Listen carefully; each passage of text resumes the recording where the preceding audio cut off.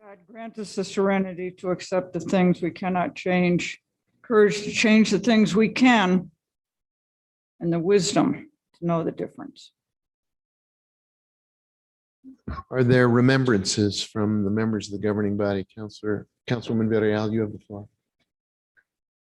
Thank you, Mr. Mayor. I wanted to recognize the life of Irene Trujillo.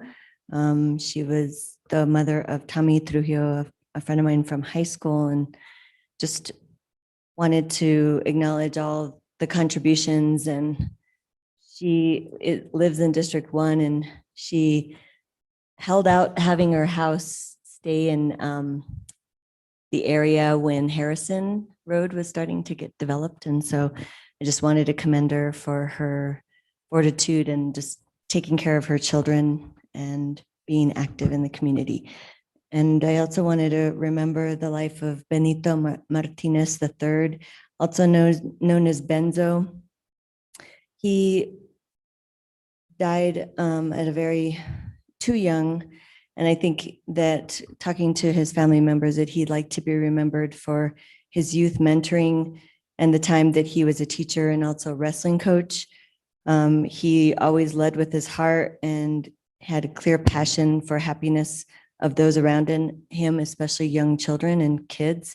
And he was a mentor in many ways and a musician. And so he would go to Warehouse 21 and mentor students around rapping, and also just trying to let them understand that being misunderstood is okay, and that you have people around you to support you.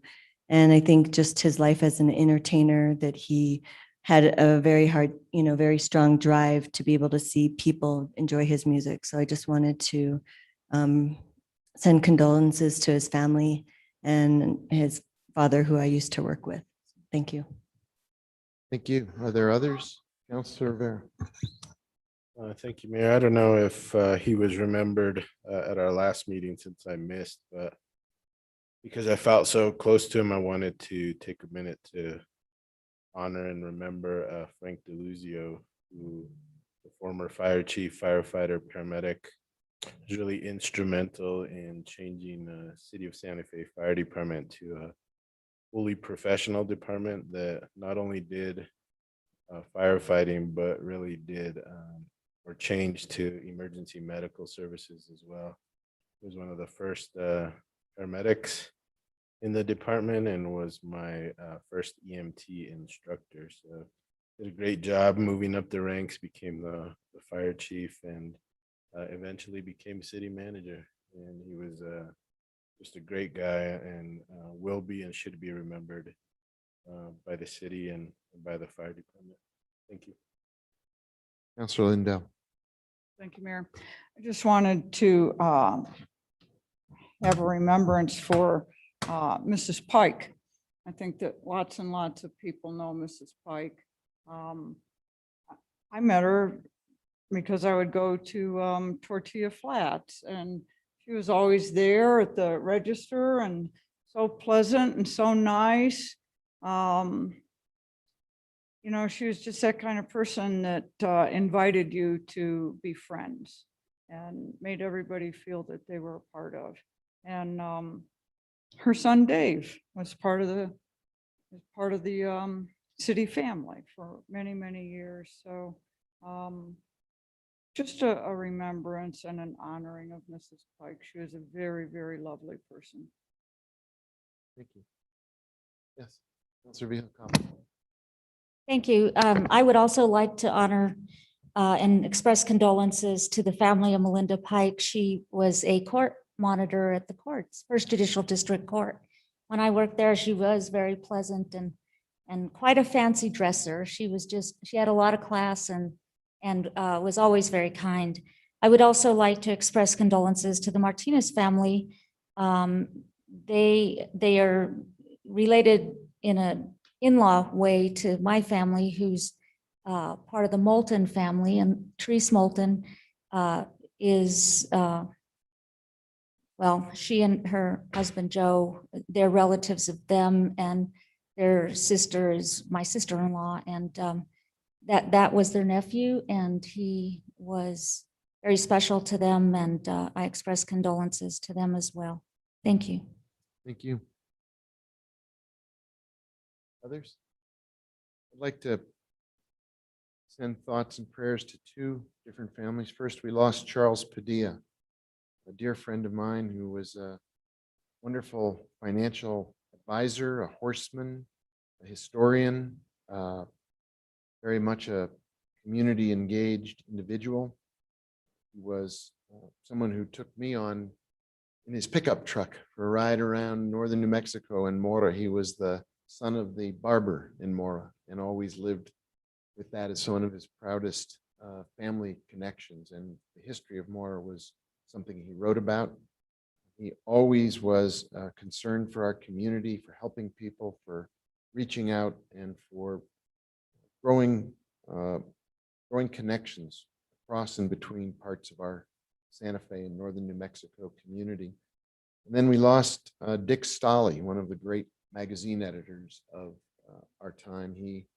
Somebody I knew because of my background in magazining. He was instrumental in the Time Life magazine business. He ran People magazine, but he was also the fellow who, when John F. Kennedy was assassinated, got the Zapruder film for Life magazine and made it part of their history.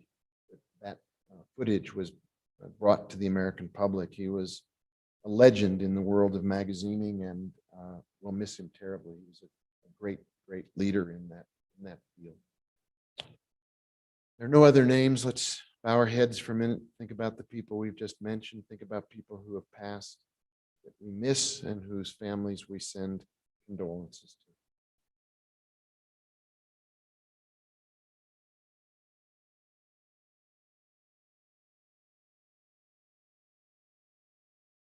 Thank you, everybody.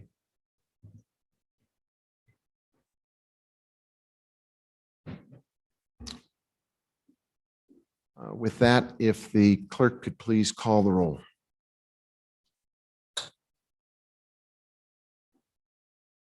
We have the clerk on Zoom.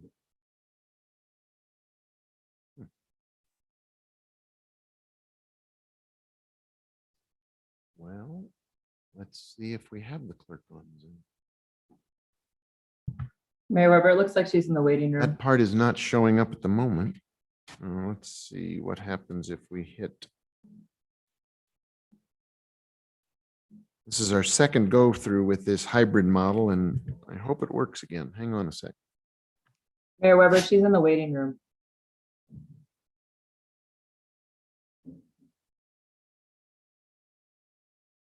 We need the clerk to be promoted into the room, if you please, as well as the city manager probably and city attorney. Coming through right now. There's our city manager. And we'll have the city clerk in a minute, I believe.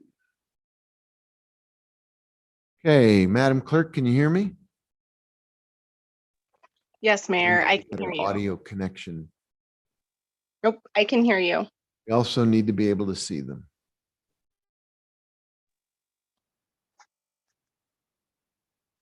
There's our city attorney. There's our city manager.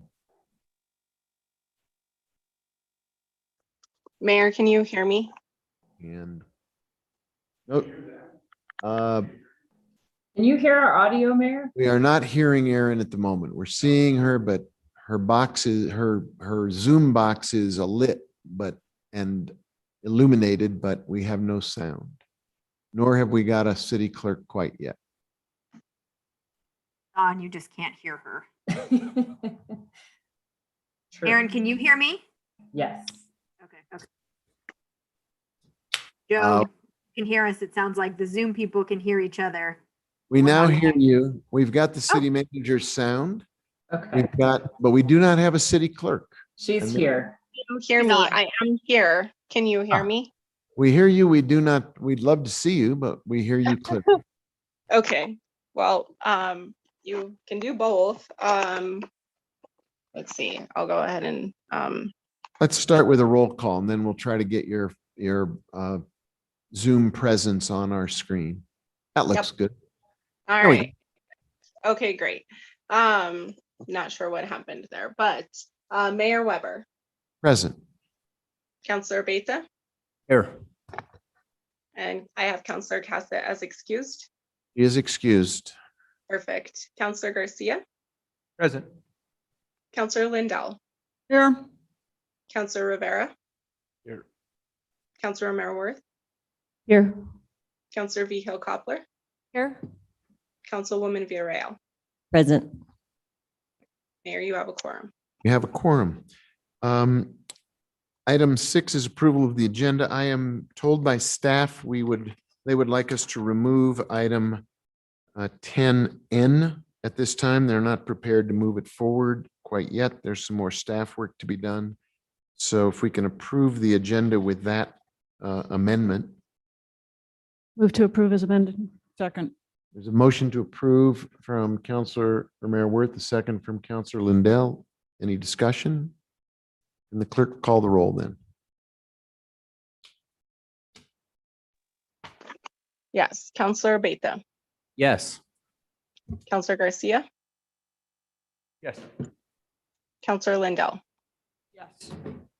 Counselor Rivera, Yes. Counselor Merworth, Yes. Counselor Vihil Coppler, Yes. Councilwoman Villarreal.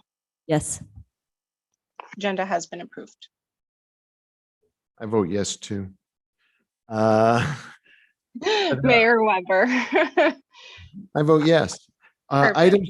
Items to be taken off of consent. Counselor Abeta, I see your hand up first. Thank you, Mayor. Item F to recuse myself because it has to do with the Boys and Girls Club, and item S as in Sam because I have a question. Let me just make a note here. F and S for a question. Make sure we keep our notes accurately. Others who want to take something off of consent. Counselor Garcia, you have the floor. Thank you, Mr. Mayor. I'd also like to pull item I as in ice cream, Q as in quality, R as in, because I'm going to recuse, and that's it. The other items have been pulled. Q and R. Others. Counselor Lindell. Item E, please. And Counselor Merworth. Item I as well for an amendment. Okay. Item I will definitely be off of consent. Anyone else? Seeing no, oh, Counselor Rivera, did you have something? I'll move for approval as amended. Second. Motion to approve is amended from Counselor Rivera and a second comes from Counselor Lindell. Is there discussion? Please call the roll, clerk.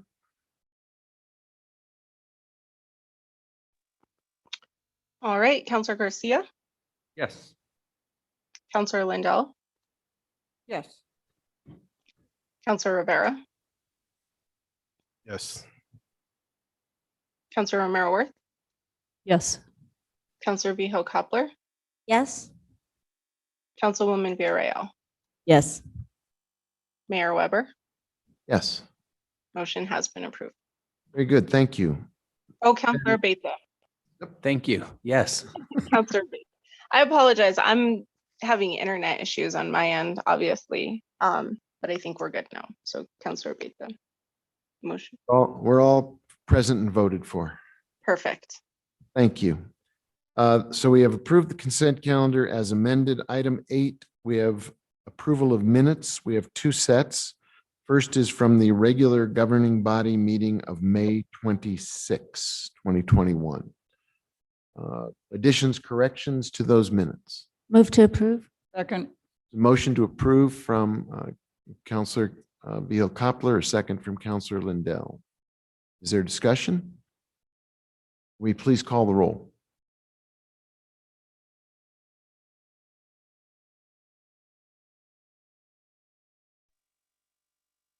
Yes, Mayor. Counselor Lindell, Yes. Counselor Rivera, Yes. Counselor Romero Worth, Yes. Counselor Vihil Coppler, Yes. Councilwoman Villarreal, Yes. Mayor Weber, Yes. Counselor Beta, Yes. Counselor Garcia. Abstain. Motion has been approved. Thank you. And then item 8B are the regular governing body minutes from June 6, 2021. Are there corrections or changes to those minutes? Mr. Mayor, Yes, Counselor. the governing body meeting was June 9th. Oh, well, number is upside down. Yes, so we can all stand on our heads. Correct. So it's actual regular governing body minutes from June 9. So I make that amendment. To Let's get the approve those number right. minutes. Correct. And then can we move for approval with the correct number? Move to approve. As Second. amended. right? Okay, we have a motion, we have a second. Oh, No? never mind. We okay? I moved and I forgot to, I shouldn't have seconded. No worries. So we have a motion, we have a second. Would you, Madam Clerk, please call the roll? Yes, Counselor Rivera, Yes. Counselor Romero Worth, Yes. Counselor Vihil Coppler, Yes. Councilwoman Villarreal, Yes. Counselor Beta, Yes. Counselor Garcia, Yes. Counselor Lindell, Counselor Lindell, Yes. Mayor Weber.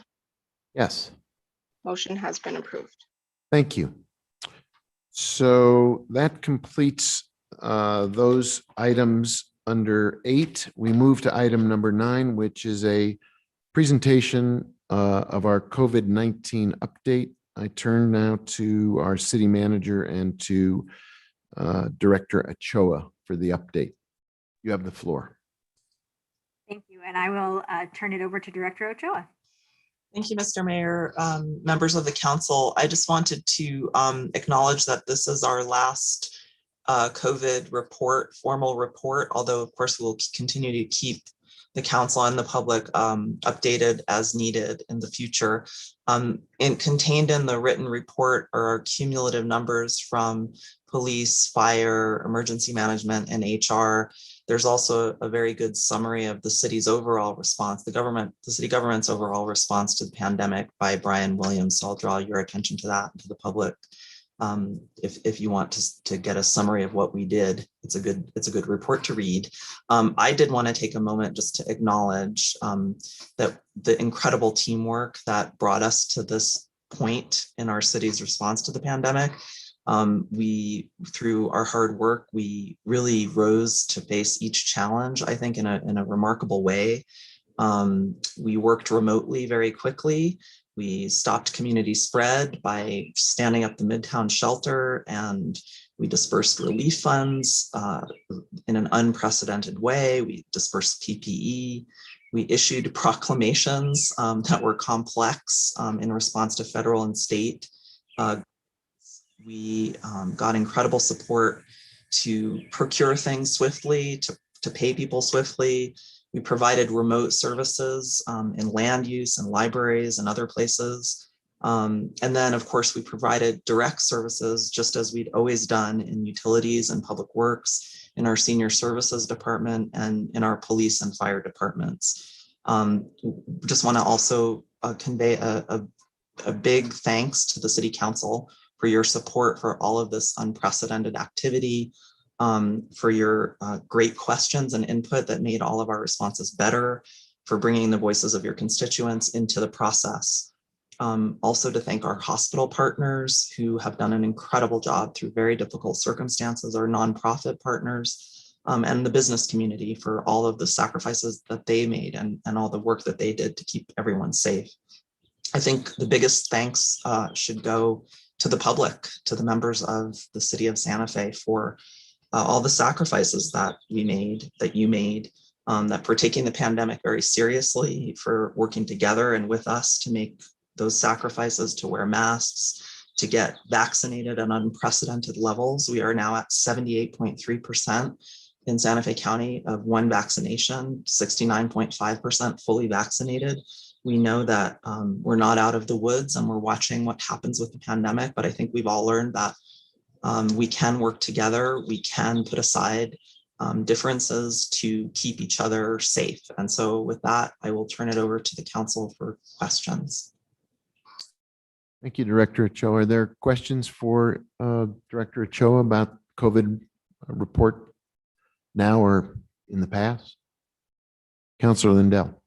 I don't really have a question, although I could, it's the hour that Jeopardy's on, I could make it in the form of a question. What I want to know is how in the world you guys got as much done as you did. It was just absolutely amazing how this city team came together, and it was astoundingly complex. Just the tech part of it, of figuring out how people work from home, figuring out how we kept up with our communications. I don't need to belabor it. I just want to say thank you to every person that had a fingerprint on that. And I think it's probably every city employee had a fingerprint on it. And to my friends here on the governing body, thank you to all of you. I mean, everybody did your part, and we came through this pretty darn well. I mean, when I just heard that number, Ms. Ochoa, 78.3 people that have had one vaccination, I wanted to stand up and cheer over that. Remember a year ago when we would go into a grocery store and you had gloves on and you kept your head down and you didn't interact with people? It was hard. And we came through it. And I really applaud each and every person. So thank you very much. Thank you, Mayor. Thank you, Councilor. Councilor Rivera. I too wanted to thank staff, Madam City Manager, Ms. Ochoa, for all the hard work and all the departments that are reporting to this. I also wanted to thank Councilor Cassett, who's not with us but deserves a lot of the credit for making sure that this information got out to the public and to the councilors as often as it was. So it did well, and it's great to see all these numbers. I'm glad that we're getting to the point where we can stop doing it, but it's been very helpful. So thanks to all of you for a job well done. Thank you, Councilor. Councilwoman Villarreal. Thank you, Mr. Mayor. Yes, staff, I just wanted to thank staff for taking this seriously, and it was helpful to have guidance from the state level so that we knew where we were heading and what we needed to do as well. And also wanted to thank Councilwoman Cassett and also Councilor Rivera for being persistent about having this report. I think it was helpful for us and also potentially the public. So I appreciate that, and I appreciate everybody that has been involved to be able to take precautions, and I'm excited to see where we're at. And I'm still leading this with a level of caution too, because I don't feel like we're in the clear. So, but it is nice to be with our colleagues and be able to see people in public without masks. So I just had one question on page 6 in the recovery section. It talked about FEMA funds, and it said to date, the city has submitted 11 projects to FEMA for reimbursement. And I was trying to remember what those particular projects were specifically. Mr. Mayor, Councilwoman Villarreal, Brian Williams is here and can answer that. And he's probably kicking me because I asked him he put that detail into the report, and I said, maybe that's a little too much detail. So we can actually get you that written detail pretty quickly. But Brian, Emergency Management Director, would you like to answer that? Yes, Mr. Mayor, councilors, glad to be here. The FEMA projects that we submitted included the shelter, which FEMA denied, the citywide PPE, which they also denied, but we submitted for 2 projects for fire department, the food security, public information, and we submitted a project for EOC computers, which FEMA denied. We appealed and we were successful in the appeal. So we're going through the hoops to get that settled. And of course, we still have the opportunity to submit additional project worksheets to capture costs, including additional public information costs, any additional fire, police, those kinds of things. Does that answer your question? Yes, Director Williams, thank you. I guess I was just curious, out of those 11, did we get any reimbursed? Did you, I read the paragraph below and I wasn't quite understanding. The funding is obligated. We have not consummated the sub-grant agreement because it's been somewhat of a moving target. When the Biden administration came in, they changed the federal share, raised it from 75% to 100%. So we were waiting for that adjustment to be made.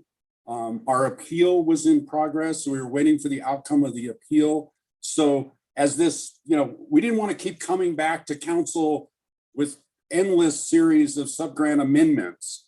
And so we sort of held back and waited until the final number comes together. So.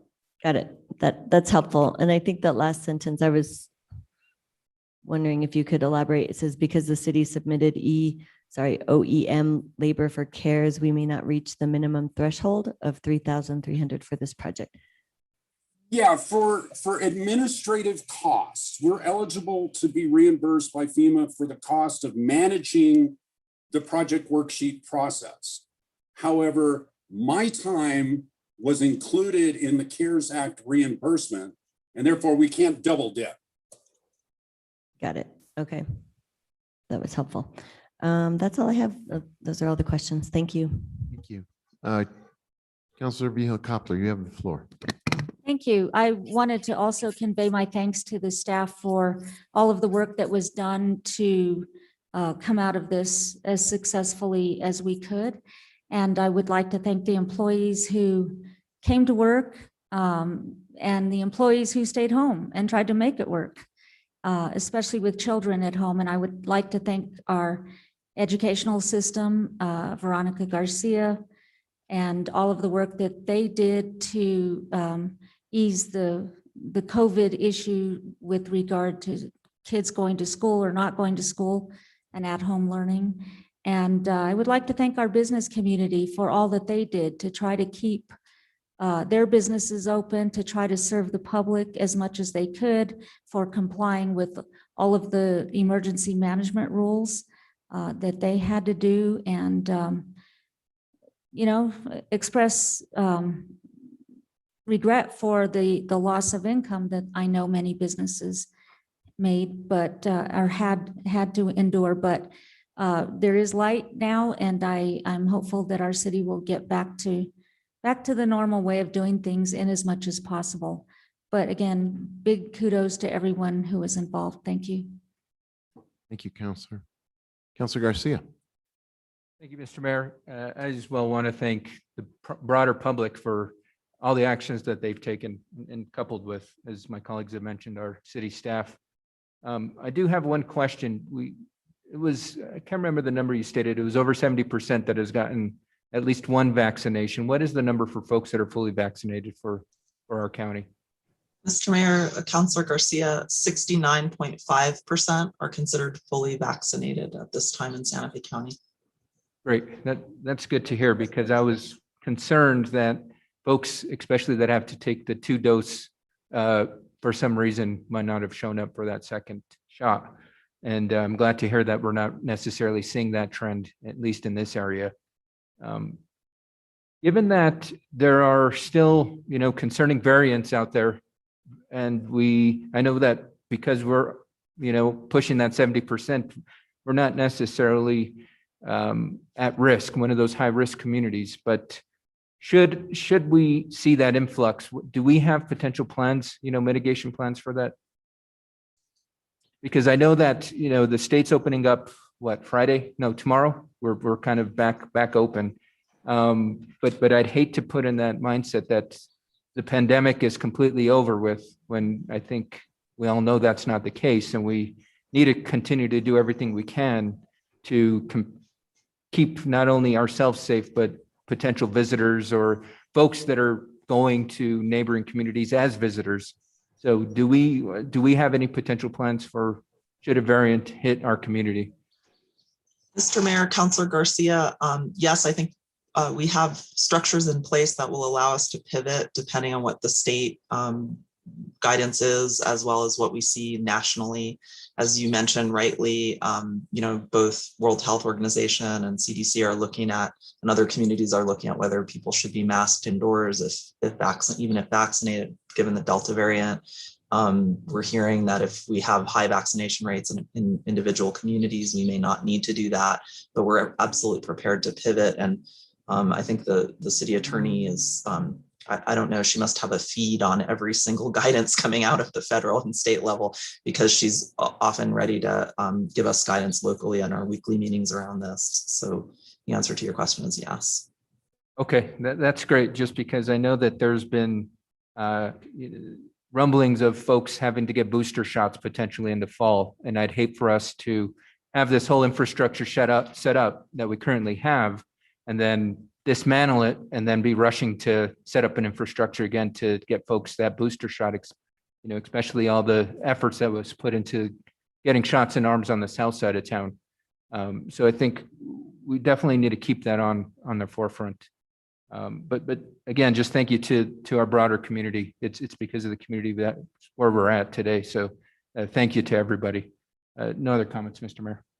Thank you, Counselor. I think everybody who has held up a hand had a chance to speak. I don't want to shut anybody down. I do want to join in my thoughts of appreciation for the reports that you've been making. I'd also agree we are not yet completely out of the woods. We're seeing a lot of monitoring going on. I'm in a regular communication with our hospitals and the leaders in the public health community there. I know Director Ochoa sits in regular meetings with a larger group of people who are constantly taking a look at the ongoing issues of COVID. And frankly, as we come out of the heart of the COVID challenge, there are secondary and tertiary issues, including questions of mental and behavioral health and concerns over the effects of COVID on people long-term. So I hope someday there will be an article or a series of articles written about the remarkable job this community did to come together to respond to this challenge, this pandemic. I think, as has been said, people pulled together across all parts of our community, and we have come through it with great strength and great resilience. I think it'd be remiss not to mention our city manager specifically. This is first and foremost a managerial task to organize people, to put together our department heads, to make sure there's coordination and collaboration across departments, to make sure there are the investments made and the distribution of safe materials.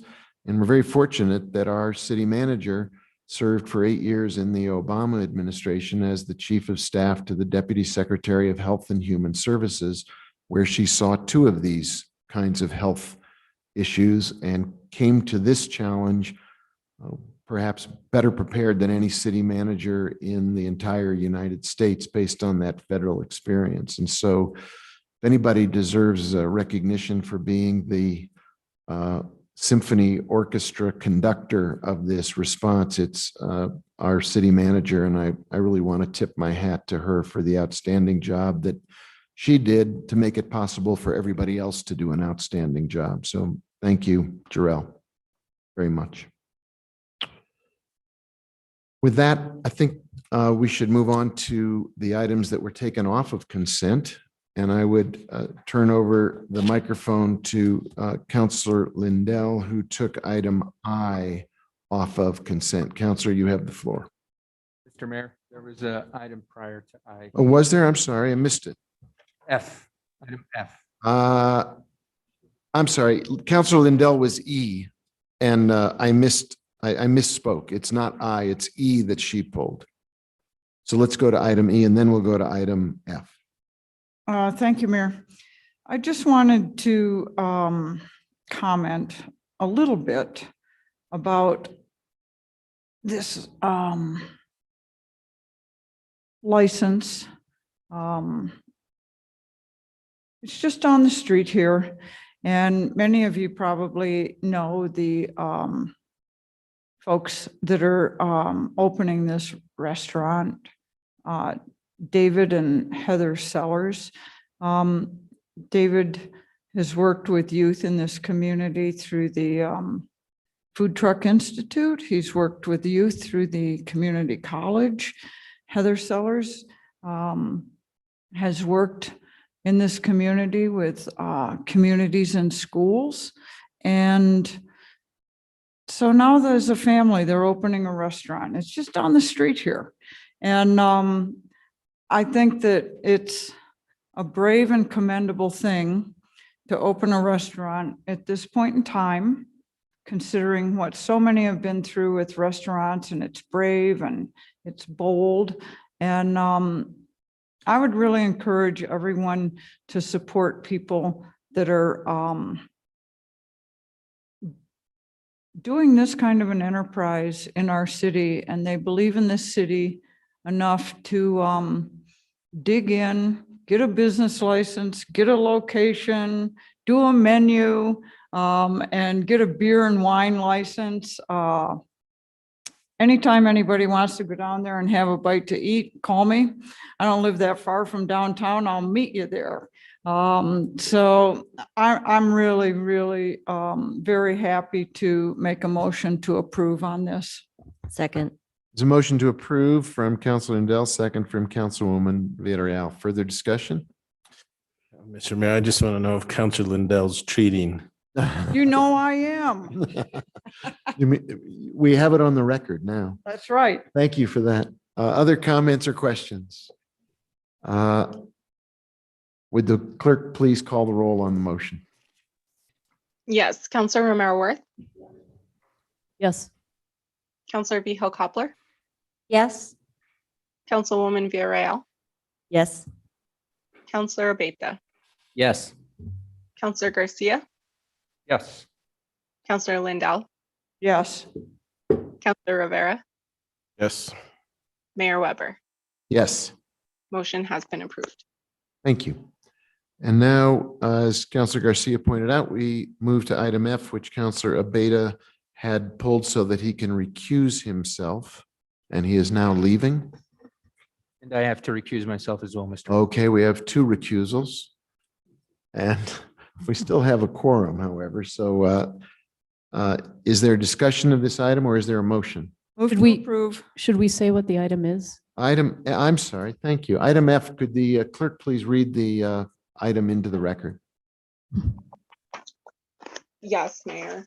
Item F is request for approval of volunteer station agreement with the Boys and Girls Club of Santa Fe. There's no financial responsibility for the foster grandparent program. Again, for the Boys and Girls Club of Santa Fe. Okay, that is the item. Is there a motion or is there discussion? Move to approve. Second. Okay, we have a motion to approve and we have a second. Is there discussion of the motion? Councilor Vihel Coppler. Thank you. As long as this was moved off consent, I do have a question. I went through all the documentation and I can't understand what the connection is to the Boys and Girls Club. I mean, maybe it was, I think I reviewed it some time ago, but I think Anya can answer that question. Did you hear the question that the counselor asked? What is the connection to the Boys and Girls Club? The counselor was having a challenge to figure it out based on the documentation. Maybe you can clarify. Thank you, Counselor Vihel Coppler. So our station agreement is with our foster grandparent volunteer program. So they mentor youth during the summer time, which is not happening right now, but we will resume next summer. And the Boys and Girls Club role in this is what? So they're the station, so we would volunteer with their students there. So When we you would say- mentor the kids that are attending their summer Okay. camp. So when you say station, do you mean like the venue or location or? Exactly. Okay, all right. That is all. Thank you. Thank you. Thank Thanks for you. the clarification. Other questions or comments? If not, could the clerk please call the roll on the motion? We have two people who have recused themselves. Yes, Mayor, Counselor Vihel Coppler, Yes. Councilwoman Villarreal, Yes. Counselor Lindell, Yes. Counselor Rivera, Yes. Counselor Romero Worth, Yes. Mayor Weber. Yes, Motion has been approved. thank you.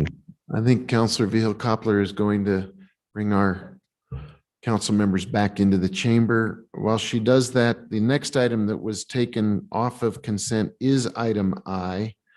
And that, if you could read that into the public record, please, Madam Clerk. Yes, item I is consideration of a resolution. It's sponsored by Mayor Weber, Counselor Romero Worth, and Counselor Cassett. It's a resolution relating to income disparity and inequality, authorizing the execution of a memorandum of understanding with mayors for a guaranteed income and the Santa Fe Community College to assist with launching a pilot program to support young parents enrolled at the Santa Fe Community College and to build support for a guaranteed income in the city of Santa Fe. We have Julie Sanchez from our Youth and Family Services Division available for this item. Thank you. Counselor Garcia, this is something you pulled from consent. You have the floor. Thank you, Mr. Mayor, and thank you for the sponsors for bringing this forth. I think it really begins a critical conversation for our community and how this type of programming may or may not impact our community in a positive manner. At our Public Works and Utilities meeting earlier this week, we kind of went over the numbers in regards to what 200% looks like.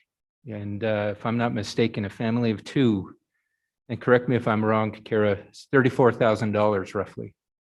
I mean, I work every day in the life of trying to lift folks out of poverty. So that number to me is not astonishing, but I want to make sure the public is well aware of that figure. And especially in a community like Santa Fe where the cost of living it's just getting out of control. I think we really need to look at how we can begin to set up systems to lift people up out of poverty.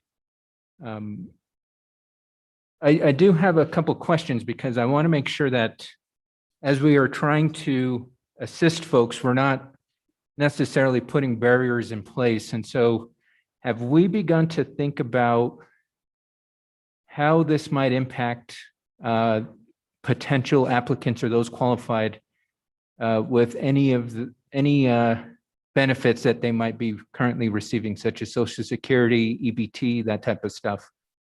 Because I know when they go to apply for those resources, they do have to report additional income. And I'd hate to put a person in a position where because we're giving them X amount of money, they might be disqualified for that. So have we begun to talk about that and make sure that we're bringing that to the attention of all applicants? Kira or Julie, do you want to respond to that question? Mr. Mayor, Councilor Garcia, the answer is yes. That was part of our thinking from the beginning, but I'll turn it over to Julie for some more detail on how we're addressing that. Thank you, Mr. Mayor, council members. So as Kira said, it's something that we, of course, had thought about from the very beginning. What we're doing currently is looking at how other cities have put in waivers in place in order to not have this particular funding impact their benefits. And so we've been working with the city attorney as well as MGI and a couple of other states who've done this type of waiver to see if we can get it in place for current folks who may be receiving benefits. There is, as part of the onboarding process, a benefits counseling.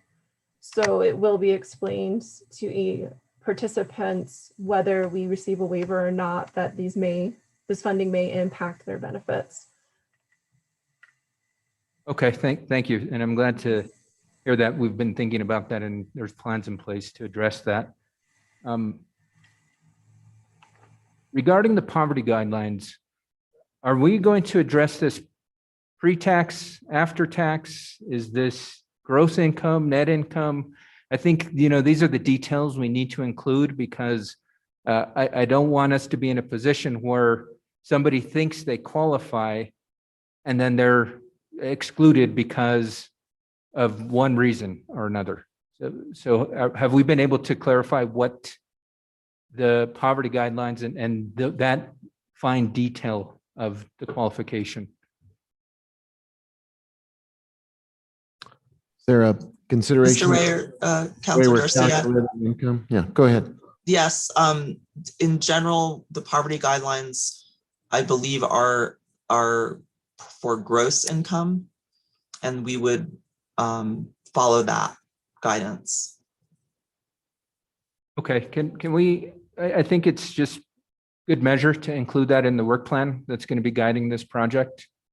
As I mentioned, we want to ensure that we're not misleading to anybody in that sense. And as folks know, gross income and net income are two different things in the sense, I wish my net income was my gross income, and I think folks, or maybe it's reversed. Because, the taxes that are taken out, it's dependent on what you're claiming. It can be a great amount of money. With that, I don't have any other questions. I know that there's a couple of amendments that I'll be introducing, as well as another calling of mine. So I think for us to get those on the table, we have to have a motion to approve. So move to approve the item. Second. We have a motion to approve and we have a second, and we've begun a little bit of discussion of the item. So let's look at the motions to amend, the opportunities for amendments to be proposed, and then we'll discuss the overall resolution once we've got the amendments voted on. So Councilor Garcia or Councilor Romero Worth, did you want to advance an amendment at this time? I'll defer to Councilor Romero Worth since hers was introduced before mine, and then I can follow up after her. Thank you. Councilor Romero Worth? Thank you, Mayor. My amendment would strike on page 7, lines 14 and 15. It says, "Be it further resolved that the city lobbyist will promote a federally guaranteed income."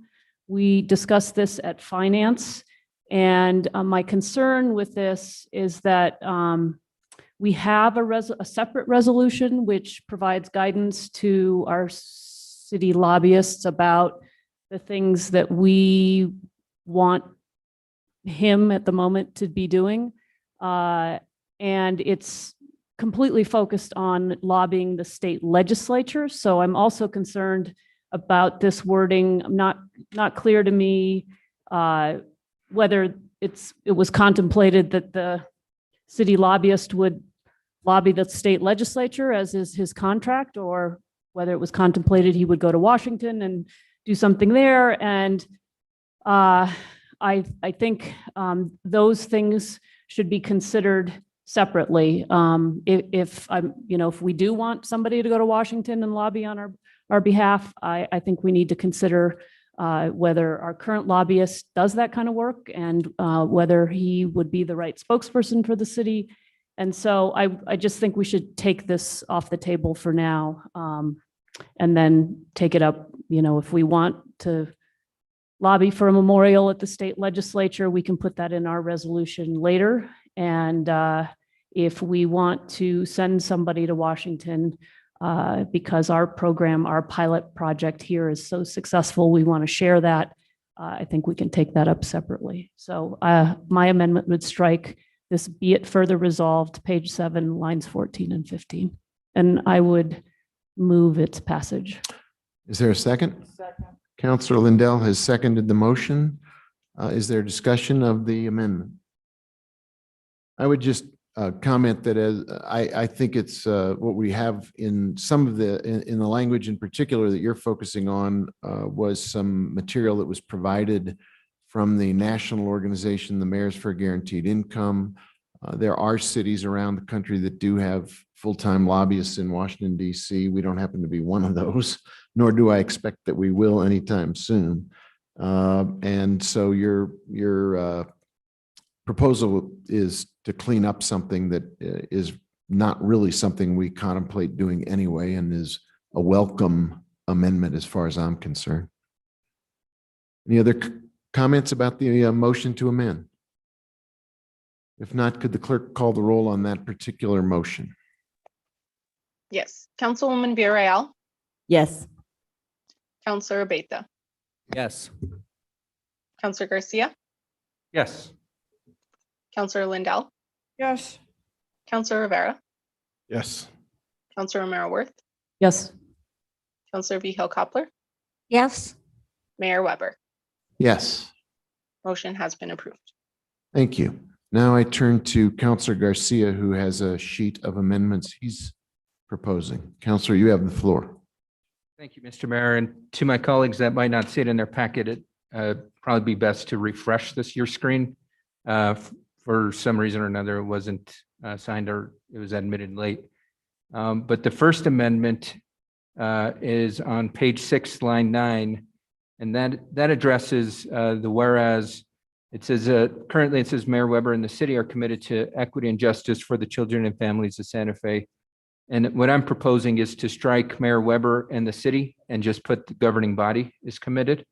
I don't think we should be separating each other. We're all one governing body. And I think I would hope we're all committed to equity and justice.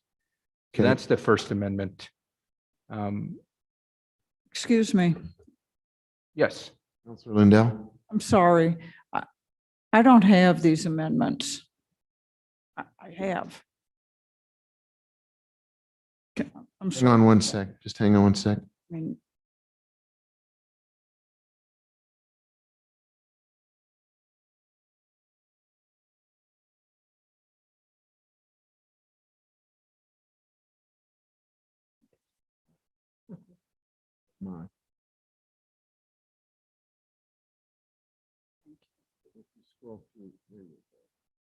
thank you, We're all Counselor together Garcia. now. Thank you, Counselor Villarreal. So we have a proposal to change, and I think that actual language was incorrectly entered in the first place. It probably should never have said Mayor Weber and the city, but Counselor Rivera, Counselor Garcia, you want to make a motion to strike the words that are there and substitute?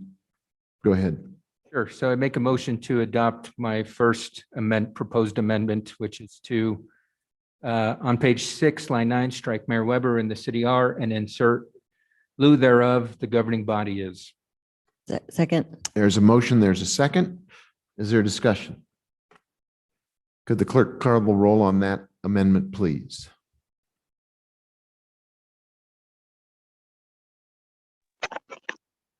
Yes. Counselor Garcia, Yes. Counselor Lindell, Yes. Counselor Rivera, Yes. Counselor Romero Worth, Yes. Counselor Vihil Coppler, Yes. Councilwoman Villarreal, Yes. Counselor Abeyta, Yes. Mayor Weber. Yes. Motion has been approved. So with that, Counselor Garcia, you have the floor for your next proposal. Thank you, Mr. Mayor. So the next amendment is on page 7, strike lines 11 through 13 in their entirety. My reasoning for that is that I strongly believe we need to be able to have data to urge, especially the executive, President Biden, on any initiative. We might get data that comes back that might not be in support of this particular project. And I think we're best served to stand on data before we make these such requests. And that's why I proposed the amendment. So it's your move to make a motion. So I move to adopt amendment number 2 on page 7, strike lines 11 through 13 in their entirety. Is there a second? Second. Counselor Vihil Coppler has seconded. Is there discussion from the governing body? I would simply say that if you study the history of the idea of a guaranteed income project, we not only have data, we have history on our side. This idea actually dates back to when Richard Nixon was president and Daniel Patrick Moynihan was his domestic policy advisor. And the idea of a guaranteed income came up probably in the early 70s. And here we are, 2021, and we have data. We have data of poverty. As you've said from your own personal experience, we have data of generational poverty. We have the testimony of some of the country's leading advocates for how do you end poverty, including the Reverend Martin Luther King, who supported a guaranteed income.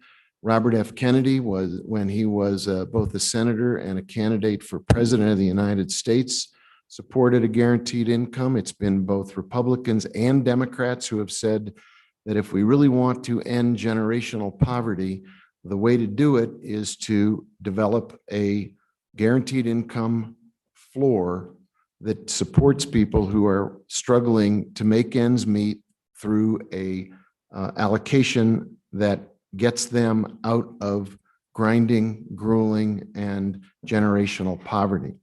The data that this particular pilot project will provide us with is further evidence for what we all know to be true. And that is the difference between people who have money and people who don't have money is money. The solution to poverty is to give people an opportunity to gain a ladder where they can either get education, make their ends meet at home, not have to choose, in this case with this pilot project, between going to school or feeding their family. This has been developed and demonstrated over the years, time and time and time again. And to say that we don't have the evidence to vote on urging this as a national policy is, to me, simply further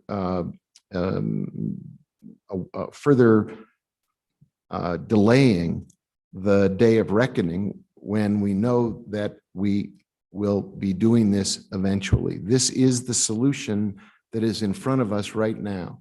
There are more than a dozen cities that are engaged in pilot projects. We are, I think, very fortunate to be in a position to be one of them. But every single one of those cities is joined in this effort to take what is demonstrably clear and dates back, as I said, to President Nixon, and advancing that as a national agenda at this time, coming out of COVID, when we've seen how hard it is for people to get through a pandemic, and the pandemic revealed the deep underlying conditions that people have been living with for decades. Now is the time to put ourselves on record as supporting this concept. Councillor Romero Worth. Thank you, Mayor. I just wanted, and maybe Julie, you can tell us a little bit. This pilot project was first done in California, and it was quite successful, correct? Can you tell us a little bit about that? Sure, Mr. Mayor, governing body. So this project initially started in Stockton, California, and it started with a small population of roughly about, I think it was 25 folks from the community. And eventually they got enough private funding to expand it to about close to 200. And the outcomes of the project were incredible. I mean, folks really gained a sense of hope. They were able to actually get jobs because they weren't having to work multiple minimum wage jobs. They were able to get a much more meaningful career pathway. I mean, the data and the outcomes from that first initial project were incredible, to the point where they wanted to expand it to a national movement.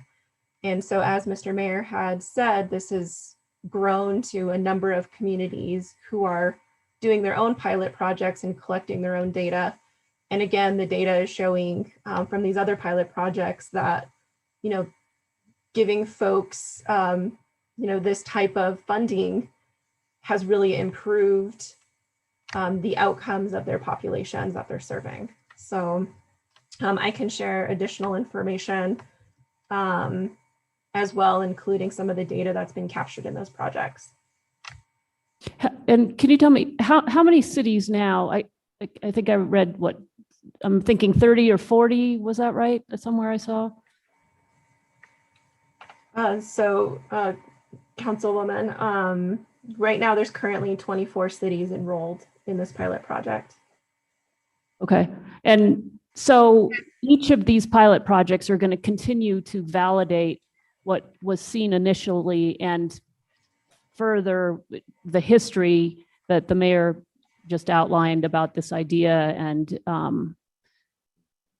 where it came from. And so it just sort of builds more momentum and more data, and we see it in different communities across the country. That helps suggest that it's something that we should do nationally. Yes, that's correct. Okay. I guess I would agree that I think, we know enough now to be urging a national program. And I think the continued work of these pilot projects will continue to reinforce that. And also we'll be able to speak to it with experience from our own community. And so I'm not sure that I would eliminate this at this time. Thank you, Mayor. Thank you. Councilor Lindell. Thank you, Mayor. And thank you, Ms. Sanchez, for talking about that program in Stockton. I did do a little research and take a look at that. And the disparity of income for people in this country is horrifying. And I don't know why I wouldn't want to see some people that are continuously struggling to have just the smallest little bit of opportunity. And I think that that's what we're urging here. I think that's what we want. I'm particularly happy that this program is attached to the community college. I had an opportunity to talk to President Rowley about this over the weekend. And I just think it's the kind of opportunity that people deserve, getting an education. I know I was the first person in my family to get an education. And my folks would have worked 24/7 to see that that happened. I wasn't about to disappoint them on that. So I couldn't possibly not want for someone else what I was given the opportunity to have. So I feel very strongly about this. And I think it's important that we would encourage anyone that would listen to support this kind of program for people that making every effort to better themselves. And I want to help them as much as I can. Thank you, Mayor. Thank you, Councilor. Councilor Villarreal and then Councilor Garcia. Thank you, Mr. Mayor. I just wanted to ask Councilor Garcia to elaborate on more about his decision to remove that, because I do support developing a permanent federally guaranteed income allocation that provides the income floor for Americans. And although this pilot project is funded through private funds and it's exactly a pilot, I do think our federal government needs to make something permanent that is not reliant on private funds. So I think if you could tell us more, if there was something else we're missing here. Councilor Garcia. Sure. And thank you for the question, because I think there's some deep misinterpretation of the proposed amendment. by no means is this not in support of any federally guaranteed income type of program. I think when we begin to advocate for something, I strongly believe that we need to be able to back up what we're advocating for with data. In particular, this particular project is unique in the sense we're working with a college. We talked about Stockton, which was not a partnership with the college. And again, I want to make sure that as we advocate for this, we're not then advocating for something where, and I'm not going to say this is going to happen, but what happens if this project falls flat and we're advocating for something that landed us with egg on our face?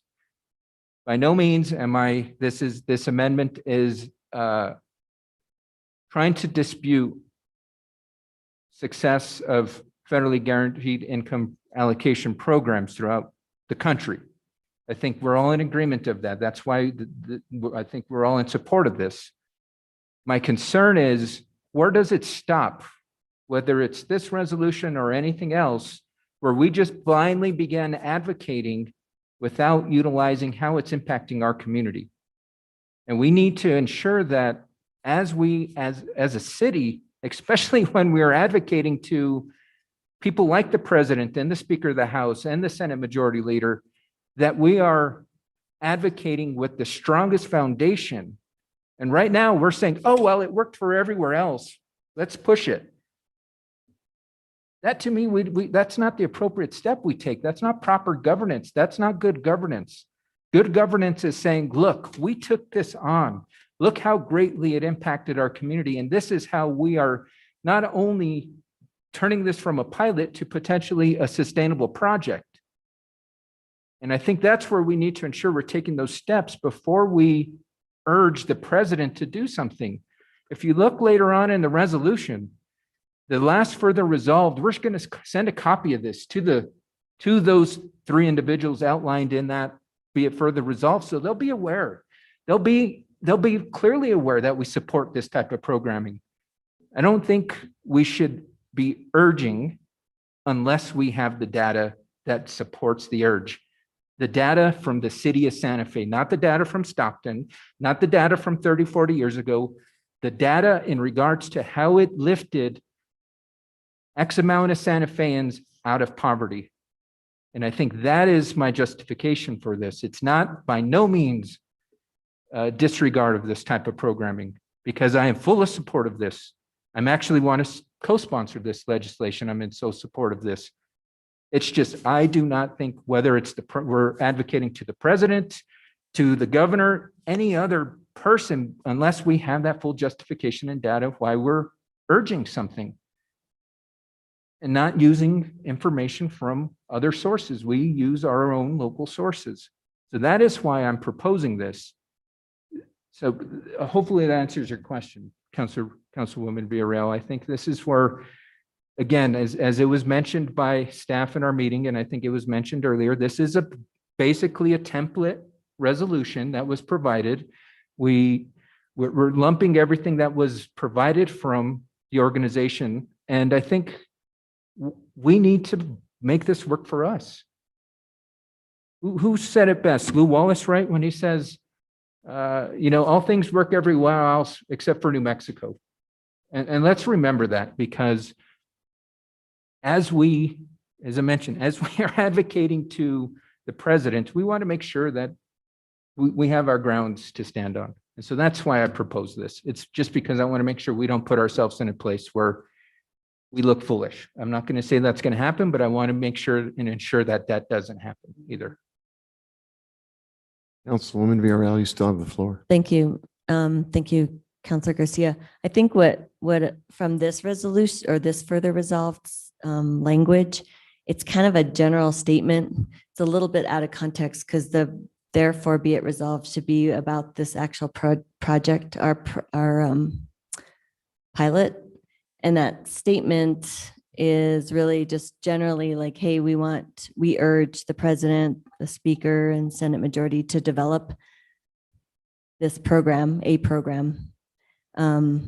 but it's not connected to our pilot. So I don't know if there's a way to Oh, can Just- I address that? Yep. I think there's a little, there are two threads that are intertwined with this resolution and with our participation in the pilot project. As a city that is now participating in the guaranteed income effort around the country, and the question was asked of Julie, how many other cities are doing it? And it's a growing, spreading coalition. We are both supporting at the national level exactly what this paragraph says, and that is, we believe, as a matter of principle, there ought to be a national program, as you said yourself, Councilwoman, to provide guaranteed income as a support mechanism for people in need. Just as there was a motion, an effort, a national effort years and years and years ago to provide Social Security for seniors, this is saying for people who are trapped in poverty, we believe as a matter of national public policy, we subscribe to a growing movement to have a guaranteed income. Now, this is not, to be clear, this is not the universal basic income that some people have confused it with. This is a specific increment of support for families in need, so they no longer have to choose between feeding their family or taking on other opportunities. Our pilot, separate from that larger national movement, which you could compare to other movements in the past to deal with poverty and social and racial injustice, this movement is only supported by our pilot and all the other pilots that are going on around the country. And so the pilot that we're doing here, we're not advocating that every city do a pilot around linked to their community college. Every city is doing a different model of a pilot to test all the many different variable and opportunistic ways to make a guaranteed income an uplifting experience for people who are otherwise trapped in poverty with a lack of opportunity. That's what's so beautiful about the pilots that are being undertaken all over the country. But the overall aspiration at the national level is something that you either believe in or you don't believe in. It is as much a matter of national aspiration as Social Security was in its time, or a minimum wage was in its time. All of these are efforts by progressive people in our country to address the disparities that keep some people down who would otherwise be lifted up. And so we are not asking the president to support our pilot. We're asking a national administration that has demonstrated a willingness to act boldly to lift people up, to add this to their agenda as we move forward.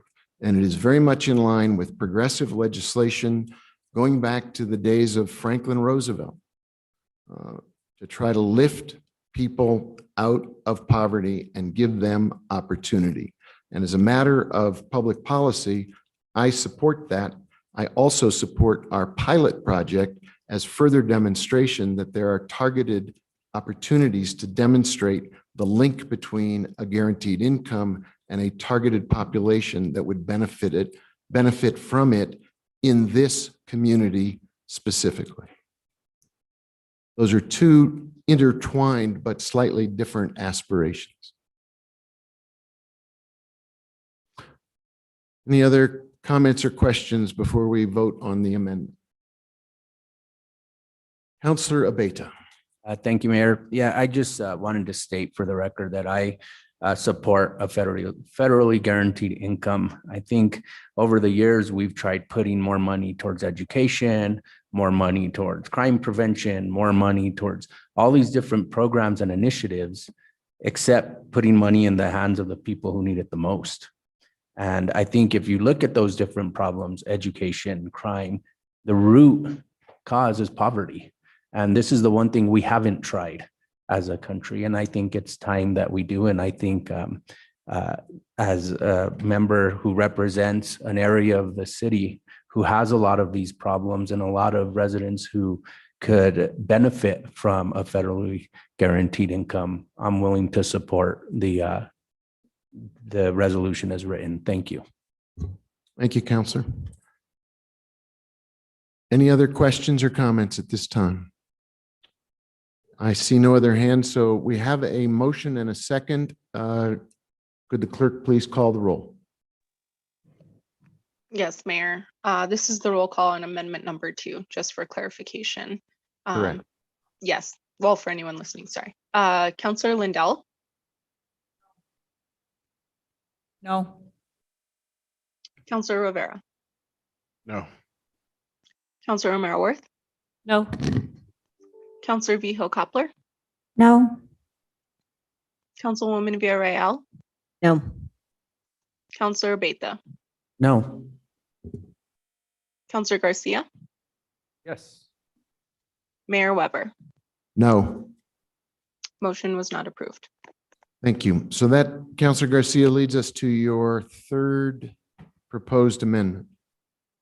Thank you, Mr. Mayor. And so this amendment is on page 7, line 18, after the first comma, insert and in strike and the city lobbyist. Purpose of this amendment is kind of, I see it as a sister amendment to Councilor Romero Worth's amendment, given that we don't have a lobbyist that is going to be advocating for this in this sense. So I think until that time comes, we can bring in lobbyist language.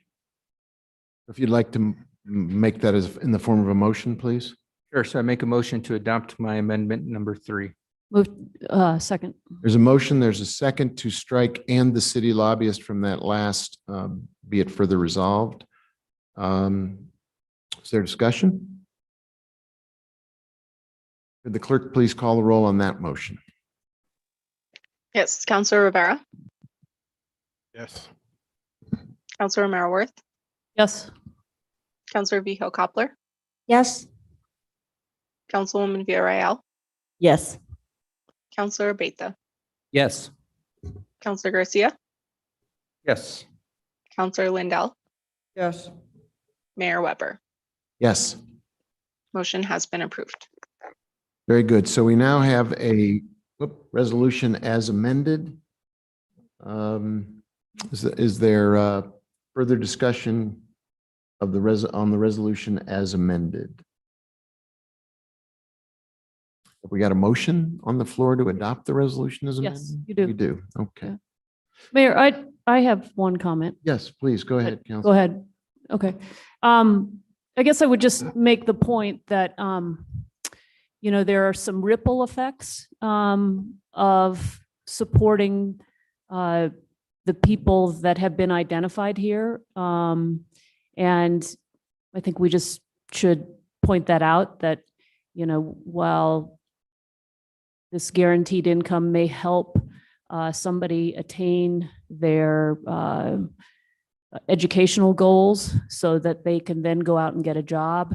The fact that they're getting that help probably, not probably, helps also the other people in their lives, maybe their kids who have less stressed parents and therefore better home life.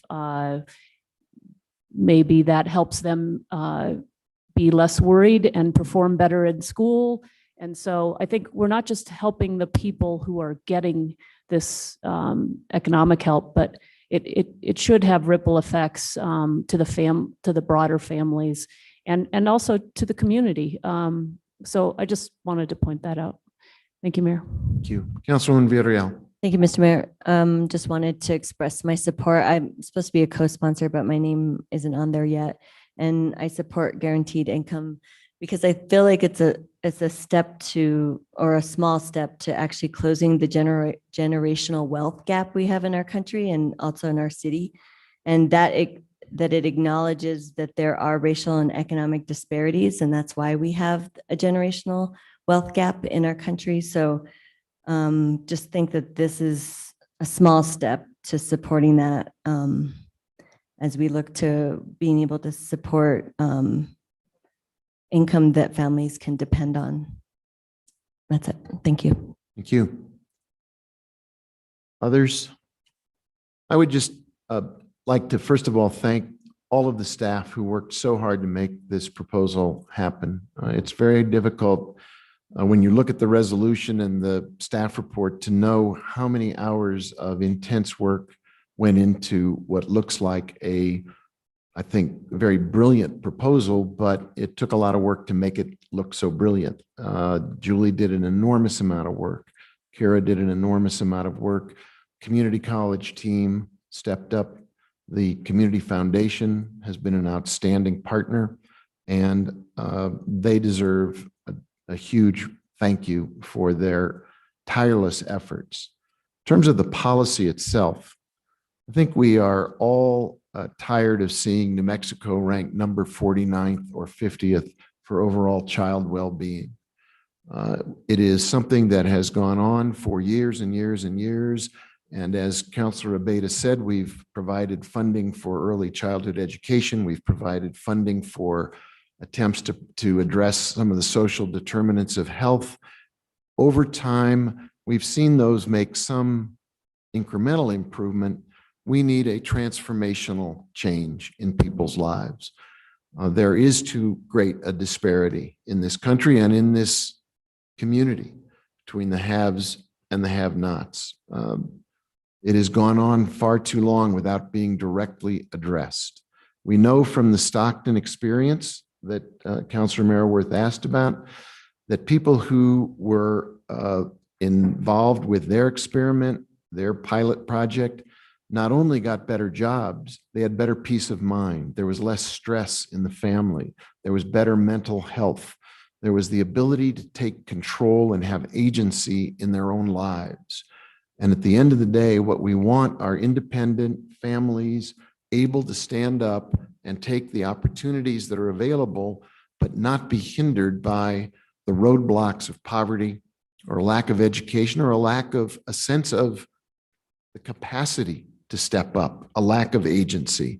This pilot project and the guaranteed income as a national movement takes that on full front, bold direction. It is comparable to many of the movements of the past that we've seen, going back, as I said, to Franklin Delano Roosevelt. It is our time and our turn to take that kind of direct action. This pilot project speaks to parents who have too long been asked to choose between their own education or taking care of their families. That's a trade-off nobody should have to make. And as they get their education and get their diploma or their certificate, they will be better off and their children will be better off. And the ripple effects will be very substantial across all parts of our community. And so I think this is a bold and progressive step that I am very excited about for our community. And I am very committed to expanding it, growing it, developing it, and promoting it as something that is where the time for this kind of direct action has come.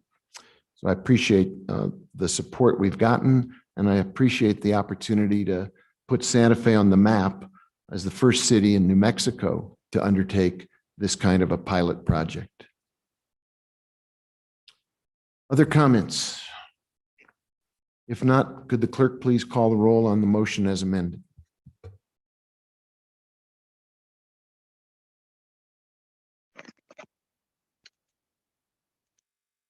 Yes, Mayor. Councilor Abeyta, Yes. Councilor Garcia, Yes, and please add me as a co-sponsor. you got it. Councilor Lindell, Yes. Councilor Rivera, Yes. Councilor Maraworth, Yes. Councilor Vigil Coppler, Yes, and please add me as a co-sponsor. absolutely, Councilor. Councilwoman Villarreal, Yes. Mayor Weber. Yes. Motion has been approved. Thank you. Item Q was asked to be removed by Councilor Garcia. And so, Councilor, you have the floor. Thank you, Mr. Mayor. I do have, I guess, some questions that flowed over from our Public Works and Utilities Committee meeting on Monday. And that was in regards to if we can wait on this project. It was explained to us on Monday that, and I guess Ms. Ladd, correct me if I'm wrong, that I think you stated $300 per square foot now for building costs. And we're looking at this potentially as the low price dwelling units being rental units. And I think ultimately, I think the conversation we had was that we want to be able to provide opportunities for our community to enter into home ownership and enter into home ownership at the lowest cost possible. And I think we can all agree that the real estate market is fire hot right now. The construction market is fire hot right now. And the construction materials market is fire hot right now, which is just creating a perfect storm for if you're looking for housing, it's the most expensive it's ever been in recent history. And so with that being said, if we were to hold off and wait on this project, knowing that we're not canceling it, but if we were to put it on the shelf for a year to allow for costs to cool down and allow for individuals to enter into a market that is much more affordable, that would better suit our community. And so I had asked Ms. Ladd if there was any expedient timeline we were working with, and her response was none. That's a question for the sponsor. So I guess that's a question for whether it's the mayor, Councilor Vigil Koppler, or Councilor Romero Worth. Why are we wanting to rush this in a time when housing costs are the highest, and these 5 units could go to 5 families at a lower cost if we potentially waited for the market to cool down somewhat? I think we're all in agreement. These definitely need to go to folks that are most in need, but I see this as a great opportunity to provide an entryway for folks to have home ownership, but not only have home ownership, but have it in one of the most desirable parts of our community. This is, I can't think of any other property we have that in the immediate downtown area besides City Hall, and correct me if I'm wrong, what other properties we might have to be able to provide those most in need to jump into a part of the community that is most desirable.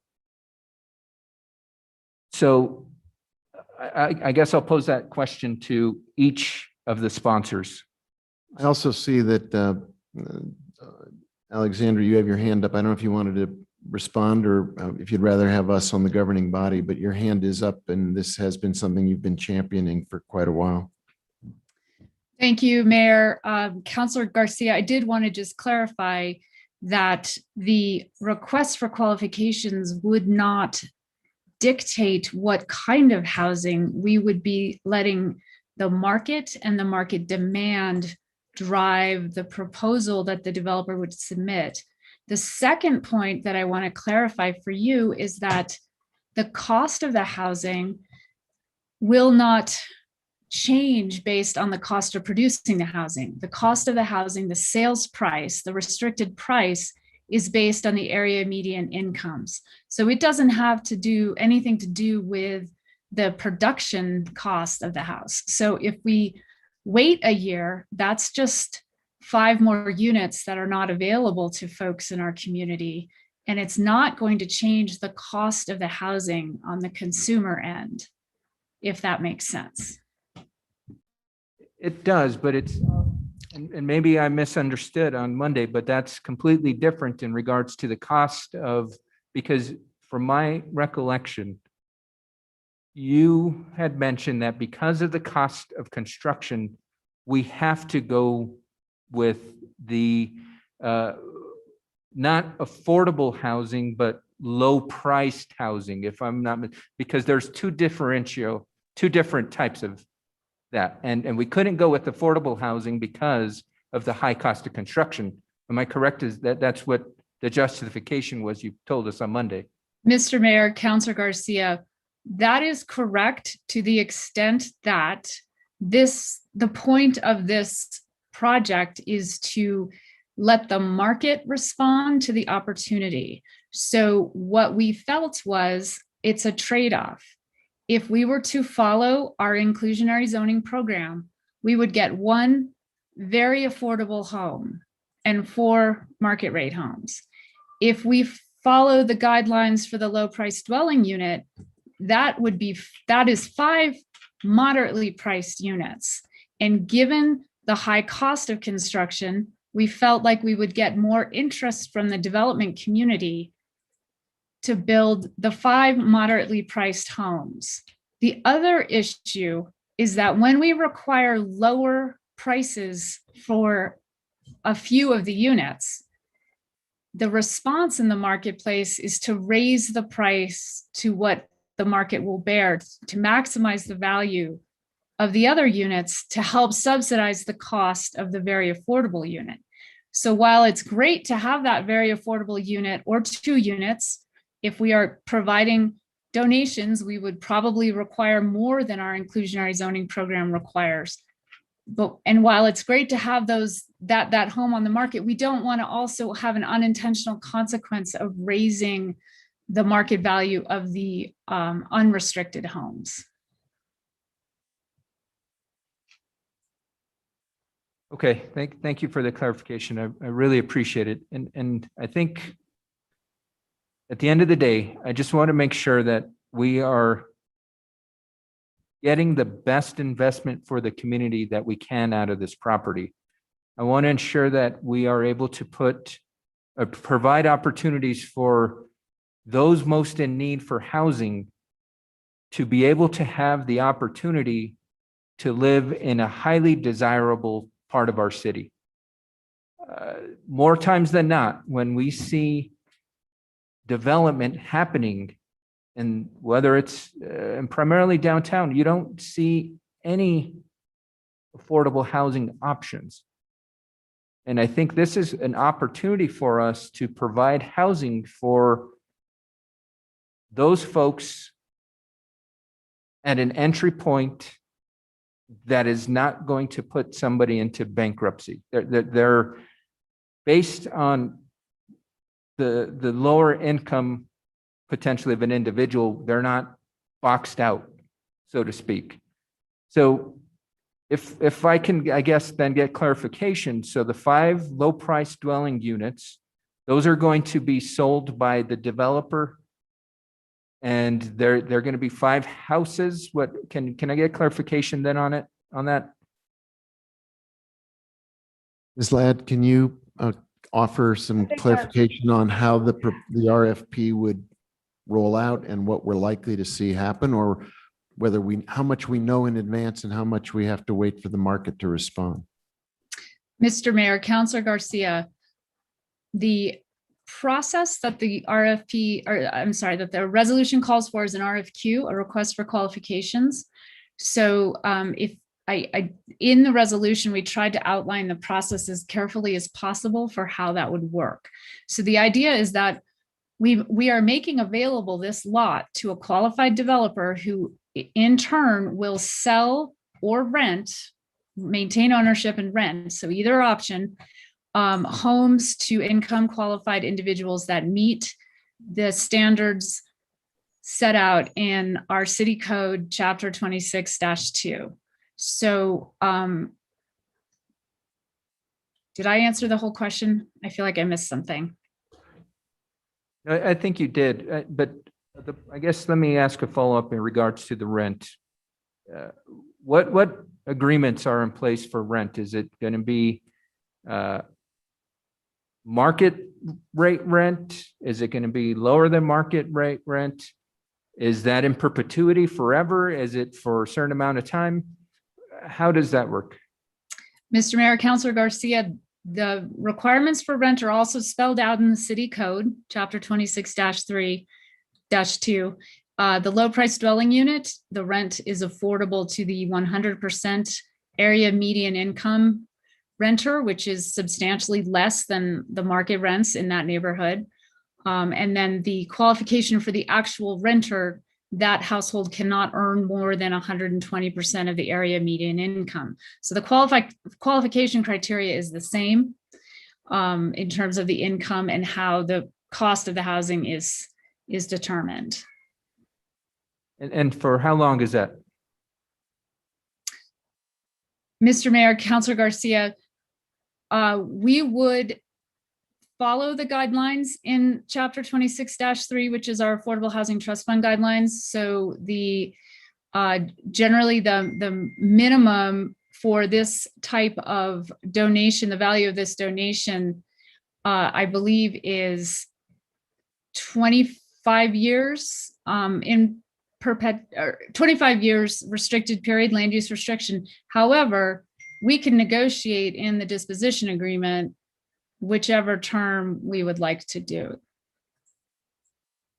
Okay, thank you. And when would we negotiate that?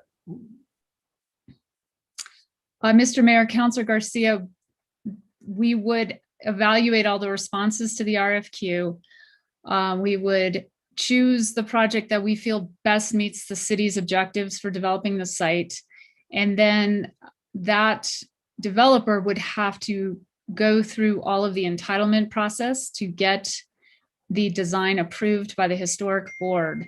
At that point in time, we would be developing that disposition agreement that would be contingent on the approvals being provided and the developer getting the entitlements.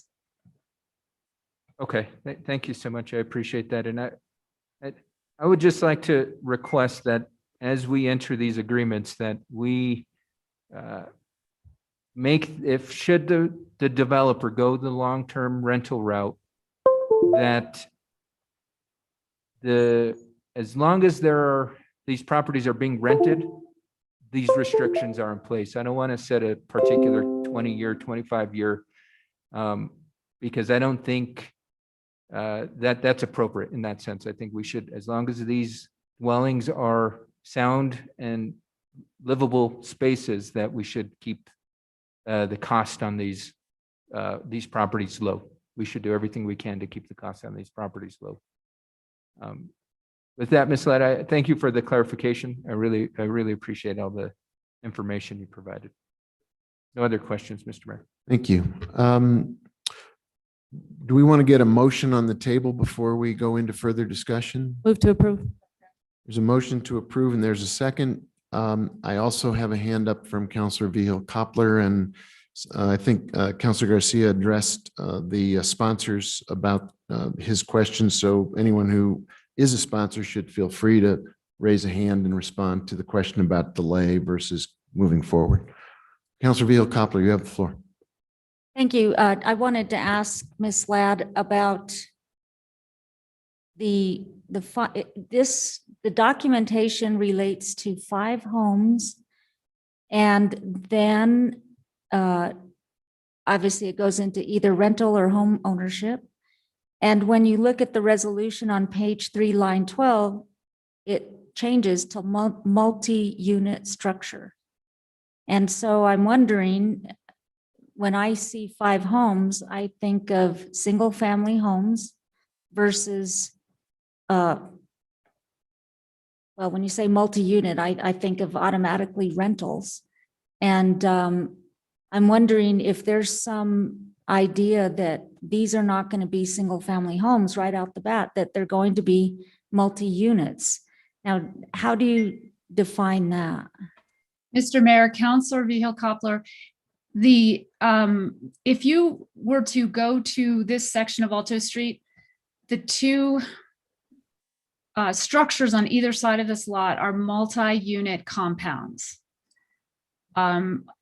Many, and you see those all over all of our historic neighborhoods, where larger properties were, different units were added to larger properties, and the ownership of each unit can be a separate household. So the only way to fit 5 units on this lot, it's only 1/4 of an acre in size, is to create a multi-unit structure. But within that multi-unit, the units themselves can be condoized if home ownership is the ultimate goal of the developer. And I mean, I'm thinking like El Corazon downtown, that's a multi-unit structure with separate owners per unit. These types of buildings are all over downtown. Okay, thank you, because in real estate terms, these mean very different things. So is that the plan to create an RFQ that automatically relates to building condos?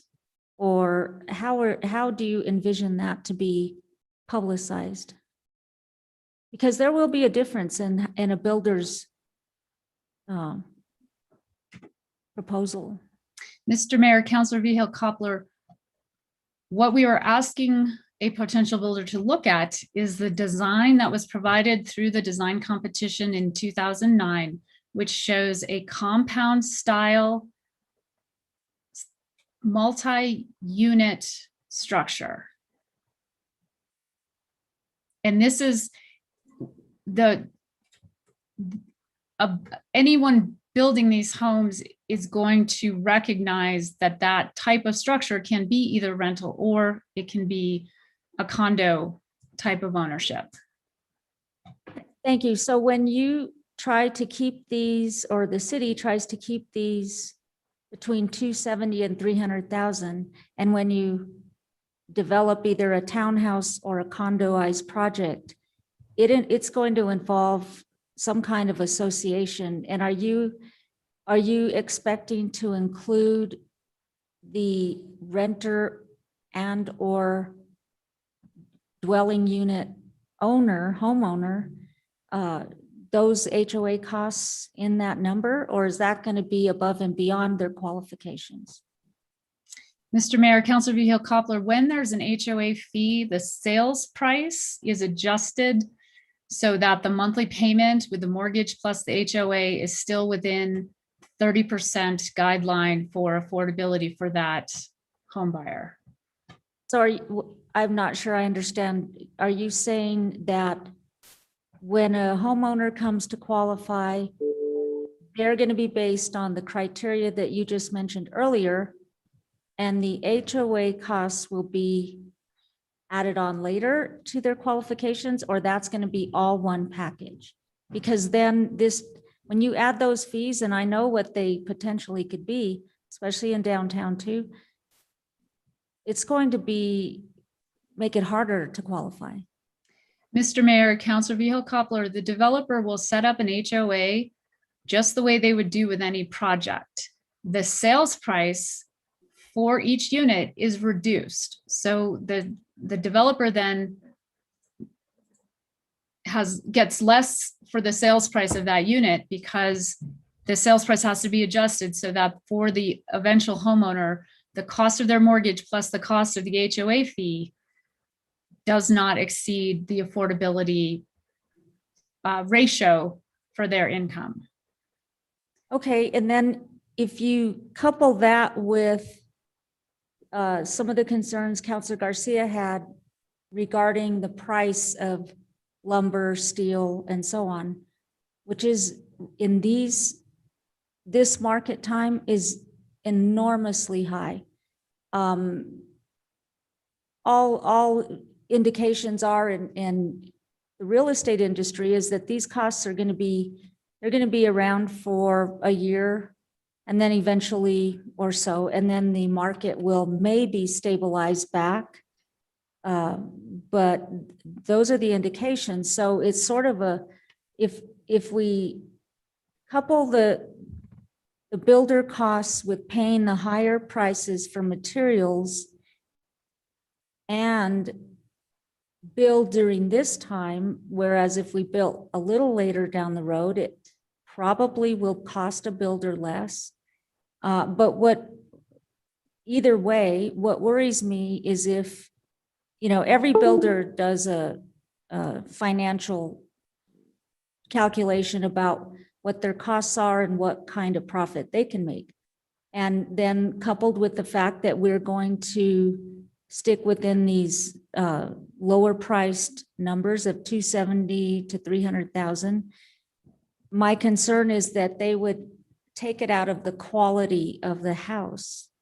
And that's what happens is a builder tends to reduce what might be more amenities or attributes to the quality of a house to make their costs up. And it may be fine and well to say, you know, we're going to donate this land and we're going to have these lower priced units and all that. But we have an opportunity to decide when might be the best time to get the best bang for your buck as a builder so that, you know, we can offer some nice homes to whoever would qualify. Too often in Santa Fe and in all of the affordable housing units that you know and I know exist around this city, you can drive any neighborhood and you can point your finger at every house that you know is affordable. That was an affordable unit because the quality is dumbed down a bit. And it is also not pleasing to the eye. No windows, no garage, hardly can see the front door. So there's a lot of different, and also some porches have the nice vigas and some just have 2x4s holding them up. So you can tell. And I would hate to see that happen here because it doesn't have to happen. And I'm not saying that we need to delay everything, although I think it's a little bit risky to build now because the prices are so high. They're astronomical. And so I just don't want to end up with the city donating this land. And all of a sudden we have these multi-units when, you know, and I understand that the lot is small, but where we could have maybe had a better opportunity for our resident who might qualify for these homes to live in something really nice. We have an opportunity to do that. And I hope that we consider that now is probably not the best time. But my goal overall is not to rent. I think my goal would be to put people in real homes. And I know this isn't necessarily an affordable housing project. This is a lower price dwelling, but you know, we're not solving necessarily our affordable housing if we keep renting all the time. And we have substantial building going on of multi-dwelling units out in the city now for rent.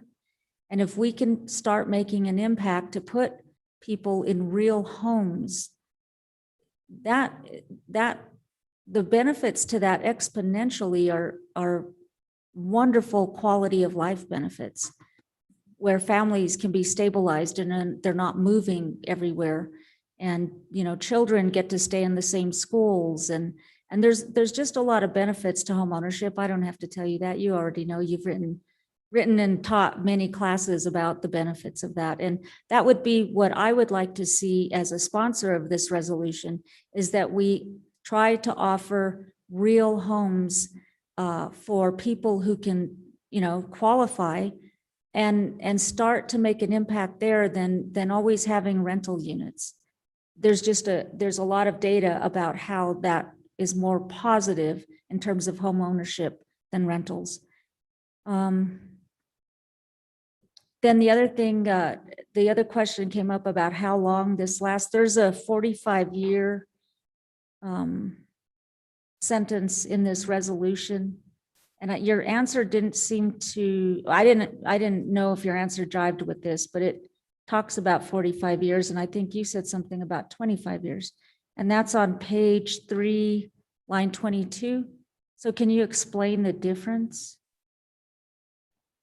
Mr. Mayor, Councilor Vihil Coppler, thank you for pointing that out, that we were ambitious in the language of the resolution. I was just referencing our code and the bare minimums for affordability terms that are connected to the value of the city's donation to the project. So thank you for correcting me. It will be 45 years. I think that I'm sure when I wrote that, I was looking at the code and not and assuming that the value of the donation would be the maximum value. Well, I like this one, so thank you for writing it. I think the 45 years is better. It's you know, it keeps us more stable with offering lower priced units for a longer time. So I do like that. So I would like to hear any of your comments about the comments I made. Mr. Mayor, Councilor Vihel Coppler, thank you for giving me that opportunity, because I would like to just point out, I think that you do all of the renters of Santa Fe. You cause a little heartburn if you're implying that the homes they live in aren't real homes. And we have a continuum of housing needs in this community. We will never have home buyers if we don't have affordable rental options for people to live in, because when people are cost burdened and paying too much in rent, they're not saving money, they're getting into debt, they might be messing up their credit because of financial stress, and they are not going to be homeowner candidates, home buyer candidates. So it is absolutely 100% as important to have affordable rental options in our housing marketplace as it is to have home ownership options. Thank you for that, for pointing that out. And I didn't mean to say real homes. What I meant to say is permanent homes.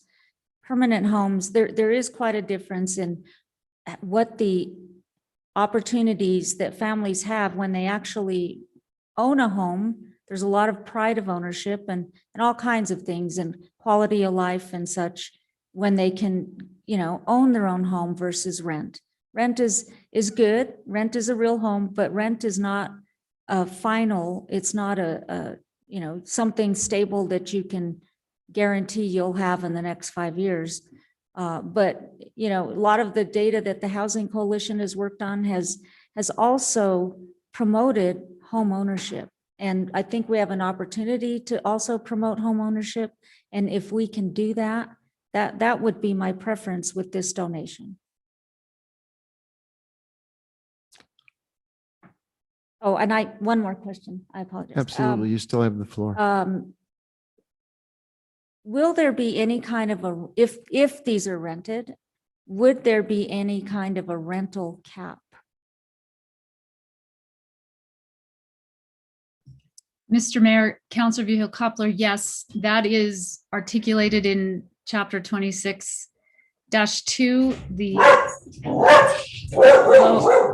the low price dwelling unit section of our code. So the rents have to be restricted to what's affordable to the 100% area median income renter. And that number is determined every year based on a data set that the Department of Housing and Urban Development compiles for each jurisdiction in the country. So it's customized to Santa Fe data. It's updated annually. Thank you. And will the city be monitoring this? Or how will we know that the landlords, if these are rented, are abiding by this? Mr. Mayor, Councilor Vihel Coppler, the city would require, just like we do with housing subsidy sources, to ensure that that the price of homes is compliant with a subsidy provider. We require reports. So every year, the owner of the property, the manager of the property, has to submit an income eligibility report to the city. Okay, thank you. And then one more thing. Oh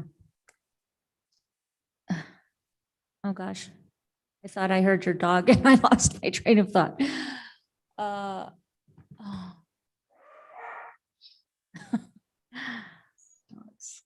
Oh my goodness. Mayor, may I come back? I Absolutely. lost it. Thank you. No worries. Councilor Lindell, and I don't know if I have a few remarks as well, but because the question was opposed to sponsors, I'll cede the floor to Councilor Lindell. Thank you, Mayor. Thank you, Ms. Ladd. A couple of things on this. You know, I sold a lot of houses with HomeWise, and I ran into somebody that was doing some irrigation work at my neighbor's house the other day. And I have to be honest, I didn't recognize him immediately, but he ran up and hugged me. And he told me how thrilled they were with the house that they got and how it changed their lives.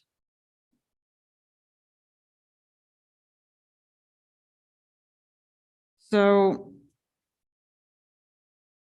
housing is housing. People need housing. And I don't think kicking the can down the road and waiting a few months helps us. The market will give us ideas about this. If it's too expensive to build something right now, we won't get any proposals. And then we'll go back to the drawing table and we'll come up with something else. We've had this property a long time. I remember, maybe you can help my memory, Miss Ladd, but I remember going and looking at the, over in the post office building of all the people, was it 2008? 2009, years ago, over a decade ago, that we've been talking about getting something built on this property. And it's time to do it. The idea of a rental, that doesn't bother me one bit, because after one rental family that's lived in affordable rental, maybe they can save enough money and go ahead and go to HomeWise and get a house built and own a house. Maybe that's not what they want. But then another family gets to go in there. And we have sustainability of an affordable dwelling where people live. And it's valuable to us. You know, some of the affordable homes that I sold were big, some of them were small, but they were nice homes. I can tell you that. They were well built. Those homes, a lot of them at that time were built by Platinum Sky Construction, and they're a wonderful construction company. They build houses in all different ranges. It's just my thought that if this doesn't work for a builder, we won't get proposals. And then we can look at it again. We've been kicking this around for 10 years.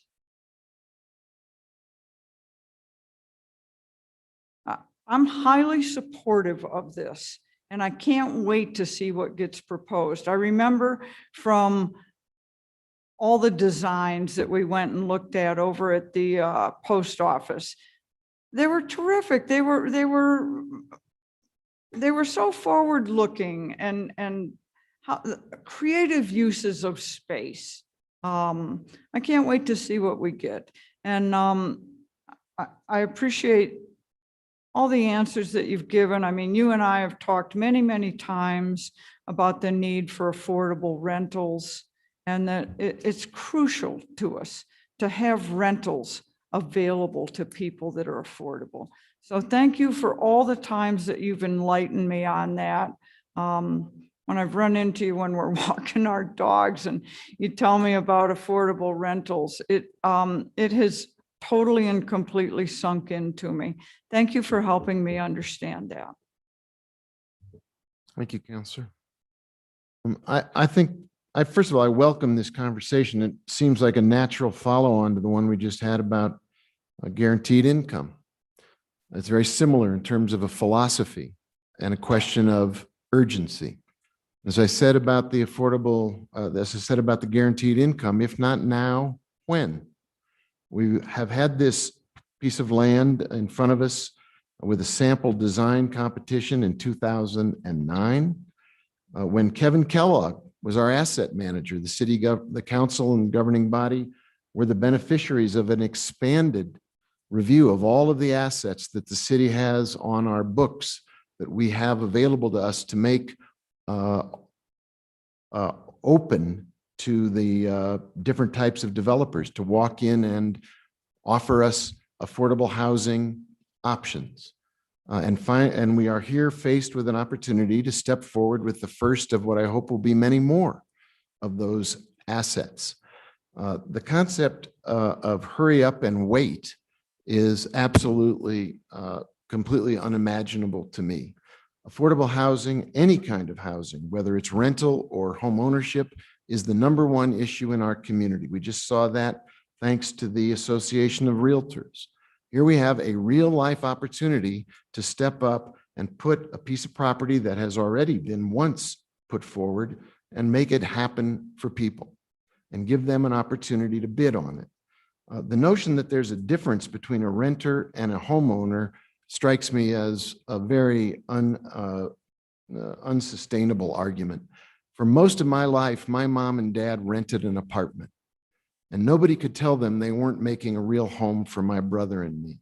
And nobody could tell them that they were second to a real home owner when it came to their participation. My dad was the president of the PTA for my school, DeMund School, right across the street from an apartment building where they scraped money together to be able to afford a third floor apartment.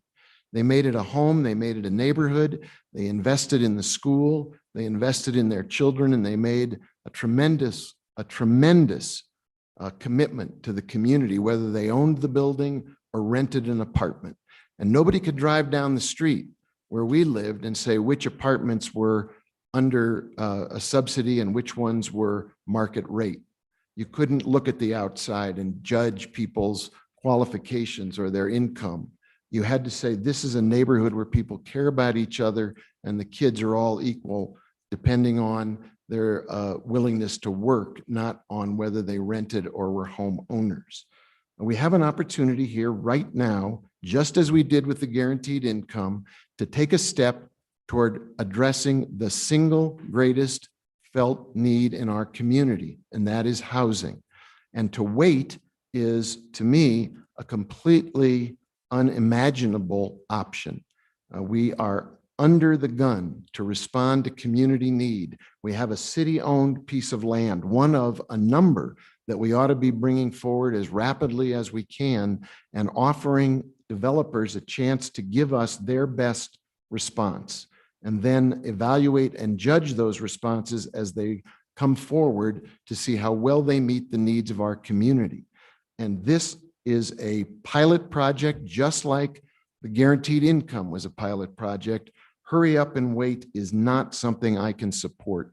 Time to act is now. The opportunity is in front of us. This proposal needs to be moved forward. Let's get on with addressing the housing needs of our community, whether it's rental or ownership, whatever it is, people will step up and take advantage of it because they need housing now. Councilor Garcia. Thank you, Mr. Mayor. And I would hate for my colleagues to have my comments misconstrued. My intention is to ensure that we get the best use out of our resources possible. Nobody's disputing housing is a necessity. Nobody. I don't think anybody on this dais would stand up and say it's not a number one priority here. But what we've been entrusted with is the responsibility of managing our city resources to the best ability we can. And when we're talking about providing housing opportunities in a highly desirable part of town, we need to take that seriously. We not need to be jumping at an opportunity just because it's the highest need. We need to ensure that we're jumping at the opportunity because it's going to be the best long-term investment for our community. And right now, given the information, I want to ensure that. I want to ensure that whoever lives at this property in the future is happy with the final product. That they don't look at us and say, oh, well, they just jumped because it was a need. They just jumped.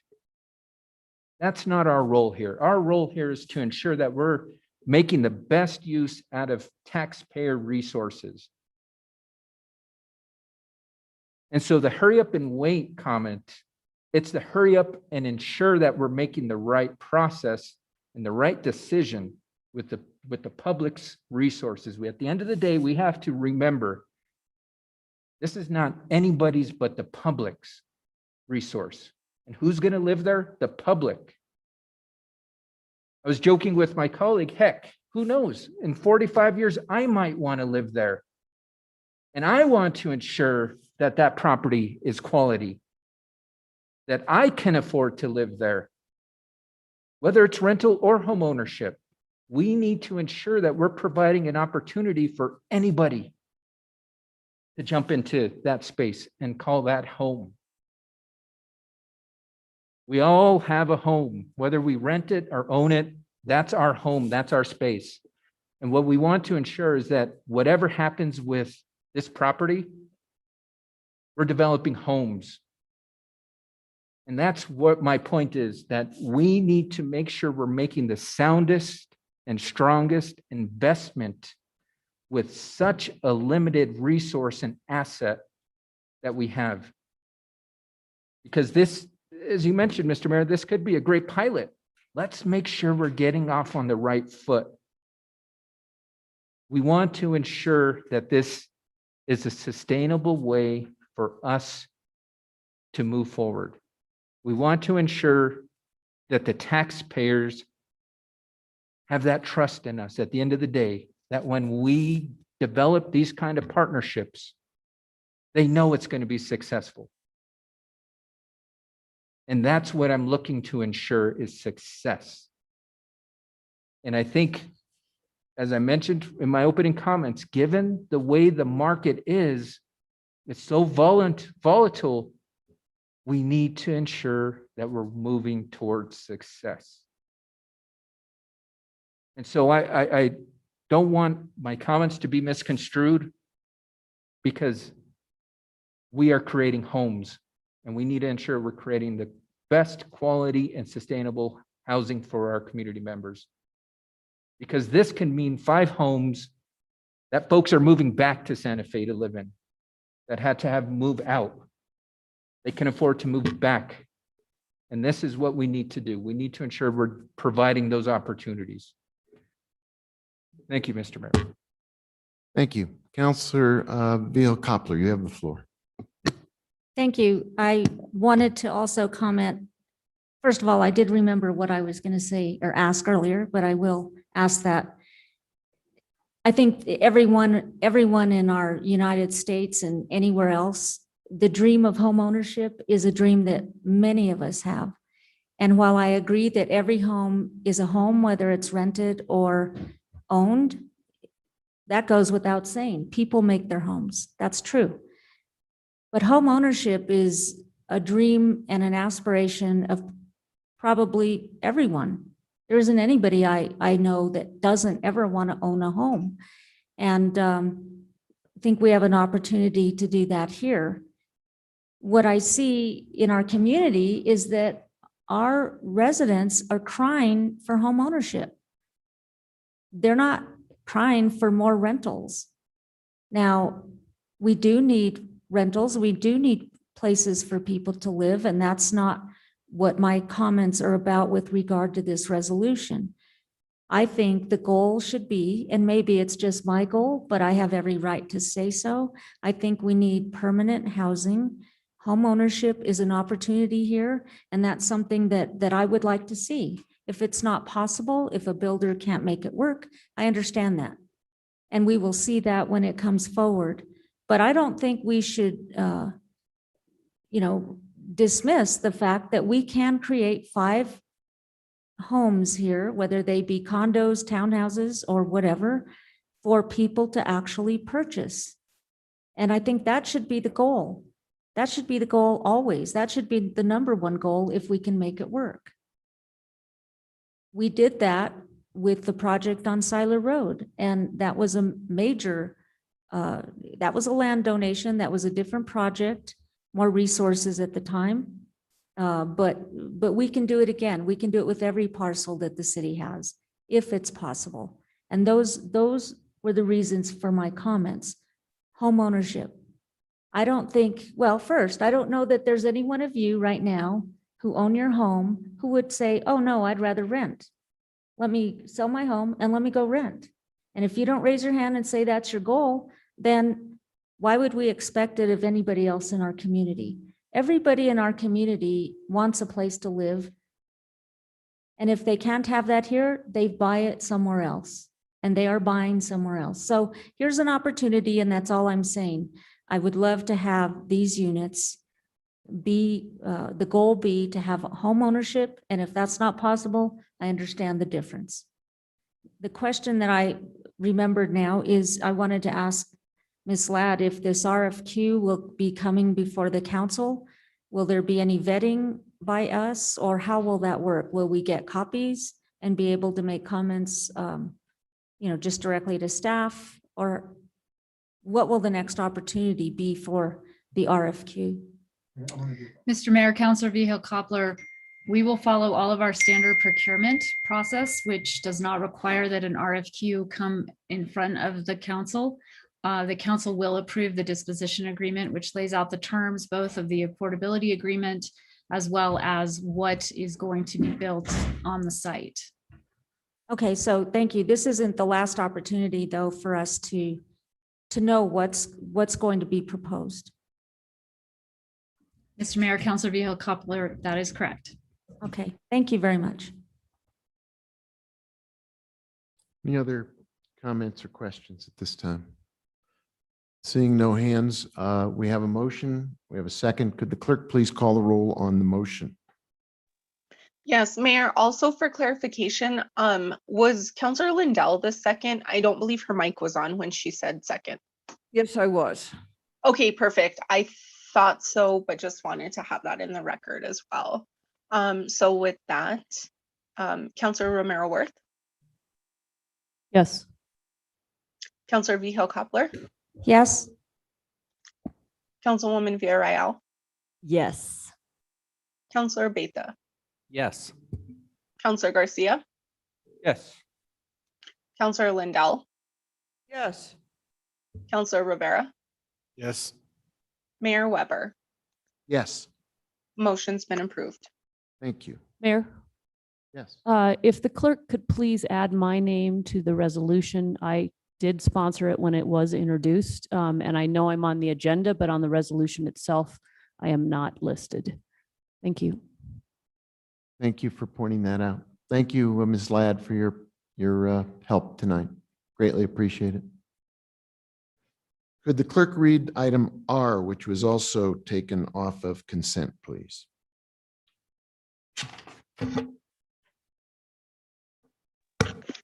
Yes, item R is request for the approval of fiscal year 2022 grant contract in the total amount of $304,000 for the Foster Grandparent Senior Companion and Retired Senior Companion Volunteer Programs. This is with the State of New Mexico Aging and Long-Term Services Department. And Anya Allred is our volunteer program manager. She's available for comment on this item. And I believe Gino Rinaldi is as well. Okay. Move to approve. There's a motion is from Counselor Romero Second. Ward and a second from Counselor Vihil Coppler, and let the record show that Counselor Garcia has stepped out on this item. To be clear, that was his purpose in having it pulled, I believe. There's a second and there's a motion and a second. Is there discussion?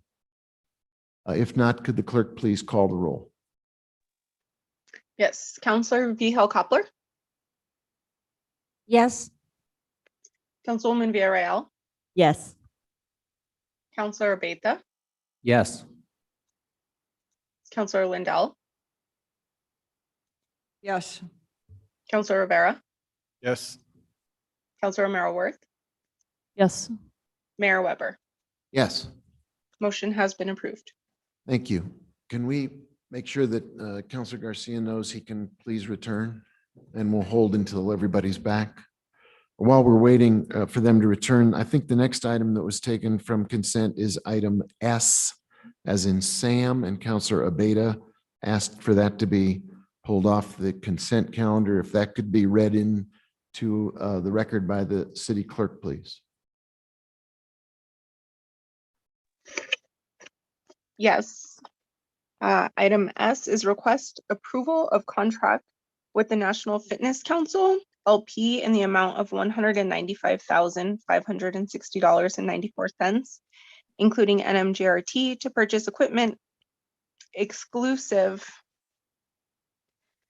of Keith Haring Artwork Fitness Equipment and request approval of a bar in the amount of $250,000 from the neighborhood parks impact fees to parks construction for the purchase and installation of the fitness equipment for Swan Park.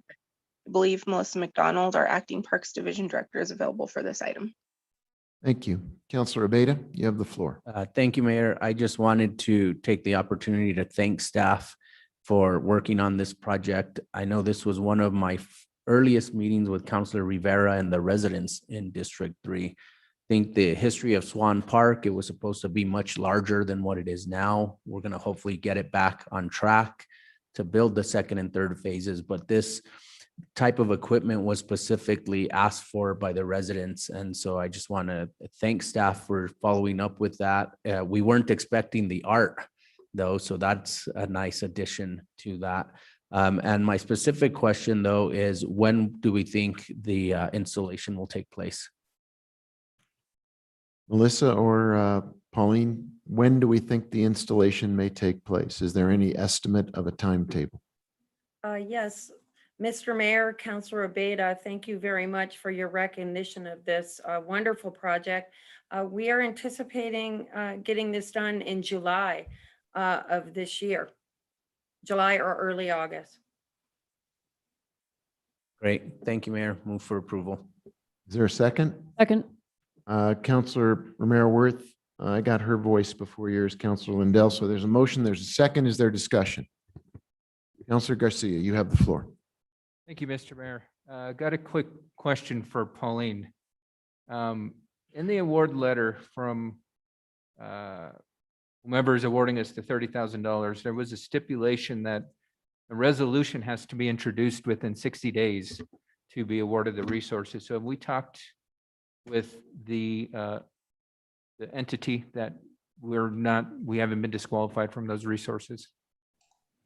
Mr. Mayor, Councilor Garcia, to answer your question, yes, that is correct. Due to the pandemic, they have definitely been much more flexible on that. So when we are ready to move forward with the second one, we will go ahead and work with the National Fitness Campaign. Okay, great. I just wanted, that was my quick question. But thank you again, Pauline. And I think former Director Munoz had a hand in this as well. And thank you, Acting Director McDonald, for this. I echo Councilor Abeyta's sentiments. This is going to be great for the South Side. I mean, I'm going to go down there to maybe get some exercise in, but definitely to support this. This is, I think this is just a great piece of equipment, and I hope we can replicate it throughout the city and other parks. I know that community members would very much welcome it in their park. But thank you again for getting all the efforts in getting this implemented. Thank you. Any other questions or comments? We have a motion, we have a second. I think there is a great deal of excitement and enthusiasm and support for this project, and a lot of accolades for the staff efforts to bring it to fruition. So thank you for all your hard work, and we're all looking forward to seeing this combination of art and fitness and the opportunities it brings to the South Side. We continue to focus on providing this kind of opportunity, the place where most of our young people and our families live, and it's perfect site and it's a perfect project. So thank you. Any other comments from the governing body? If not, could the clerk please call the roll on the motion?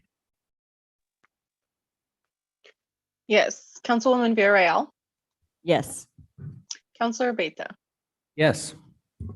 Councilor Garcia, Yes. Councilor Lindell, Yes. Councilor Rivera, Yes. Councilor Romero Worth, Yes. Councilor Vigil Koppler, Yes. Mayor Weber. Yes, Motion has been approved. thank you. Congratulations. Madam Clerk, can you introduce the next item, please?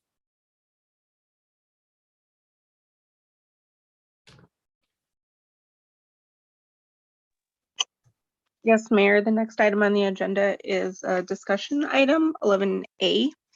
It's request for approval of budget adjustment resolution, a bar in the amount of $725,000 $725,000 from the 2018 bond premiums to be used for the Genoveva Chavez Leisure Pool, the main library elevators and tennis court, and pickleball improvements at select city parks.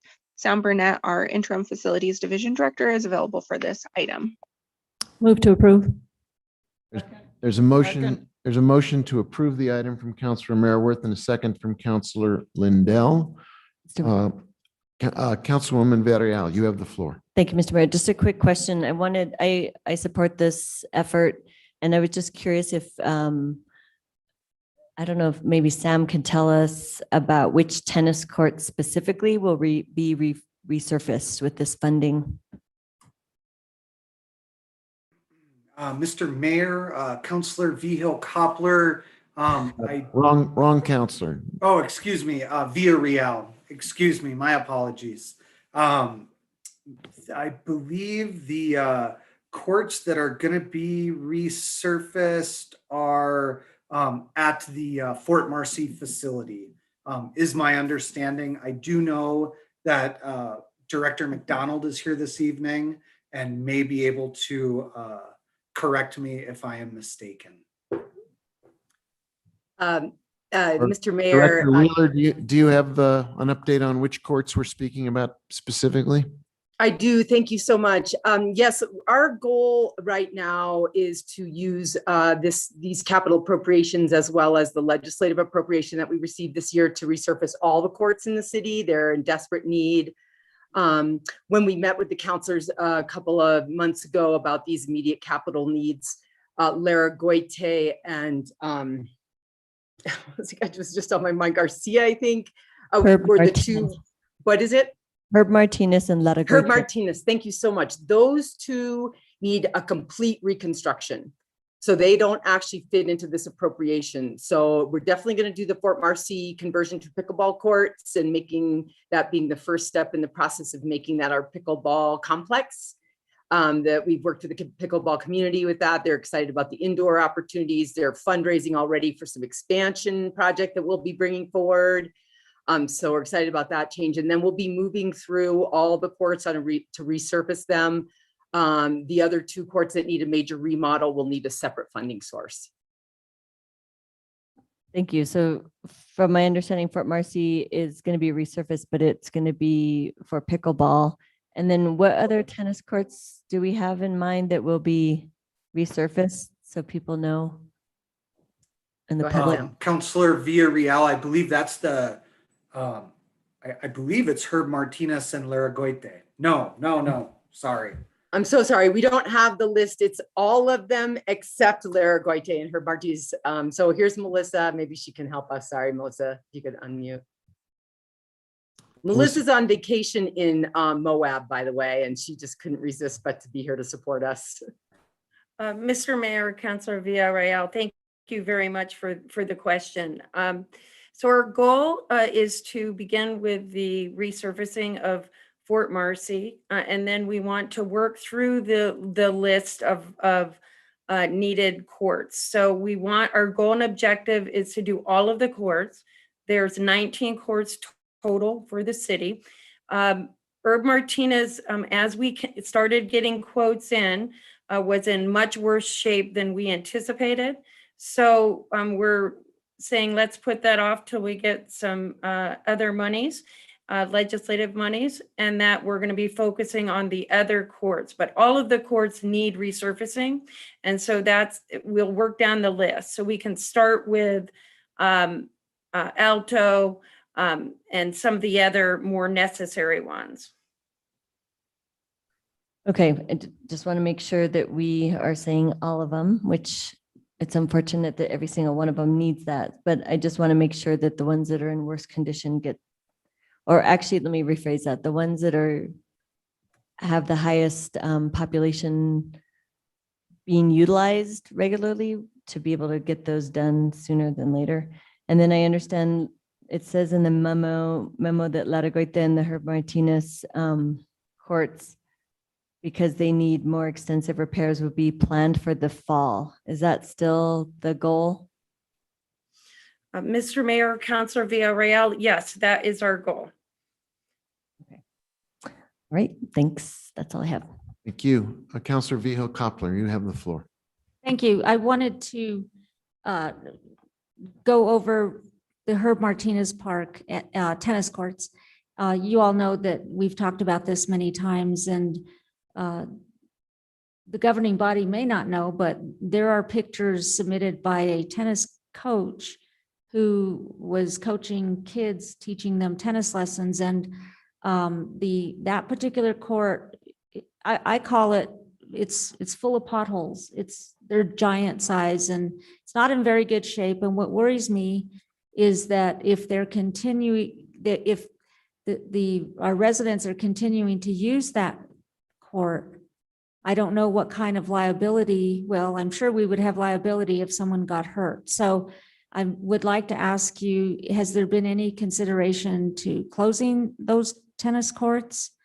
Or do you, in your estimation, think they're safe enough for use? Mr. Mayor, Councilor Cobbler, yes, we have considered that, and we can consider it again. At this point, we feel that it's okay to have them open, but our goal would be to get those replaced as soon as possible. And in fact, we're actually considering doing it in concrete, which is much more a more superior product since they are heavily damaged. Yes, you and I talked about that, and I totally support you in that endeavor. I think, you know, they're going to last longer too if that kind of material is used.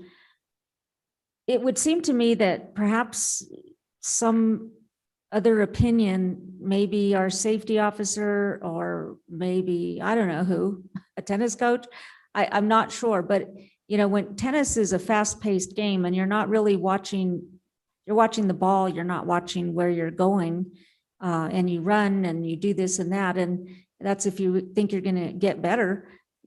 That's not how I play, but you don't tend to watch your footing. And it really worries me with that many holes in it that someone is going to break an ankle, fall, break an arm, whatever. And these are, a lot of times it's children that are learning and that are using them. So I really worry that, I mean, I'm not suggesting that we close them, but I really feel like someone needs to give an opinion about continuing to use those courts. And if that opinion is that, you know, they're not that bad, you know, by tennis player standards, then I guess it's okay, but it does worry me. Thank you. Thank you. Other questions or comments? This may be a hard question to answer, but it occurs to me as we're dealing with this opportunity to make a huge upgrade to our facilities, how long it's been since we did this. I have a feeling that we're really stepping into a very long, we're interrupting a long period of lack of focus on paying attention to some of these facilities. We've heard for years now that pickleball is the fastest growing sport in the country, and this is a great opportunity to upgrade our facility for that. Tennis courts in Santa Fe have always, it seems to me, or not always, have for a long time been a neglected investment. And now we're trying to take the steps necessary to remedy that. Is there any records of how long it's been since we did this kind of a system-wide upgrade?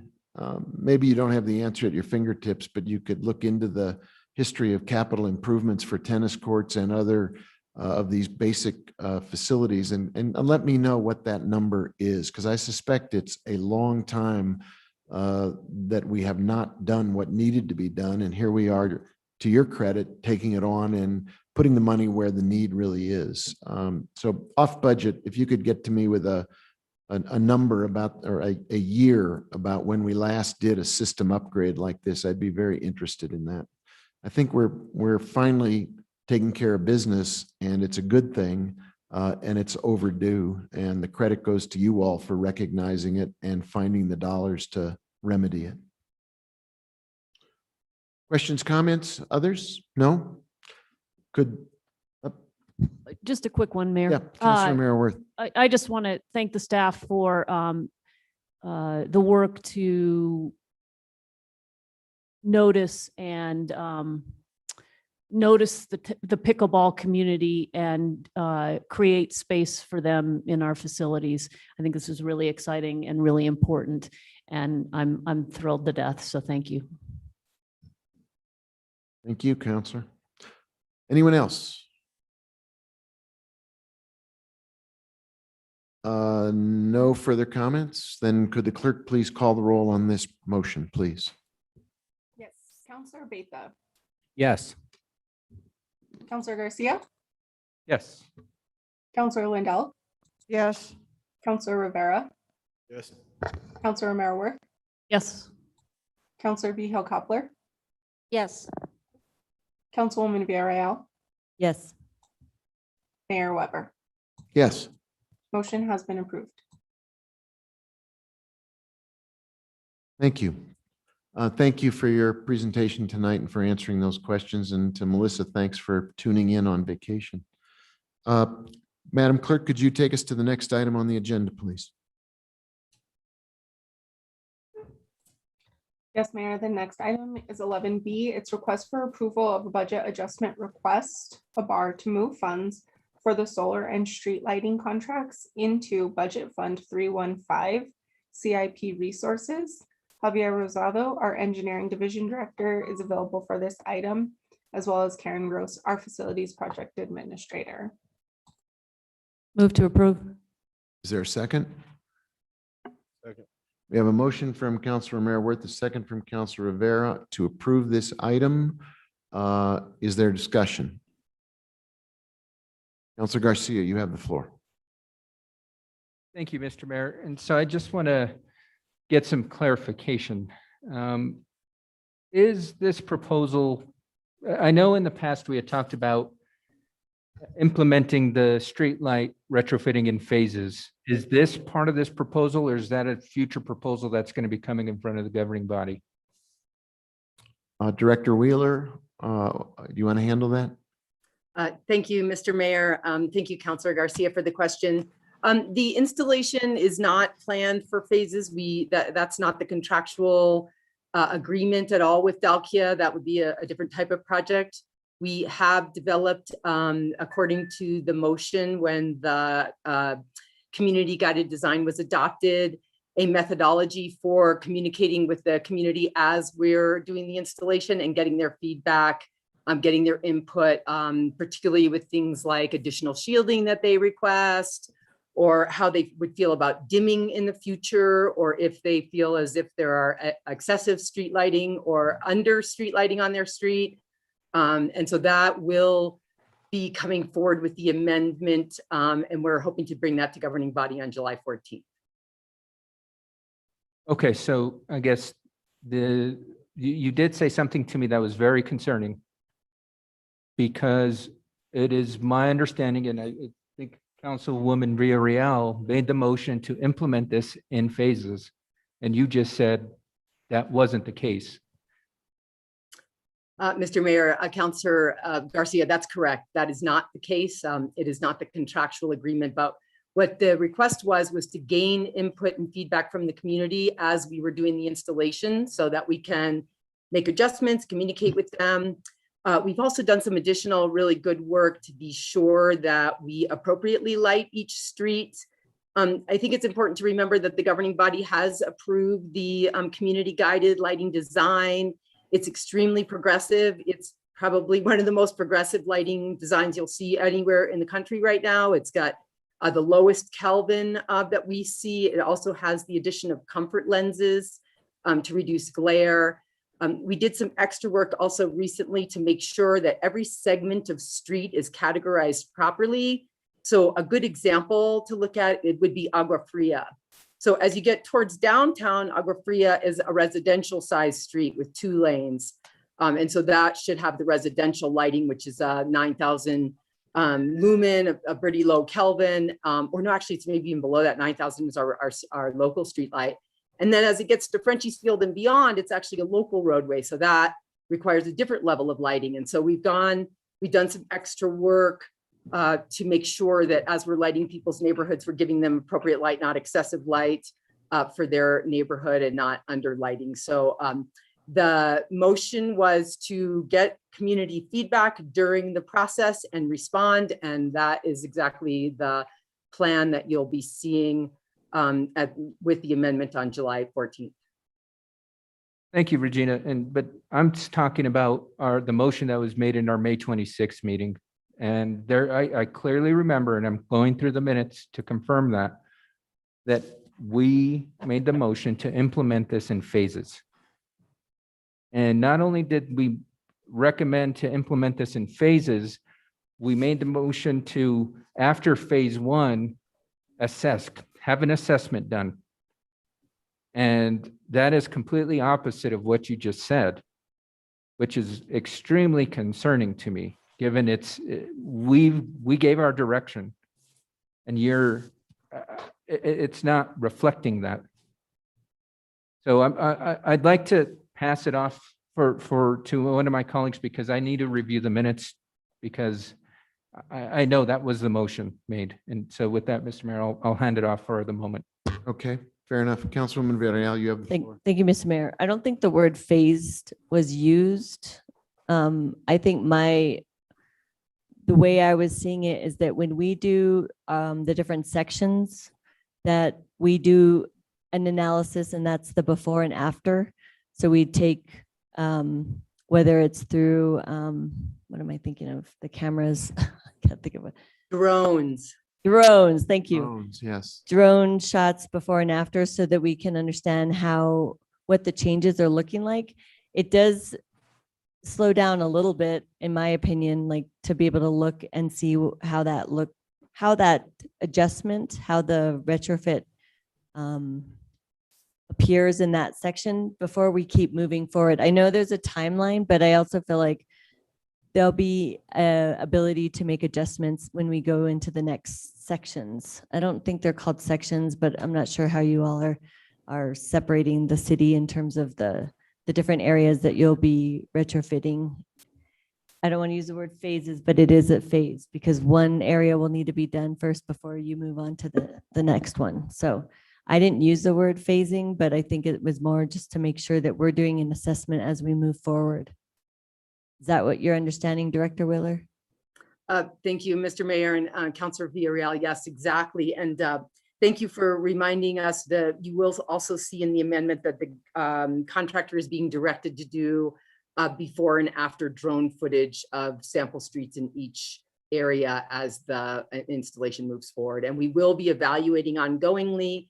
There will be ongoing opportunity for feedback. And remember, this is just the beginning of us taking on and have better sort of responsiveness to our community over streetlights, which is not great right now, but will be much, much better. We're not going anywhere. Delkia is not going anywhere. So we'll be here to work with community members on their particular lighting needs for the duration.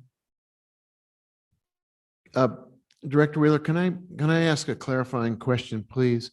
We have a request for approval of budgeted bar to move funds into this budget fund 315.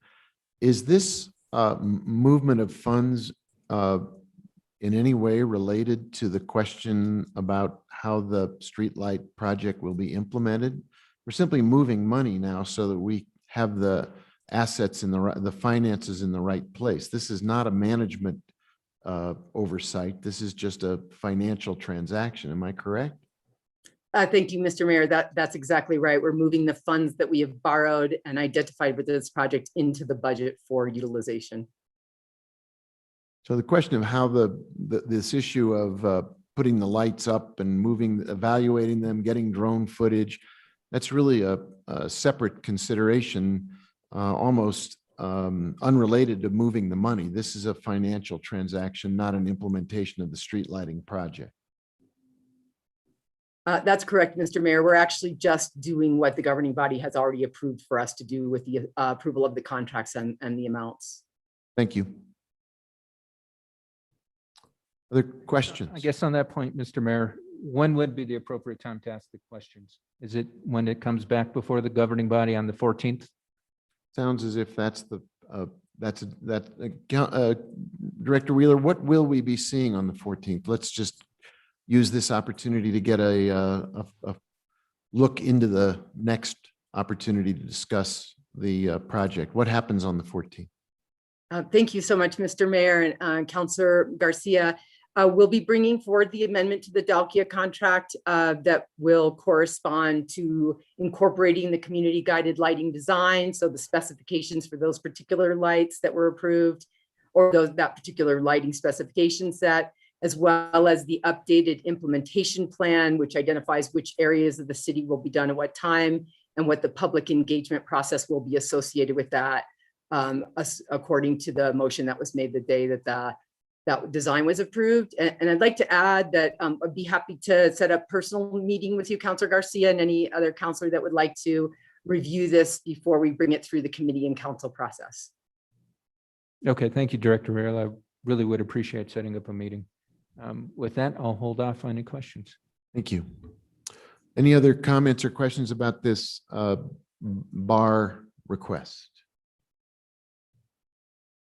Seeing no other hands, could the clerk please call the roll? Yes. Counselor Garcia, Yes. Counselor Lindell, Yes. Counselor Rivera, Yes. Counselor Merriworth, Yes. Counselor Vihil Coppler, Yes. Councilwoman Villarreal, Yes. Counselor Beta, Yes. Mayor Weber. Yes, Motion has been approved. thank you. Thank you for your answering those questions. Appreciate it. Clerk, could you call the next item for us? Read it up for us to take that up.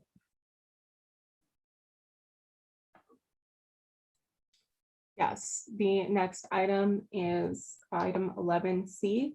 This is a list of housing proposals and recommendations to be considered in the months ahead and their respective proposed assignments to City Council standing committees pursuant to Resolution 2021-23, which established a work plan for improving access to affordable housing opportunities for residents of the City of Santa Fe. Our City Manager, Jarrell Penhill, will be presenting this item.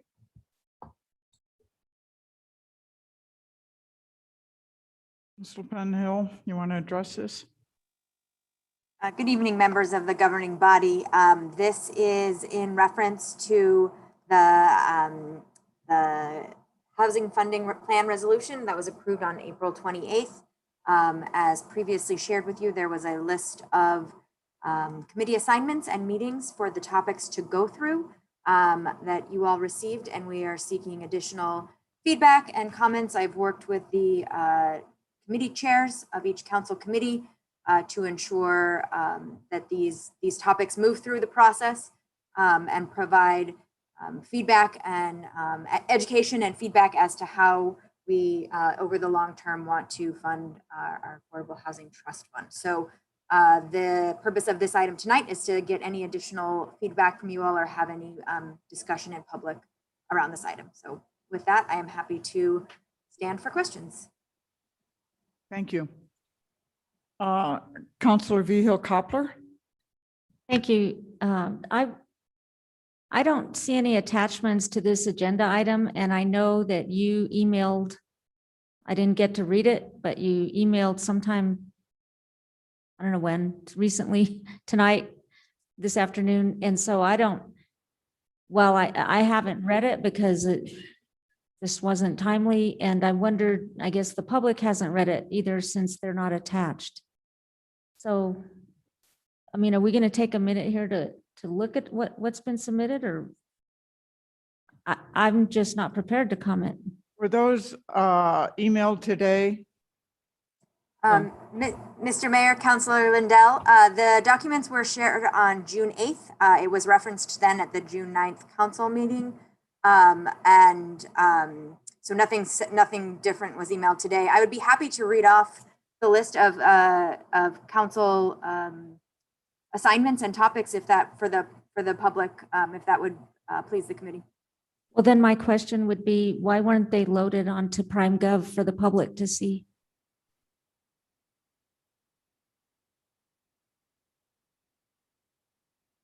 Mr. Mayor, Councilor Vihil Coppler, I apologize for that oversight. It was. Mayor, can we do a share screen so that everybody can see it all together?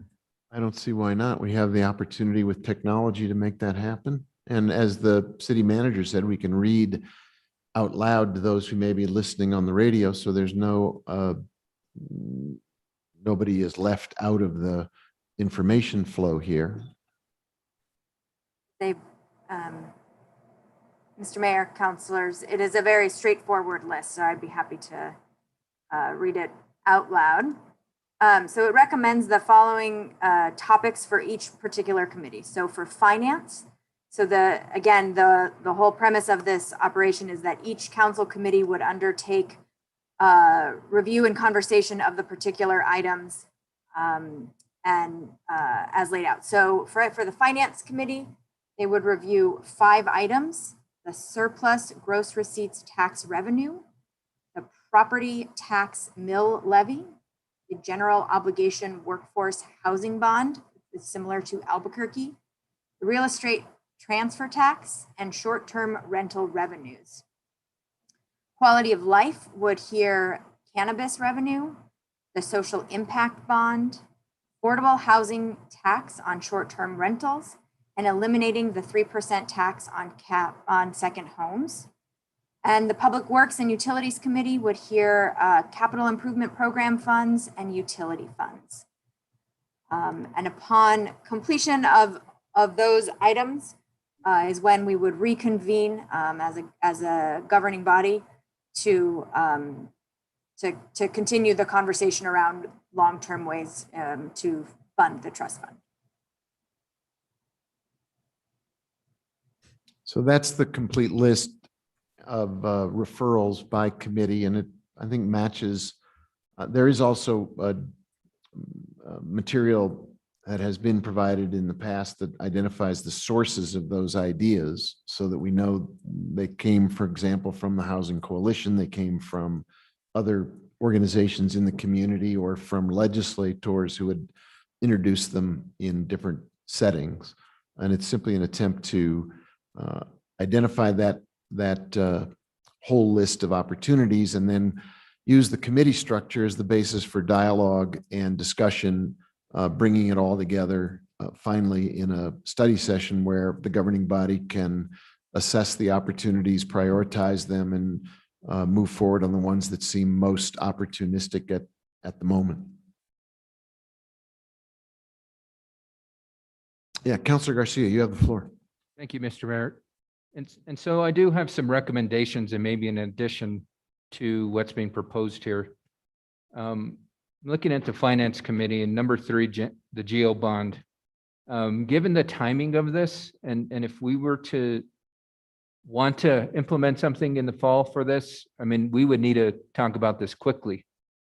And so I think that should be number 1 on that list. You've got a couple short-term rental stuff, short-term rental revenues, as well as affordable housing tax on short-term rentals. And so I'm stepping back in time to the proposal that Councilor Vigil Koppler made back, I think it was in December, that there were several comments that were made. We don't know where we are with our finances, and we don't want to really mess with that at the moment. Well, I think we're pretty clear of where our finances are now. And I think it's a great opportunity to bring that specific proposal back. And I don't see that on this list either. So I think we need to add that somewhere on here. The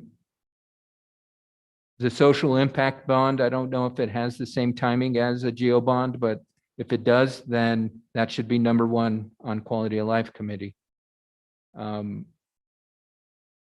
Those are recommendations that I would like to see made to this list. Mr. Mayor? I'm sorry, Councilor Romero Worth, did you want the floor? Yeah, if I could. Yeah. So I don't think the number was an indication that they would be taken in the order that they're there. It was just a way to make a list. Maybe bullets would have been better. And I would just point out that the Finance Committee at its last meeting did have a pretty lengthy discussion about bonds, geo bonds, and what it would take. And there's a lot of, I think we at finance came to the conclusion that there's a lot of work that has to be done, and we're not positioned to be able to do that in the fall. And I still maintain that's not something we should be doing this fall. It's too soon. But anyway, I think the committee chairs, the idea was that these are the different proposals that have come, as the mayor said, from actually his task force when he became mayor, did a whole housing thing, and they recommended some ideas about how to fund the Affordable Housing Trust Fund. Then Mike Lofton had a memo, and again, these are all in that June 8th email. And then the Housing Coalition also had a list. And so this was just an attempt to take all those different ideas and basically refer them to the different standing committees for further review. The social impact bond that's at quality of life, all four of those items that are at quality of life would require legislative action. Those aren't things that we can do. And the reason why those things are at quality of life is that we will need to get folks outside of the city to help us understand the potential of those sources, and also why things like eliminating the 3% property tax on the cap on second homes, that's a proposal that's been brought to the legislature. I'd like to get some context as to why that isn't moving forward, what might need to happen to have it move forward, or some understanding of actually, will it move forward? Maybe it has challenges or roadblocks that are not going to make that a viable option. So the ones that are quality of life all require legislative action, and will require us to reach out beyond our city staff to better understand those items. So just a little more context about this list and where it came from, and the fact that the numbers on here don't indicate what will be heard first, second, third, fourth. In fact, I think the finance committee chairs, the three committee chairs, will weave these into the agendas as we go forward. And I guess as long as I have the floor, I'll also point out that as chair of quality of life, we plan our agendas out pretty far in advance. So it's going to take probably, I would say, at least a month before we'll have openings to start looking at these things. But that also gets to the fact that we have time, and we should take the time to properly understand these different ideas that have been brought to us as possible funding sources for the Affordable Housing Trust Fund. The fiscal year that is ending today, we put $3 million in the Affordable Housing Trust Fund. We also approved as a governing body the budget for the fiscal year that starts July 1st, tomorrow. And that has $3 million for the Affordable Housing Trust Fund. And then we learned at finance last week that the $3 million is in the base budget for FY23. So we have the floor ceiling that we were, told was needed for that. And so it's a long way of saying we have time to properly vet all of these ideas, and we should take that time. So thank you, Mayor. Just wanted to point those things out. Thank you. Councilor Garcia, and then Councilor Vihil Coppler. Thank you, Mr. Mayor, and thank you, Councilor Romero Worth, for bringing up the point that there was a conversation held at Finance Committee, and I think it perfectly demonstrates the concern I had previously, in the sense of when we talk about these topics, they happen in silos. So I didn't have the opportunity to attend that meeting because I didn't know that was going to be the topic of discussion. And so I think was the point and intention of developing this list. That way, we as a governing body can understand what is being heard by where, and we can participate as necessary. And I think that to me is unfortunate. I missed out on that opportunity. Now I got to go back and watch the meeting. And if I have questions, I don't have the opportunity for my colleagues to hear the questions or hear the responses. In regards to numbering these, I think we do need to prioritize this list. We need to fully understand what's in front of us.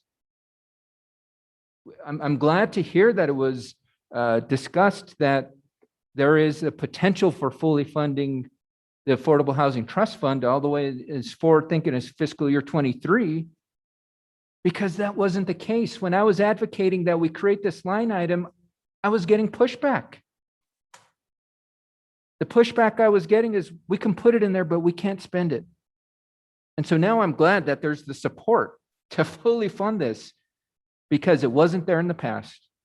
And so with this, we need to prioritize this. That way, everybody, not only us as governing body members, but the broader public can fully understand what our roadmap is to discuss this. I think it's a separate topic, but Monday at Public Works and Utilities is a perfect example of not properly informing the community. There was an instance on there where we had a public hearing and we did not, in my opinion, properly inform the community.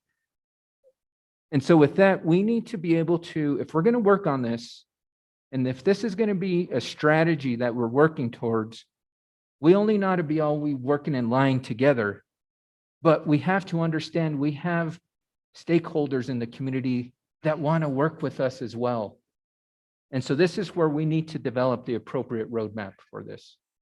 So if these numbering doesn't mean prioritization, then I think we should prioritize, because you've got, again, for Quality of Life Committee, cannabis revenue. I mean, we haven't even developed what our cannabis regulations are going to be. So we need to be able to start figuring out what this is going to look like. And so this, to go back, this is where we should have had a work study session off of this list. We could have spent 2 hours as a team to go off of this list and figure out what we want to prioritize, what is time pressing and what isn't. And now to hear it's going to be at the will of the chairs to determine what is the priority. I think that, again, it doesn't allow for others to have input in the process. So with that, I don't know where we head from here, but I do want to, again, I want to add the proposed tax, taking the taxes from the short-term rentals and put it into the Affordable Housing Trust Fund. That was a resolution that we all, that was somewhat of a good idea, and we didn't know what our fiscal future would look like. We now know what it looks like, so now let's put it on this list. Let's fully discuss it again. No other comments, Mr. Mayor. Let me turn to Councilor Vihil Coppler and then Councilor Romero Worth. Thank you. I first want to say that I find this list to be very exclusionary. You all of you sit and have an opportunity to vote on these issues. I only have an opportunity to vote on 2 under Public Works 1 and 2. That is until any of these result in action before the city council. So once again, I'm being excluded from a majority of these topics, and I find that offensive. I find it boxed out. I find it, once again, exclusionary, and I think this list needs to be changed.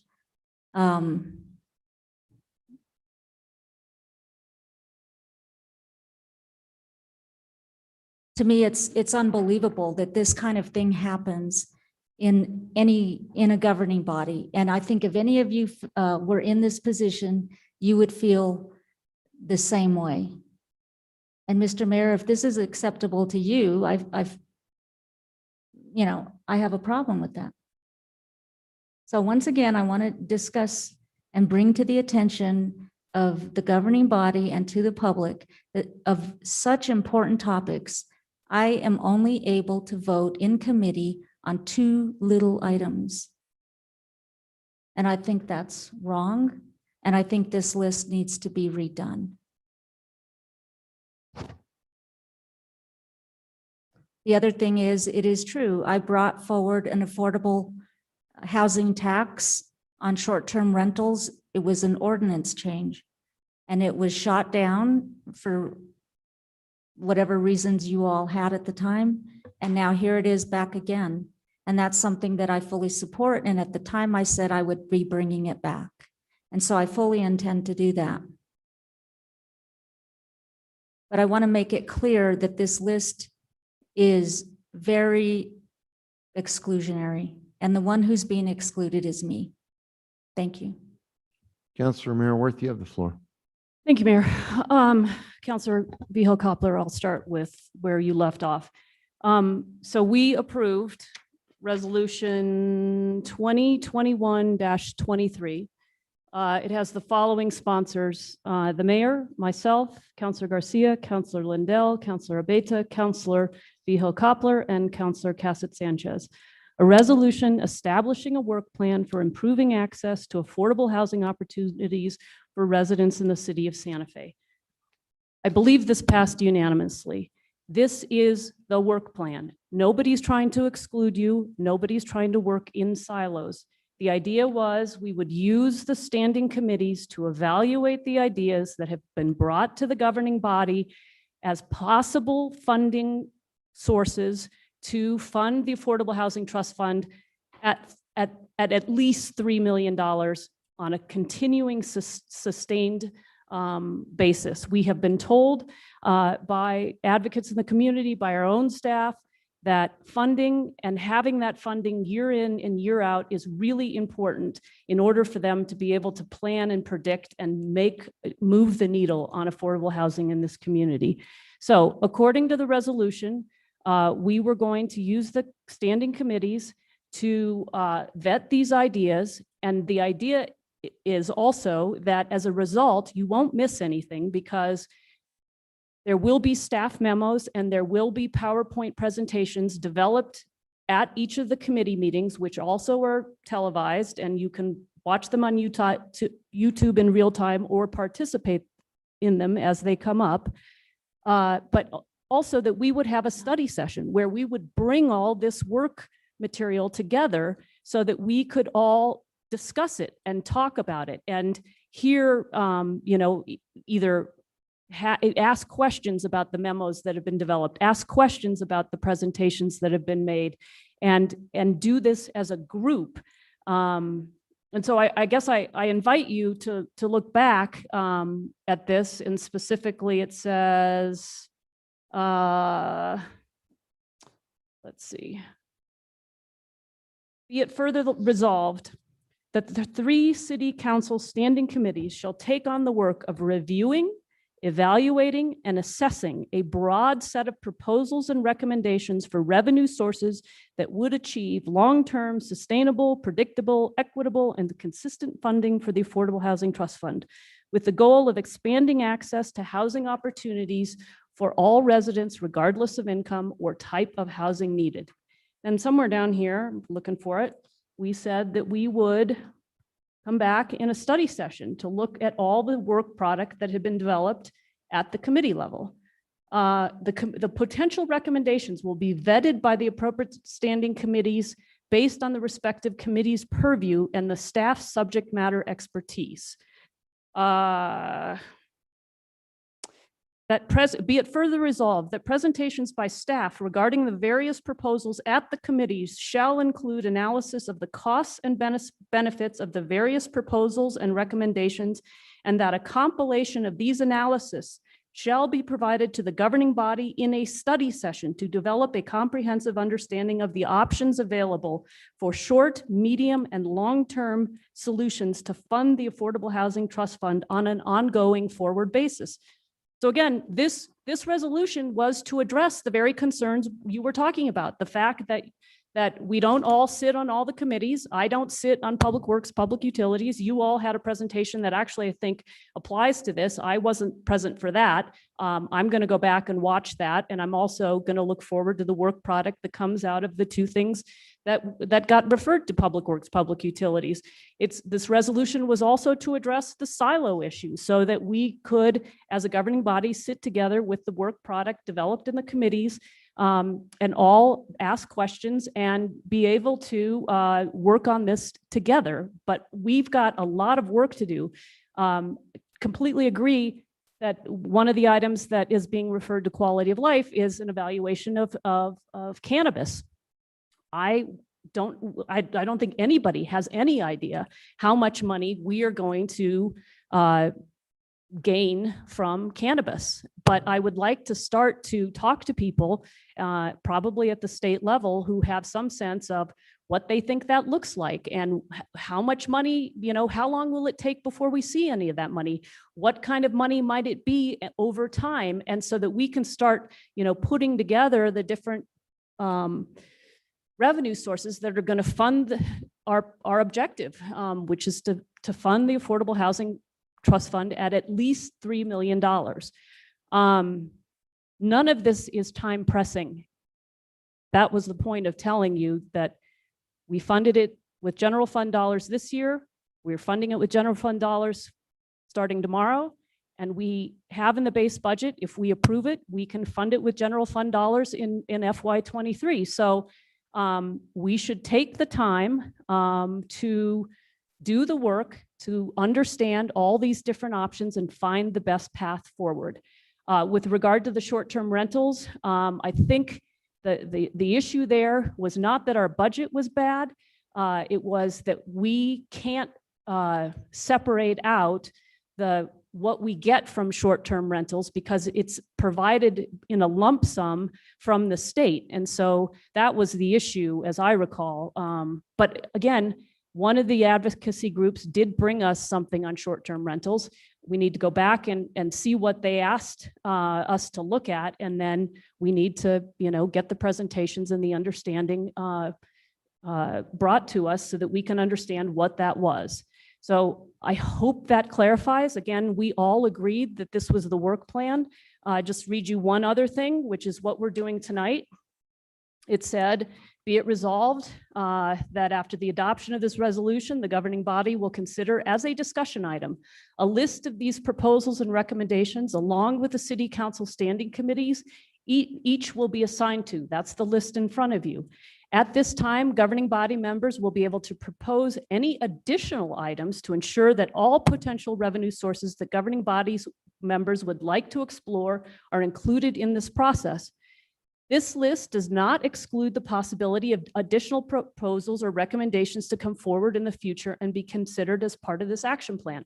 So again, I think if there are things that my colleagues would like to add to this list tonight, great. I also, as a chair, am open if you have ideas in the coming days, weeks, and there are things that you want to see vetted at Quality of Life. I am certainly open to that. And I think we are trying to address the issues that have been presented about how do we work together and how do we use our committee structure the best way possible to do the work that's necessary to evaluate all these ideas. Thank you, Mayor. May I respond? Councilor Vihil Coppler. Thank you. Thank you, Councilor Romero Worth, for your admirable review of the documentation. My recollection when we discussed this resolution of how we were going to approach this, I clearly remember, and that's why I signed on and voted for this, is that we would make it a fair process, because in that meeting, I also raised that I was on only one committee. And I was assured that this would be more inclusive. And so I went along with it. And so now this list is not really in the spirit of cooperation for which I agreed to support the measure and did not introduce amendments. I trusted. Now there's nothing I agree with what you've said. I understand everything you've said, but I don't get to vote on 9 of these matters in these committees, whereas every one of you vote on 9 of these matters. Counselor, can I clarify? We're not voting. We're only hearing presentations, which we will then have the opportunity to bring in in a study session. We're not That voting may on be these things. True, but you chairs control the agenda, things change. I understand that. Sometimes matters have to be voted on in order to proceed.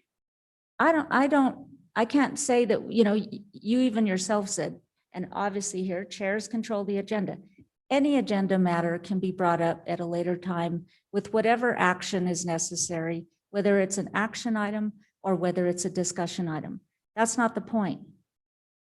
The point is, in the committee, the only committee by design that I sit on is Public Works Utilities. There are only 2 little items on there.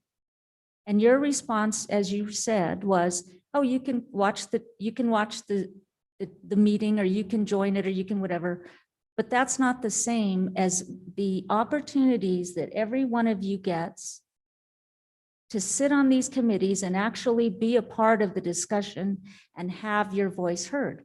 I don't get that opportunity unless I want to spend the extra time without a vote and without sometimes even being called on, because you all chairs handle your situations differently. I always contend that when you're not on a committee, you feel like a stepchild because you don't get called on last, and maybe you only get one time to talk. And you know, you all handle them differently. But there's nothing you said that changes the design of this list, which I still contend is exclusionary. And the person it excludes is me. Thank you. Other comments, questions? I do agree with Councilor Merriworth. These are not voting items. These are really discussion items at every level until we get to the point where there is a study session, which was proposed by Councilor Garcia. And then we'll bring all of the study work together in one group undertaking. There's no votes in any of these items. They're really purely a matter of evaluation, the pros, the cons, the issues that Councilor Garcia just raised about timing, effectiveness, predictability, stability. That's the purpose of these items being parceled out as study items to the committees where they are most appropriately assigned. As far as anyone attending other committees, that's always an opportunity and an open invitation. And particularly given the fact that everybody has expressed a great deal of interest in housing as a priority and the Affordable Housing Trust Fund as a topic that we are all committed to funding in a variety of ways. I think everybody would be welcome to participate in as many committee sessions as they would like to participate in. It's an open, that's an open invitation, and none of these are being presented as resolutions or ordinances or action items. They are study items at every level of all 3 committees. They're not votes, they're discussion items. Mr. Mayor, you know, a rose by any other name is a rose. You look at this list, just take a look at it. Whatever you want to say, whether it's a voting issue, whether it's a discussion issue, it is still exclusionary. And anything you say is not going to change what's on this list.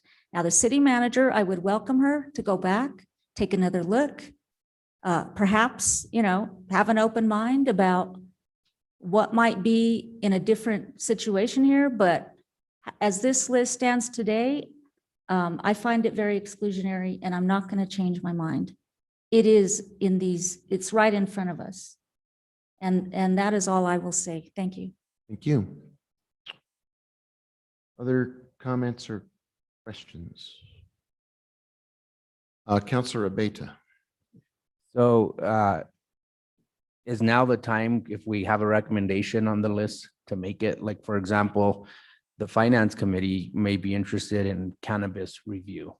So is that something that I express to the manager, that, because it sounds like you're going to relook at the list, right? Based on the direction you get this evening? Mr. Mayor, members of the governing body, the purpose of this discussion is to get that feedback. So had I received it previously or any conversation we have now, we'll work to amend this list. So all feedback is welcome. That's why we're having this discussion right now. Okay, so It's not set in stone. I would request that as we get more information on cannabis, it's probably a ways off, but being that we're dealing with revenue specifically, we could add that to the finance committee list. Thank you. And if there are specific comments like the one that Councilor Abeta just made about reconfiguring the assignments that make logical sense around different areas of expertise, please mention those. Councilwoman Villarreal. Thank you, Mr. Mayor. Just, I guess the way I see it with all these topics is that it's going to require all of us to do more work. We're going to have to I'd like to go to Public Works. I want to understand those different funding opportunities. So that's going to require me to go to Public Works. The topics tend to fall in line with a lot with the finance aspects. So I see why we have so much more, but that means we have hefty agendas. I mean, these topics are pretty in-depth. Just to understand, I guess I just want to request that any further item that has to do with affordable housing, whether it's revenue or financial prospects, is that we all know about it, because the last meeting we did talk about extensively these opportunities with potentially a geo bond and the restraints we have and the timeline, and that would have been helpful for everybody to hear. So in the future, I'm requesting that anything related to housing, if it's not on this list per se, or if it's not a specific presentation, that if we get something from the finance team, that we all know about it, because I think that discussion was helpful and everybody should have been able to know about that. And I didn't know that was going to be on the agenda. I'm not even sure why it was a discussion item, because it did refer to this particular goals that we have here to have presentations. So I just want to ask staff that anything that has to do with, as we move forward with these topics, or anything that's kind of tangentially related, that the staff, I mean, that the whole governing body knows about those presentations, regardless of what finance or what committee it's going to be heard. Because I think we all need to understand that it's complex. And if we aren't able to make it, obviously we could watch the meetings. But so I just think we have a lot of work cut out for us, because we have these presentations and then we're going to have our work session. So exactly, a lot. And presumably the staff work to produce what Councilor Maraworth was describing in terms of documents, slide decks, Yeah. analysis. Can I comment on that? Yeah, please do. So I am going to request that what we heard at finance be captured in a staff memo for the very purpose of making sure that all of us have that knowledge and that understanding, and that, you know, we get that, because in the end, in order to approve one of these funding sources or a package of these funding sources, we all are going to vote on it. So we all have to have the understanding. And I think the idea through this resolution was to, you know, use the staff expertise that staffs each of the committees in developing the work and the staff memos and the presentations, so that we sort of, it is a lot of work, right? And you know, we can't have Alexandra Ladd doing staff memos on geo bonds.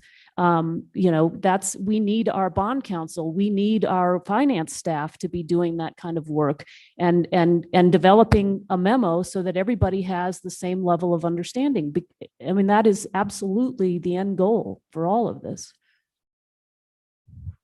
So to just wrap up my thoughts, I feel like when I look at this list, I think of staff capacity, and it worries me, because these items are even beyond just our staff expertise. It's also learning from other expert witnesses or people that have experienced this. And then I think about our staff capacity to do so, and we have to be realistic about that. And I agree with my colleague, Counselor Garcia. We don't even understand. At least we haven't been told, and I would like us to get the information about cannabis and our land use regulations. Nobody has talked to us about that, at least to me. And I think that's huge. That's like, we're behind. I feel like we're kind of backtracking now because it's already happening. And someone even asked me, what are your land use regulations for cannabis? I'm like, good question. So yeah, I think there's a lot of work to do is what I'm trying to reiterate. Thank you. Thank you. So what is the council's pleasure? Do we want to? I don't know that this needed an action. Doesn't need an action? I mean, it was just more of a For a discussion. discussion item, under discussion, but no action tonight. We got feedback. We'll do some work on that and we'll bring it back. Thank you. Yeah, Councilor Rivera. Can I propose an amendment? Make a motion to amend the agenda to suspend the rest of the afternoon session, go directly to petitions from the floor, finish the evening session, and then come back where we left off on the afternoon session, since we're already an hour and a half behind. Sure. We have one public hearing tonight and petitions and some appointments. So you'd like to go through that, then come back and pick up where we left off? Yes. Okay, so have I captured your idea? Would you like to sort of convert that a motion to amend the agenda to move now to the evening session and then come back and pick up after that hearing is completed? I think I did make the motion. Is there a second?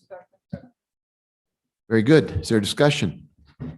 If not, let the clerk please call the roll. All right, Counselor Lindell, Yes. Counselor Rivera, Yes. Counselor Romero Worth, Yes. Counselor Vihil Coppler, Yes. Councilwoman Villarreal, Yes. Counselor Beta, Yes. Counselor Garcia, Yes. Mayor Weber. Yes. Item has been approved. Very good. So we are an hour and a half, Councilor Rivera's point, an hour and a half off of the 6 o'clock evening session. So let's move forward with that and immediately go to petitions from the floor. Unlike the past, I don't actually have a line of sight into who is in the waiting room with hands up to address the governing body with petitions. If you're here to talk about the public hearing item that's on the calendar for a little bit later, this is not the time to talk about that. But if you have something you would like to address the governing body on and your hand is up, the city clerk will let you in and will give you a 2-minute opportunity to speak to the governing body. Mayor, at this time in the waiting room, we have Miss Stephanie Beninato. She has her hand up and I'll allow her to talk. Stephanie, you've been unmuted. Thank you. Can you hear me? Yes, ma'am. Okay, great. I would like to bring to your notice that maybe a month ago, but maybe only 2 weeks ago, no, I guess a month ago, you had a hearing on 314 North Guadalupe Street. And the presentation revolved around a lot about this adding on to a lot that would impact the front yard, which was part of the contribution to the house itself. It was a landscaping feature. They talked about being productive citizens and, living here and contributing to the community, etc. Right now, just about a few days ago, it went on the market for $925,000, which, if you look at the sale history, is about double what they paid for it. So is historic preservation important or not? And is the obelisk the only thing that tells us about our Spanish Hispanic traditions and all our history? Because again, if we really value our history, then we should value the historic preservation ordinance and what it's trying to preserve, which is not only just a house, but also streetscapes and harmony, etc. The other thing I'd like to point out is that although some things are reopening at the rec centers, the wellness centers, as I like to think of them, other parts get closed down. And just this past week, I think it was Monday, I don't know if it was one or more guards did not show up. And so for the 8 o'clock session, people showed up and they were turned away. And I think there were, I don't know if there was one guard or maybe two, but I think maybe some kind of waiver system, again, might be in order. No, you wouldn't let kids swim when there's no guards, but if adults want to waive, waive the liability, then I think you should allow them to swim and not just show up and be told to go home because, somebody didn't show up for the hour in which they were supposed to be working. So I did want to bring that to your attention. Thank you very much. Thank you, Ms. Pananato. Is that our only petition from the floor, Madam Clerk, or is there someone else? Mayor, that's the only individual who has their hand up in the waiting room at this time. Very good. In that case, let's move to item 19. If you could introduce 19A. Yes, item 19A is appointments. The first set of appointments that we have are to the Veterans Advisory Board. This information was also available in your packet. I'll read their names, appointments, and their terms. So we have Brian Wempton. He is an appointment. His term will expire in May of 2023. We have Sylvia Gollingsrud for an appointment. Her term will end in May of 2023. And then we have Anna V. Hill as a reappointment with a term ending in May of 2023. John Palomino for a reappointment with a term ending in May of 2023. Colonial James Williams as a reappointment with his term also ending in May of 2023. And Sigrid Hannon Maybell with a reappointment term ending May of 2023. Thank you. Can I Move to come- approve. There's a second? Second. There's a motion to approve from Councilor Maraworth and a second from Councilwoman Villarreal. Is there discussion? Could the clerk please call the roll? Yes, Councilor Rivera, Yes. Councilor Romero Worth, Yes. Councilor Vihel Coppler, Yes. Councilwoman Villarreal, Yes. Councilor Beta, Yes. Councilor Garcia, Yes. Councilor Lindell, Yes. Mayor Weber. Yes, Motion has been approved. thank you. And now item 19B, please. Yes, Mayor, item 19B is an appointment to our Community Health and Safety Task Force. This is for an appointment of member Annie Resqueen. Her term will expire upon completion of the duties and responsibilities of this task force. Is there a motion? Move to approve. Second. I heard a motion from Councilor Romero Worth and a second from Councilwoman Villarreal. Is there, oh, I got it backward? No, I made it. Okay, sorry about that. I heard it out of my right ear. Councilwoman Vihel Coppler made the motion. It was seconded by Councilwoman Villarreal. Is there discussion? Could the clerk please call the roll? Yes. Councilor Romero Worth, Yes. Councilor Vihel Coppler, Yes. Councilwoman Villarreal, Yes. Councilor Beta, Yes. Councilor Garcia, Yes.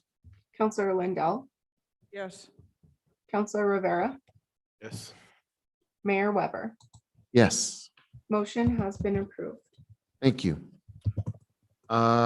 If you would like to introduce item 20A, it is a public hearing and I will be recusing myself and turning over the chair to Councilor Lindell as the new chair while I am out of the chamber.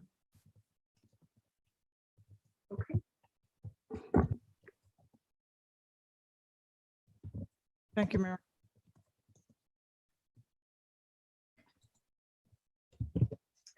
All right, Councilor Lindell, would you like me to introduce the item for this? Please. Item 20A is a public hearing. It's appeal number 2021-0 3450-APPL of case number 2021-3185-HDRB. It's an appeal by Julia Burt of the Historic Districts Review Board's decision to impose conditions of approval on an application to install 2 gates constructed of oxidized steel, including a pedestrian gate and a vehicle gate at 1299 Upper Canyon Road in the downtown and east side historic district. Sally Payas, our assistant city attorney, will be presenting this item. Sally? Good evening, Mayor Pro Tem Lindell, members of the governing body. I'd like to start by asking our Zoom host to please bring the appellant over to the panel. That's Sandra Donner. And I believe that she has, she's the agent for the property owner in this appeal, Julia Burt. The other one who I would like to have join us, please, is Nicole Thomas. She's the Historic Preservation Division Manager, Acting Manager. And with that, I think you all know that I'm Sally Payas. I'm an assistant city attorney, and I am here to present the staff report for this appeal hearing. Nicole is here, and she'll be available to help answer questions from you later on. And this appeal is an appeal of a decision by the Historic Districts Review Board. This is a quasi-judicial proceeding tonight. And as I normally start out these appeals, just with the kind of information that as a quasi-judicial proceeding, this is a case where the members of the governing body will be acting like judges in a court of law and applying the Santa Fe City Code to the facts and evidence presented. This is a different role than what the city councilors usually play, which is responding to the needs of constituents and addressing policy matters. And so in considering this case, the governing body reviews the decision of the historic board de novo, meaning that you can substitute your own judgment for whether about whether the board correctly applied the law to the facts of this case. You're allowed to hear additional information that might not have been brought to the board, and there is an additional set of materials that were provided by the appellant, and those are in your packet, along with the record from the historic board hearing and my memo. And you may defer to the subject matter expertise and experience of the board, however, in making your case, making your decision tonight in this case. The last thing I just wanted to mention before jumping in is that since not all members of the governing body are here tonight, I just want to alert the members of the governing body and the city clerk and everyone that the vote tonight to grant an appeal would need to be by 5 members of the governing body. Under state law, this is a type of proceeding that does require a majority vote of all governing body members to grant an appeal or change the decision of the board in any way. So with that preliminary stuff, I will jump into what I hope will be a quick PowerPoint presentation. And I don't know why you're seeing my whole screen, I think, instead of, I'm gonna try one more time and see if I can get just the, there we are, PowerPoint. Okay, so, there we go. So this is, as I mentioned, an appeal of the Historic District Review Board. It involves property at 1299 Upper Canyon Road. And just to orient you, we've got, this is Upper Canyon Road. This is where 1299 is located. You can see Lower Canyon Road is down to the west here, Alameda Street, Patrick Smith Park. Just a couple of quick views from the front of the residence. This is out in front, looking out to the west, down the street. This is kind of the view north up Upper Canyon. It's sort of situated along sort of this curve on Upper Canyon Road, kind of a long frontage there. And the 2 items at issue in this appeal tonight are the appellant's proposal first to put a new oxidized steel pedestrian gate to a height of 5 feet, located at a new parking area on the western edge of the property along Upper Canyon Road. And second, a new oxidized steel vehicular gate located along the shared driveway on the eastern edge of the property. And this one will be about 45 feet back from the property line on Upper Canyon Road. So for some sort of further orientation, this aerial kind of shows the whole property frontage along Upper Canyon. The red circle is sort of a rough estimation. It's not exactly in the right place, but a rough estimation of where the pedestrian gate is located. There's an existing one and there's a proposed new one.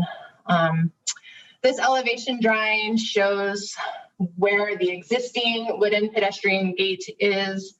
You can see here that they're proposing to move that a little bit further to the, I guess that's the east, more or less, and to change the style of it along with some wall changes. This is a view of the existing wooden pedestrian gate. You can see there's kind of a curve in the stucco wall there. There used to be a tree there that's no longer there, and so they'll be straightening that out. And they have provided some simulations of what this would look like. So this shows sort of the proposed new gate location. This is the vehicular gate, the second item that's at issue. So you can see sort of over there on the east side of the property, there's a shared driveway that goes back along the side. And so that gate will be kind of 45 feet back from Upper Canyon along that driveway. Again, here's an elevation showing the design. There's an existing coyote fence there and a coyote fence gate, or a coyote latia gate. And they are proposing to replace that with oxidized steel vehicular gate. Their proposal to the historic board also included a proposal to change that to a stucco wall. That portion of the application has already been approved, so that part's not an issue, but you can see sort of the additional changes that are being proposed to be made. This is a Google Street View, kind of looking down that shared dirt driveway on the east side. You can kind of see, you know, roughly where the gate is. Again, we've got an illustration from the appellant of what that new steel gate would look like over there. This is the sample of the material and color that was submitted as part of the application to the H board. So you can sort of see the proposed material. And the board approved the application. So in addition to these gates, it included quite a few other items, changes to the wall and fence, a new garage, and some other items. And the board did approve the application, but the approval of the two proposed new gates was subject to conditions of approval. And so regarding the pedestrian gate, the board imposed a condition that it would have to be wood and not of oxidized steel as proposed. And with regard to the vehicular gate, that it should not be a solid oxidized steel gate as proposed, but needed to incorporate coyote fence litias. On appeal, appellant submitted a petition arguing first that the board's denial of the gates did not have a legal basis, that the board didn't have authority under the code to impose these conditions. And second, that steel gates have been approved in close proximity to the property and comply with the character of the neighborhood and the streetscape. In making its decision, the board did rely on provisions that speak to a general harmony of style and form and materials and color and detail and proportion. So the first item on here is sort of references the purpose and intent of the historic districts ordinance and also the district design guidelines that apply in this historic district. It's the downtown and east side historic district.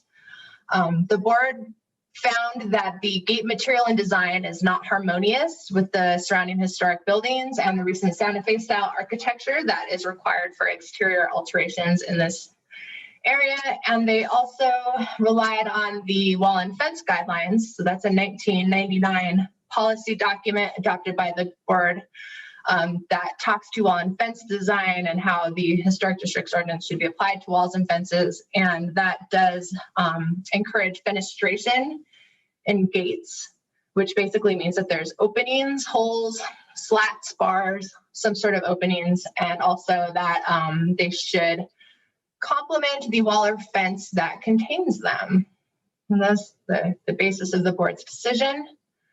I've got the whole code provision here. If we need to refer to it later, this is way too many words from one slide, but this is the basic general purpose statement. And we're kind of looking at little c, the requirement that we want a general harmony as to style, form, color, height, proportion, texture, and material between buildings of historic design and those of more modern design.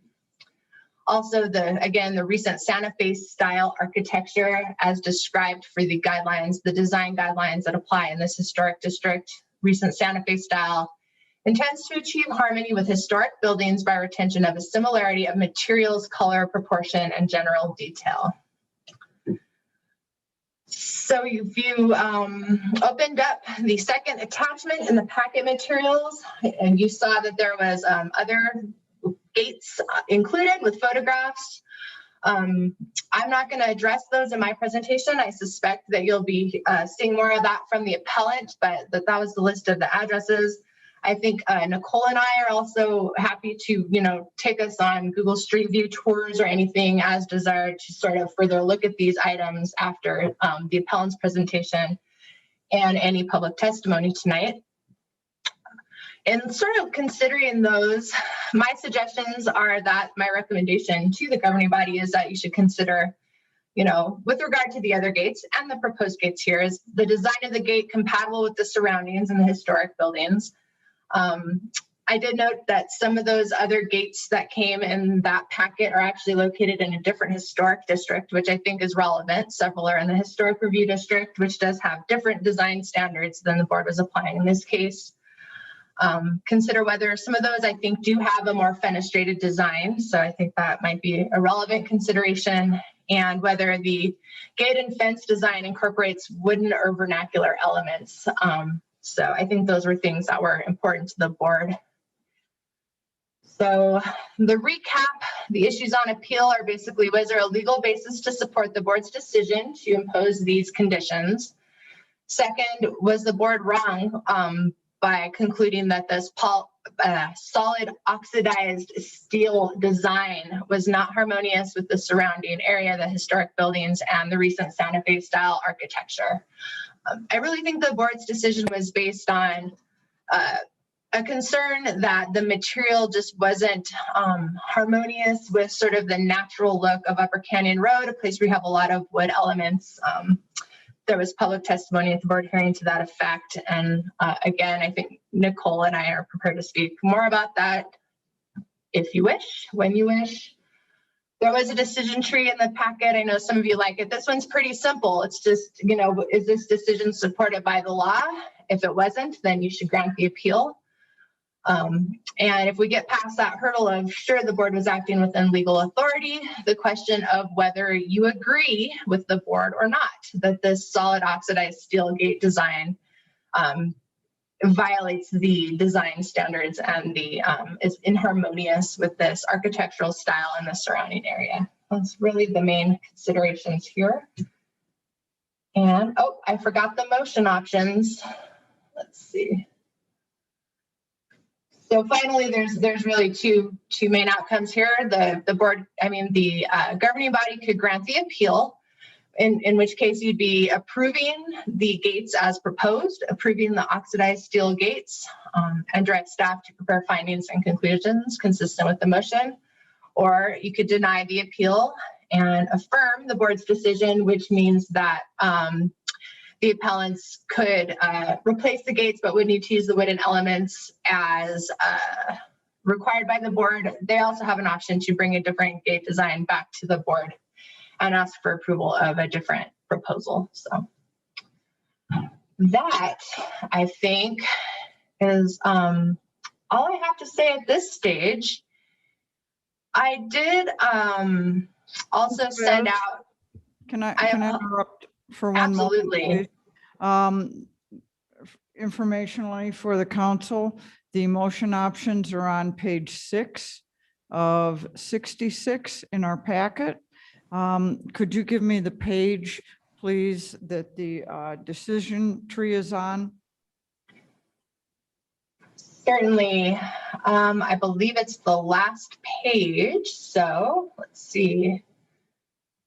That would be page 66 of 66 of the first packet. Okay, so it's page 6 or 66 that we've got going here, both of them.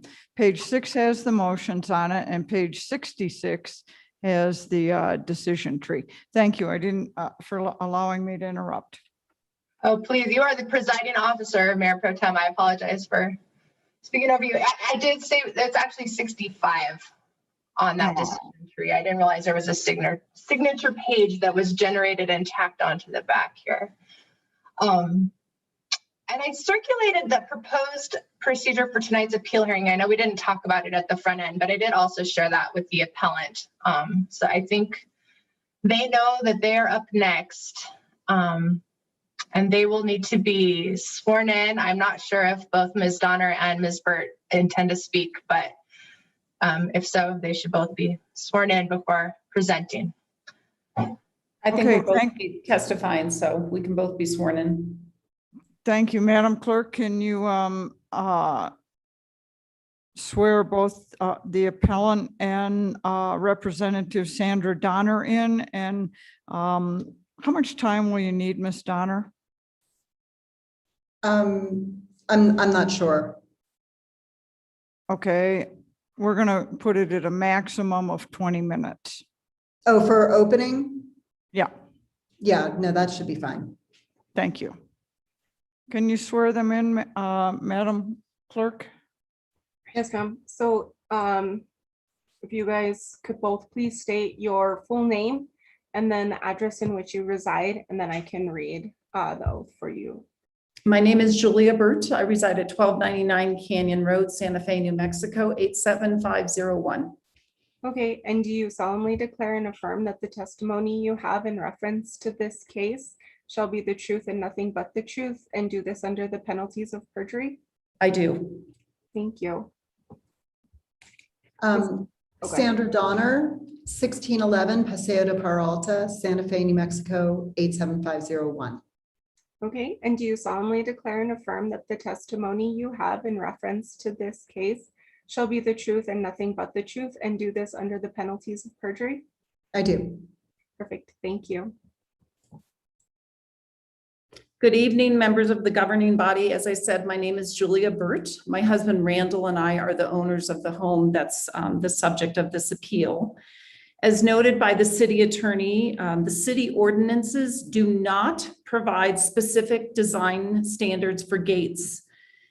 When we made our original proposal to the historic board, the staff recommended approval because the proposal complied with all applicable design standards for historic districts generally, and downtown and east side specifically. That said, we prepared and submitted our plans. At the Historic Design Review Board, there were questions regarding the materials of the gates. We did not bring to that meeting specific examples of gates that already exist within this historic district. And we didn't do that because we didn't expect to have any issues with the Historic Review Board. So tonight we will provide to you specific examples that exist throughout that area that are already solid metal gates and certainly are harmonious with that area in general. There were two people that objected at the public hearing the last time, Ms. Beninato, who you've heard from earlier, and John Eddy. Those were the only two objections to our prior hearing. So at this point, what I would like to do, and I would also note that we are a non-contributing structure within the historic review area. So what I'd like is if we could present the gates that exist within the historic area as part of our opening statement, please.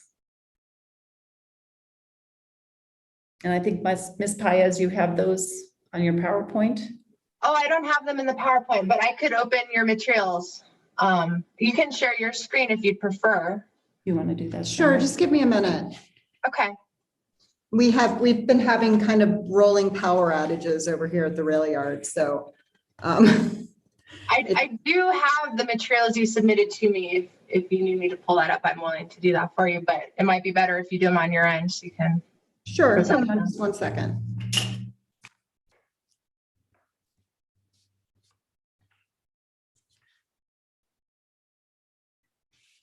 There we go.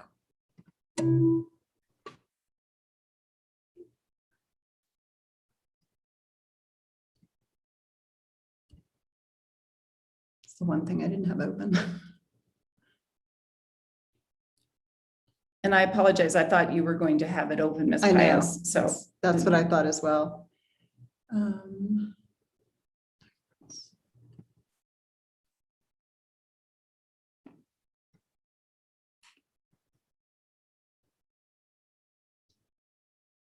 Can you see our screen now? No. Yes. Okay, okay, great.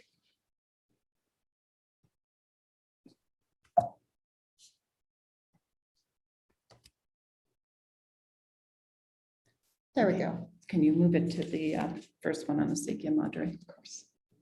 Please. Oh my gosh, wrong computer, sorry. Okay, so this is a property that's on Acequia Madre, and you can see that this is a steel gate. It does have some openings, but this was approved by the historic board. So go ahead to the next one. in the last year, I believe, or in, it could have been late 2019. Let's see, this one. This was also one on Acequia Madre that was approved in 2018. And frankly, it doesn't have kind of the design elements that our proposed gate does. I think it's rather plain and certainly not as beautiful as our proposed gate. But you will also see that following this picture is the administrative approval of this gate by the city of Santa Fe, and it was approved. So we provided that to the board so you can see that. And keep going. This is a gate at 828 Camino Ranchitos. That is a solid steel gate with no openings whatsoever. This is a gate at 1634 Canyon Road, just up the street from the property that my husband and I own. This is also a solid steel gate with no openings, and certainly immediately within our residential property. Go ahead. This is at 541 Camino Rancheros, and it's steel with some opening on the top. Next one is 1564 Sierra Gordo. This is also an all steel gate with no openings, also approved by the city. Next one is 854 Camino Ranchitos. Again, all steel gate with some design undulation. Next one is 514 Camino Rancheros. This has some openings, as you can see, but otherwise it's an all steel gate. And the last one we're showing tonight is at 795 Camino del Monte Sol, and this is also an all steel gate. So the point of bringing this to the attention of the city council governing board is to show that very clearly these types of gates have been approved by the historic board in the past. I'm somewhat perplexed still as to why it was not approved the first time at the historic design review board. But it's very clear that this element that we're asking for approval from the city is not out of the norm and has in fact been approved by the city before. Are there any questions? We'll hold off for questions until the presentation is complete. Do you have anything to add, Sandra? The only thing really that I have to add is there are, as Ms. Pius stated earlier, these are shown in the Historic Review District as well as the downtown and east side historic district. And, you know, of particular interest to us, and I did actually try and get from the city all of these approvals. The only one that was actually released to me was the approval of 960 Acequia Madre. But the properties at 960 Acequia Madre, and I can't remember the one on Cerro Gordo, I think it was 560 or 564, as well as 1634 Canyon Road. These are all properties that were, all of these gates were completed in the very recent past and therefore approved by the historic board. And they are of the same basic configuration. And, were approved. It appears that, this has become a very subjective approval and not one based on code requirements. The code, in fact, I wrote this down, city ordinances do not provide specific design standards for gates. And the last thing that I would add before we open it up to questions would be that the vehicular gate, which is the larger of the two gates, clearly, the one is a pedestrian gate. The vehicular gate is not on Canyon Road. It is off of Canyon Road. We have a shared driveway that comes off of Canyon Road. And you can see this right now between the proposed new wall and the mailboxes. So this is a view, a mocked up view, if you will, photoshopped of the property from a 45-degree angle off of Canyon Road. So if you are standing on Canyon Road looking down the driveway, you will not even see this gate. And you could see that from the Google Earth image as well. And the one that's the man gate that's up on Canyon Road, of course, is also at a slight angle and really no different than the existing gate. The only difference is it would be oxidized metal to match as opposed to the existing wooden gate. So anything else? Yeah, the one last thing, we do a considerable amount of work in the city. And, one of the things that, as much as we can appreciate that people want to do wood and want to make wood gates and wood fences, the existing condition of both the wood pedestrian gate here, as well as the Latia gate, and quite frankly, the entire Latia wall, the entire Latia fence that is going away and was approved on this property, they're literally held up by steel members that have been, literally like placed as buttresses to hold up these walls. The condition is very poor. And I think just in terms just of a purely sustainable reason, there's a very good reason to make these gates out of steel. They last longer, they're much more functional. It's much more sustainably conscious. So I think that's it for me. Julia, do you have anything else to No, add? I think we've covered the main points and we'll open it up to any questions that anyone may have. Thank you very much. Do you have any questions that you would like to address to staff, which you can ask through me? Well, we're quite comfortable with the fact that staff approved our original plans prior to it going to the Historic Review Board. So I don't believe staff had any issue with what we were doing. And so therefore, at this point, I don't have any questions for them. Okay, thank you. Thank you. This is a public hearing. Is there anyone from the public that would like to speak? Do you have anyone, Madam Clerk, in the waiting room that wants to speak? Mayor Pro Tem Lindell, at this time, I do not. Nobody has their hand up, but I would like to note that if anyone would like to speak, they can please raise their hand. Miss Stephanie Beninato has raised her hand. I will ask her to unmute. Would you like me to do a 2-minute timer? I would. All right, perfect. Thank you, Ms. Beninato. Let's make sure that we can hear you. So give us a little greeting. Hi, can you hear me? Yes, we can. Oh, good, because I don't even see my camera here. I just kind of knocked over my screen trying to get to it before you closed the public hearing. Anyway, I think that the applicant is kind of misapplying the board's, what historic streetscape means, and harmony within the property and also within the historic streetscape. Counselor Lindell? Counselor, oh, yes, I think You Erin, need were to you swear. about to- Yes. We need to swear our witness in. Oh, Yes. Perfect. I'm sorry about that. I think both Erin and I realized that at the same moment. Ms. Beninato, can you please state your name and your full address, including your city, state, and zip code? Yes, Stephanie Beninato, PO Box 1601, Santa Fe, New Mexico, 87504. Perfect. And do you solemnly declare and affirm that the testimony you have in reference to this item on the agenda shall be the truth and nothing but the truth, and do this under the penalties of perjury? Yes. Thank you, Ms. Beninato. So as I was saying, I do believe that there's a sort of a misinterpretation of what historic streetscape means under the ordinance. You might remember that case on Camino del Monte Sol, in which it was, I believe, 600 feet from the subject property. And really, there's only one property about 300, it's like if they're at 1299, the other properties in the 1600 block. That's the only other property with a metal gate that would be considered within the streetscape. And I think if you look at the gates, they are jarring. They don't work with wood.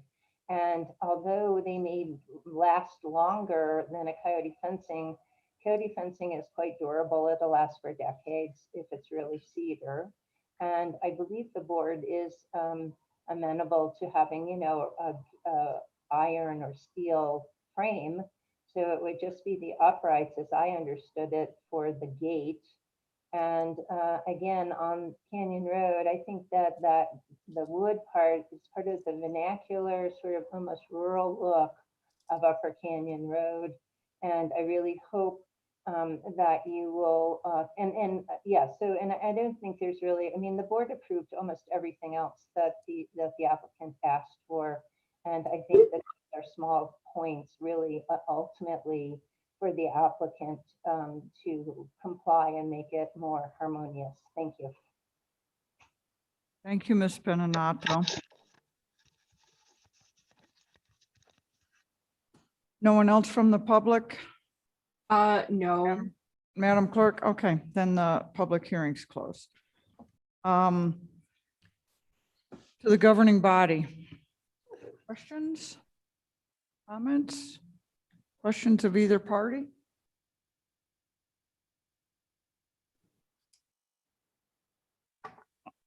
Councilor Villarreal. I'll start since no one wants to start. I think this is for staff. This is on page 62 of the packet. It talks about the historic district guidelines for walls and fences. And it says solid fences should be stepped back and modulated. Is that the right? Yep. Is that right? At the same as walls. So based on the picture that you had shown us earlier in the presentation, what it would conceptually look like, it looked like it was actually stepped back. So when I read the minutes from Historic Board, it sounded like they didn't believe it was stepped back enough. Or can you elaborate on what was the discussion other than what was captured on the minutes? But did they think it wasn't stepped back enough, or how was that not conforming to that piece? Mayor Pro Tem Lindell, Councilor Villarreal, I'll start us off and Nicole can help fill in if I don't cover this well, but I believe that portion of the board's discussion was actually referring to the proposed new stucco wall, which the board ultimately did approve.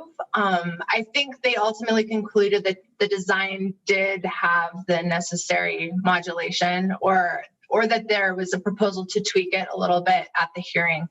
So I think that portion of the discussion was not in reference to the gates. Okay, so I read that incorrectly, but in this case for the guidelines, isn't that what they're referring to? That there should be a step back for walls such as, or a gate such as this? So Mayor Pro Tem Lindell and Councilor Villarreal, I believe the portion of the wall and fence guidelines that was in the written decision refers to the requirement, or I don't know if it's quite a requirement, but the statement that the fenestration is encouraged. So having some sort of openings, latias meet that requirement, or cutouts in a gate design. And then the requirement that the gate should be consistent with the wall or fence treatment that contains it. It's pretty much the only statements in the wall and fence guidelines that are specific to gate design. Okay, thank you. And so the other piece is about fenestration. And from what I understand, it's that there's actually visibility. That's what fenestration, how we interpret that. Openness, yes. Openness. Okay, so so I've seen some coyote fences in town that are actually constructed constructed with posts so close to each other that there's actually no fenestration. So was there more of a discussion about that? Because I've seen both. I've seen where you can actually, there's openness and then there's some that aren't. So why was a coyote fence the option or the suggestion, recommendation, I should say? Nicole, do you want to take a first? We're venturing into sort of architecture and design questions that might be better addressed by Sure. Nicole. Mayor Pro Tem Lindell and Councilor Villarreal. So what the code calls for and what it does say, so it doesn't specifically exclude metal gates, but what it does call for is traditional materials or harmonious materials. And those things, just to quickly discuss it, are things like adobe, thick walls, big massing, wood elements, carved wood elements. So the coyote fencing goes in that category of wood and a harmonious material. So even though there's not fenestration in the same way that you see in the majority of the gates actually that the appellant presented, there's that traditional material element to it and is therefore harmonious. Thanks, Ms. Thomas, for that. I think when I hear that, then I'm wanting to understand why there's other examples that the historic board did approve that were the oxidized steel gates.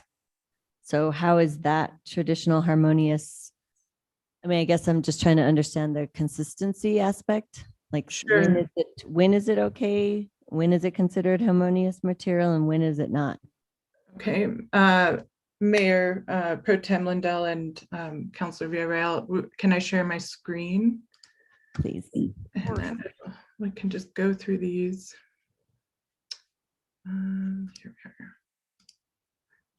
are. Okay, so we'll look at these examples that were provided by the appellant. This one has a great deal of fenestration. So that meets the wall and fence guidelines, which were established to offer some better guidance where the code doesn't give any explicit direction to people that are trying to build a wall or a fence or a vehicle gate. In this case, I want to point out that the administrative approval was actually written because there was a resubmittal by the applicant to meet the conditions of the board. So this wasn't actually administratively approved. Staff has not administratively approved any metal gates. This is just a board condition approval for the permit. In this case, this gate is right on the streetscape. It is solid panels. There was quite a lot of discussion about fenestration for this gate.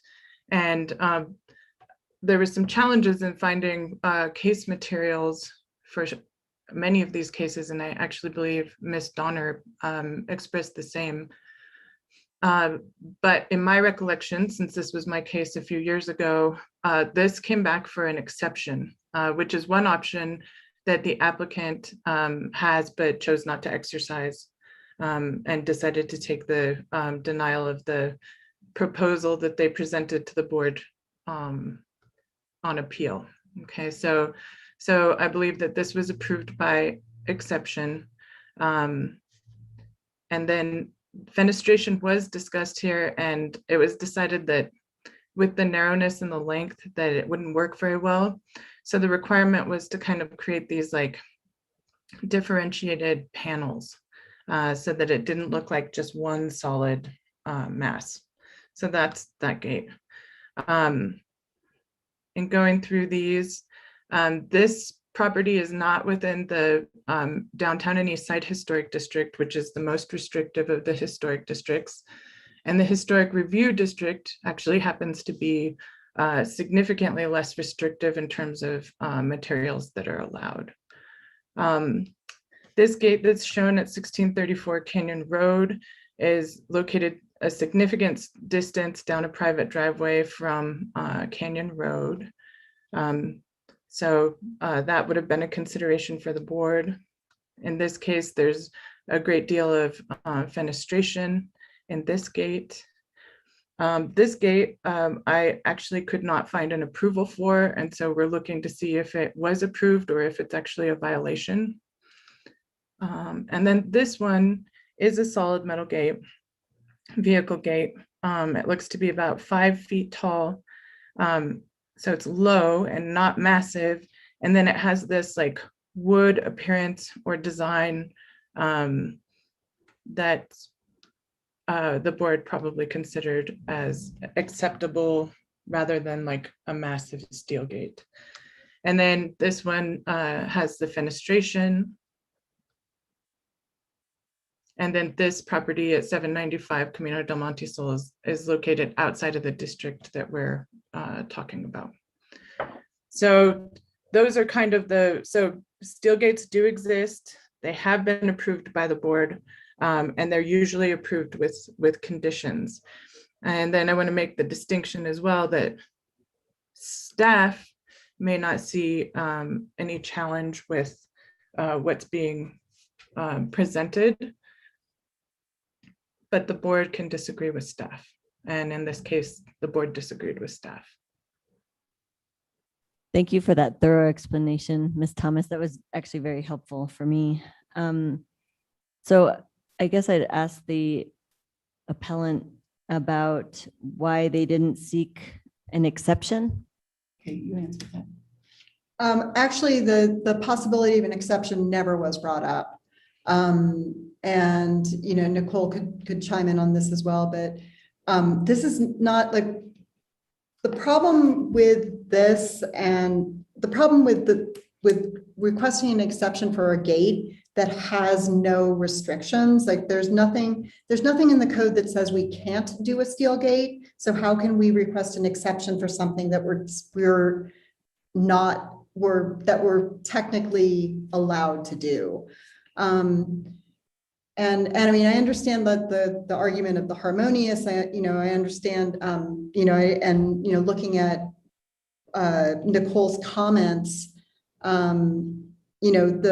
the first one, I did want to comment just a little bit on 1634 Canyon. It is further down the road from this property. And it's actually on a private driveway and it is visible from Canyon Road. I actually went and drove down there and took photographs while my son took photographs while driving by. I was not photographing while driving by, but you can actually see that gate from Canyon Road. So it is visible. So the exception issue, it actually never came up. The possibility of coming back with a redesign to the board did come up, but I'm not really sure how you would present this as an exception. There's very specific criteria, and when something is not actually excluded in the code, it makes it very difficult to ask an exception for something that you're not specifically not allowed to do.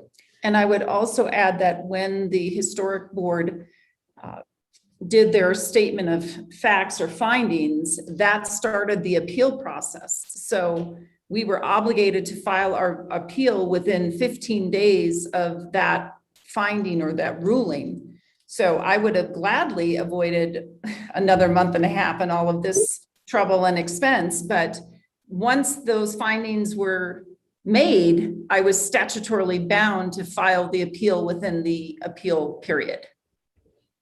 Thanks for that clarification. So you're saying never brought up by the H board or by staff? Neither.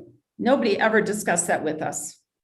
Nicole, I do not remember an exception being brought up. And like I said before, I'm not sure how you would present an exception for something like this. And I want to hear from Ms. Thomas about when does someone actually seek an exception? What point in the timeline? Mayor Pro Tem and Councilor Villarreal. So the appeal can be filed because it has to be filed within 15 days of the findings of fact and conclusions of law being accepted. But the appeal can also be withdrawn at any point prior to coming to before the governing body for this discussion. There was discussion about a redesign that incorporated fenestration. And my recollection, there was an exception brought up. We didn't discuss specifically what that exception would be, but it would be to Santa Fe style, because what the board is saying is that there's not harmony with the Santa Fe style. So that would have been the exception, that staff would have recommended had there been kind of maybe more fleshing out of discussion of that. So maybe there just wasn't enough discussion about this option of the exception, but there was a lot of discussion about a redesign of the gate. And there was discussion at the hearing of fenestration in the gate, and staff discussing that as well. And actually the applicant did make a move to get on an agenda for a redesign of the gate to present to the board for approval, but withdrew it. And that would have been heard. That was tentatively on the agenda for H board for the end of June hearing, so June 22nd. But that application was withdrawn in advance of this. And I'd like to address that, Madam Councilwoman. What was discussed at the H board was that they would accept a metal gate, primarily metal with some wood fenestration. And we filed this appeal, and then the appeal hearing was continued because of publication. So I am preserving all of our property rights that we have as owners. Obviously, I'm very interested in achieving what our original goal was to create a compatible, harmonious gate. It's relatively clear that solid metal gates have been approved. 6 of the 9 examples I've given you today are solid metal gates. We'll get into consistent application of the rules later on, but the reason we have prophylactically, if you will, considered the other option is because if this isn't approved, then I have to go with Plan B, but I shouldn't have to go with Plan B. Yeah, and I actually want to add something to that because Mrs. Burt did bring up that, that there was an issue with publication, but originally when we had seeked out an appeal, we were given a date of May 26th. And when I can't remember what and I could go back in my emails and figure out specifically, or maybe Ms. Paez can remind me what that was, but there was a specific reason for that being moved into June to the 15th, I believe. So we were pushed back, and they really would like to get their property, they would like to get everything done and completed. And that is actually why we submitted a possible redesign. So at this point, I'm curious if Ms. Burt would consider a compromise so that you have an oxidized steel gate, but it also has fenestration, like for example, that Camino Rancheros example that you all showed us. Well, that one's actually metal. Yeah, that's all metal. And no, at this point, I'm not willing to consider that, because part of the duty of the H board and the city for that matter is to consistently apply the rules. There are no rules with respect to gates. Solid metal gates have been allowed. This gate is going to be designed beautifully, completely harmonious, and it is not even visible directly from Canyon Road or any main street. It's off the street. And I should have the right to do what is allowed under the design and the city codes. So I feel it's the duty of the city council to consistently apply the rules that exist within the city of Santa Fe. And that's not being done here because frankly, I feel that there was to some degree a personal agenda going on with this historic board. And I won't go into that. I don't need to go into city politics, but at this point I'm entitled. Just a moment. I don't think that's really related to city politics. I'd like to move on. There is actually language in our code that talks about fenestration. Is that correct? It says it's recommended, not required. Let me ask staff. That's a staff question. Counselor Viadiel, the fenestration is in the wall and fence guidelines, which is a policy document which supplements the historic districts ordinance. The provision of the ordinance, the primary provision of the ordinance that the board was applying is the requirement that recent Santa Fe style, as we have in the downtown and east side historic district, requires alterations to be consistent in terms of materials, color, style. And so I think in this Upper Canyon Road portion of the downtown and east side historic district, the board was concerned about the materials and the style not being harmonious with the historic buildings and surroundings of that area.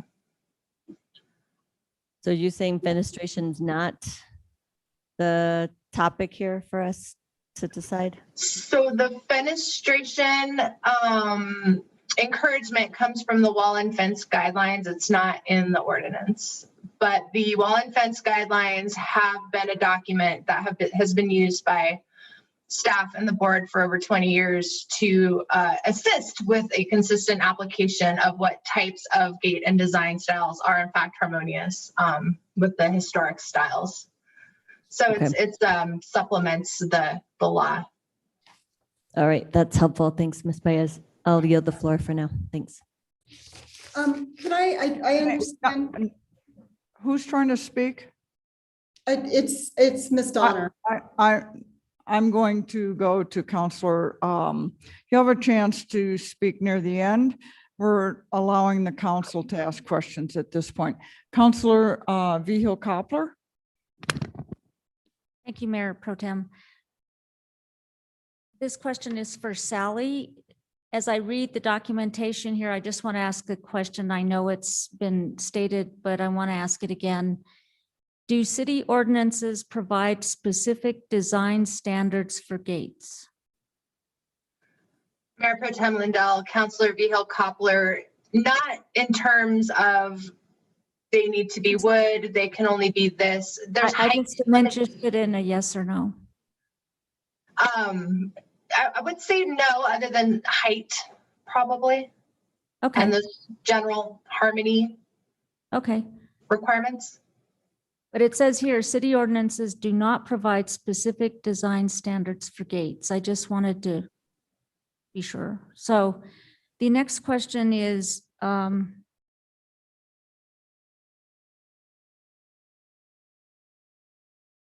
discussion surrounding exception. In my opinion, if there's an exception or not that's been approved, there's still precedence. So it's not the final result is what matters. So when you approve a design standard of some sort through exception or through appeal or through a board vote, it is still a resulting effect. That is, a gate is created and approved. So it sets precedence. And so I wanted to know about the Canyon Road Gate. It seems to set precedence.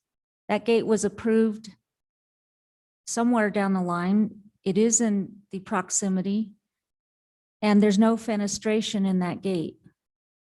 And however it got approved, it's still there. I didn't hear that it was in contention for a further review. So when you have precedence on approvals, I think that matters. It's like you already let the horse out of the corral. So, you have to, you created a standard, and there is something here referred to where, there's no other option, that the courts will say, okay, you have to rely on what you've already done. And so I think that's really a basis of the judiciary in many, many cases as well. Maybe I'm wrong. Does that previously approved Canyon Road Gate is it made of metal of some sort? Ms. Perez? Mayor Pro Tem Lindell, Councilor Vihil Coppler, I think so. I'm not sure that anyone was able to find actually city documentation of that approval. So I would certainly encourage anyone to correct me if I'm wrong. And I don't know if it's helpful to look at the Google Street View on this one. I had a very hard time finding this one. And this photograph on Google Street View is taken at a time when there's a fair bit of vegetation. It's an image from May 2019, but what it does show is a ton of trees, is a big coyote fence that's mostly visible from the street. And at the back of this long driveway, there is a gate that appears in this picture to be steel. I could show you what it looks like from the road if that would be helpful. Well, But it was presented as if it was metal of some sort, steel, whatever. That's what I assumed. And when those gates were reviewed, I believe, I don't know which one of you mentioned that it was metal. These were examples of metal gates. And I think you mentioned that it was probably approved because there was a design on it that kind of made it look like wood. But there was no fenestration in that gate, as I recall. And at any rate, the answer to the question was city ordinances don't require specific design standards for gates. And if that's important to the city, and this ordinance, this appeal is before us de novo. So I think the standards are a little bit higher. How does this compare to our ordinances? And if these things are important, then they should be changed in the ordinance. And I understand guidelines, but guidelines are not law. Guidelines are rules, but they're not ordinance.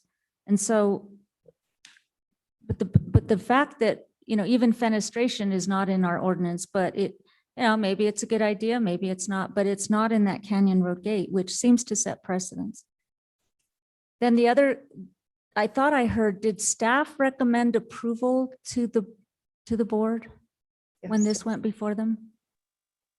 Councilor Vihil Coppler, yes. In this case, staff did recommend approval of the gates on 1299.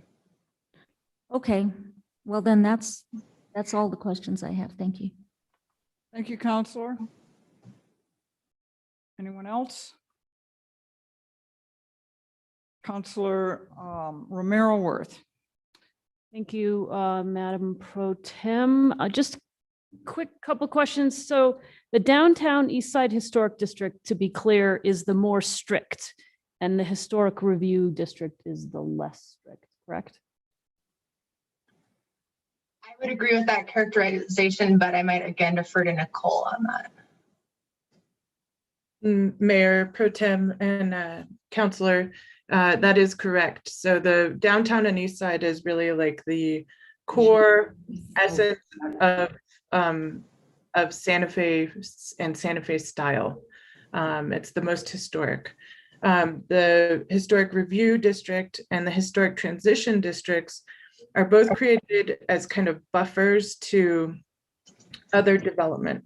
So the Historic Review District looks to emulate the Santa Fe style, but there's a lot more latitude. Almost everything in that district is staff approval, whereas in the downtown and east side, virtually nothing is able to be approved by staff. All things have to go through the board.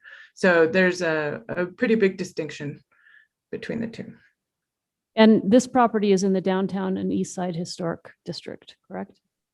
Correct. Okay. And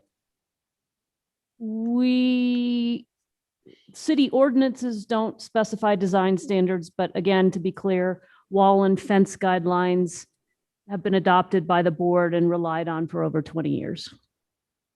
Correct. And when you took us through the review, some of the gates that were used as examples of why this gate should be allowed are not in this most restrictive downtown and east side historic district.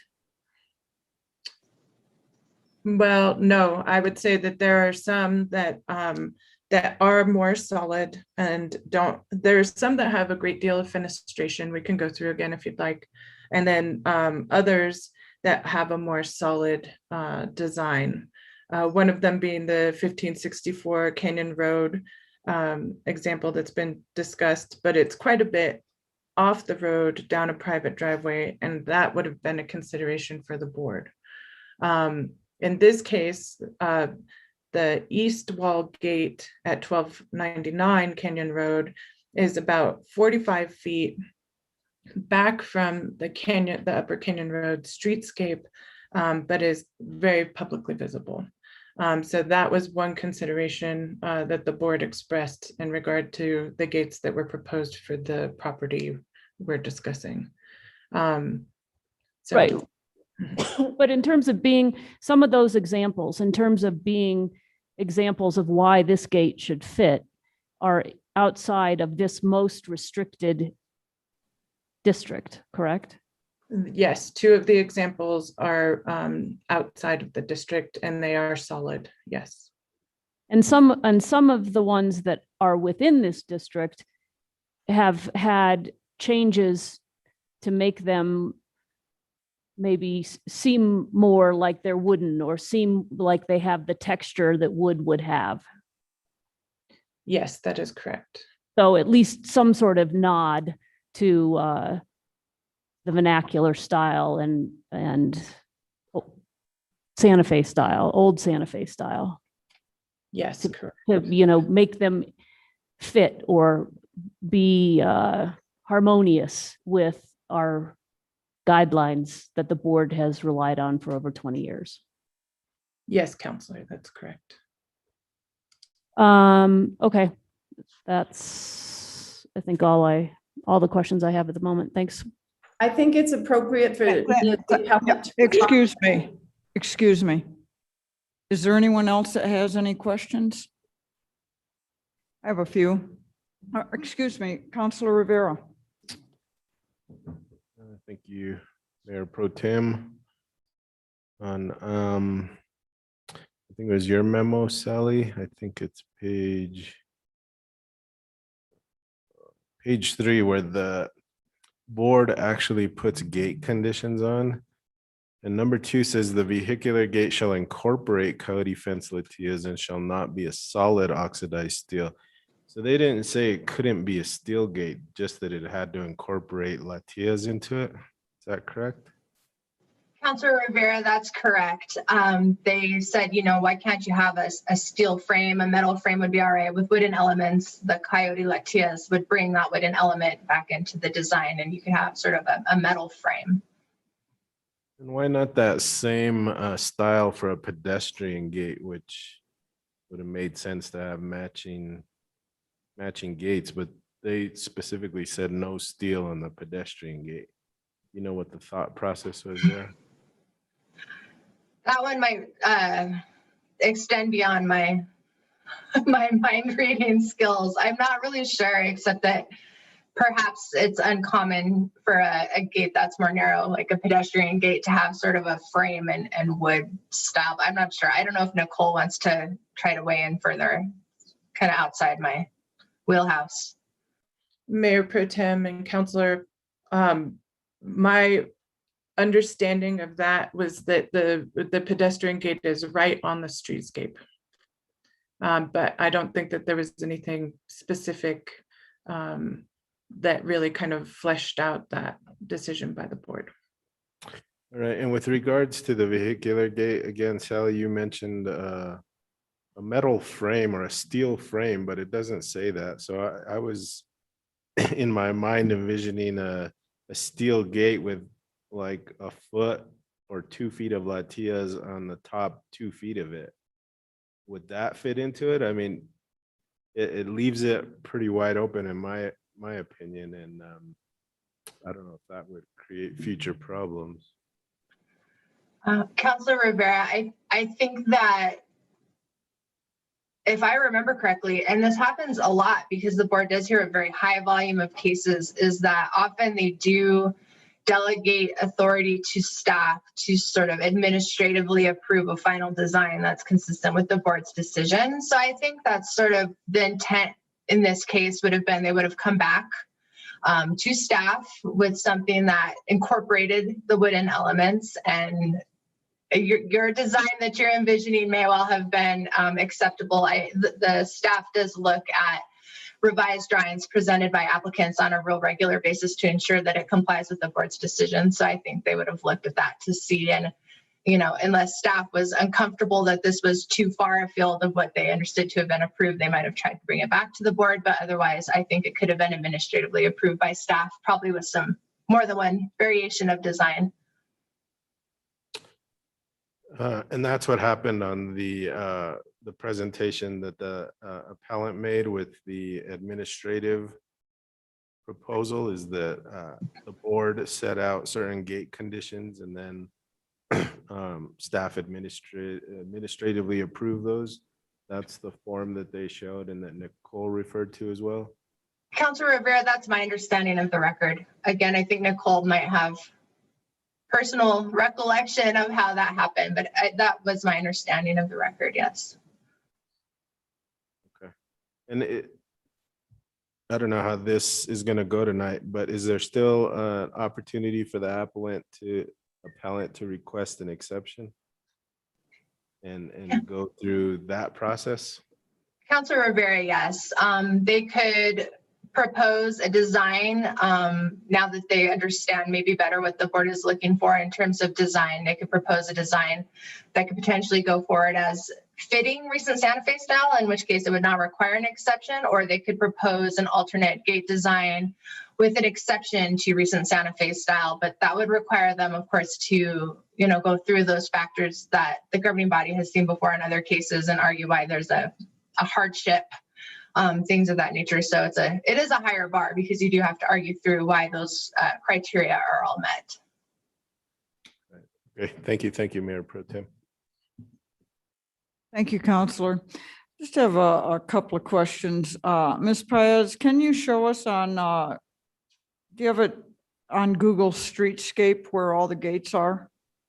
Ooh, Mayor Pro Tem Lindell, I don't know that I have them all. I don't know if Nicole has them all queued up. The one that I have, because it's the closest to the property and we were discussing it a lot, I did go to 1634 Upper Canyon Road. So this is the one, the closest neighbor. You can see the address on the mailbox here. And this is the one I was referring to. So I think it is metal back up in there, and it does appear to match the picture submitted by the appellants, but it's far back this driveway. It's obscured, at least in May, by quite a bit of vegetation. And the other thing that to me jumps out is that it is surrounded by the sort of wooden elements. It is incorporated into a coyote fence. And so you do have sort of a surrounding that has those vernacular elements that I think was important to the board in this case.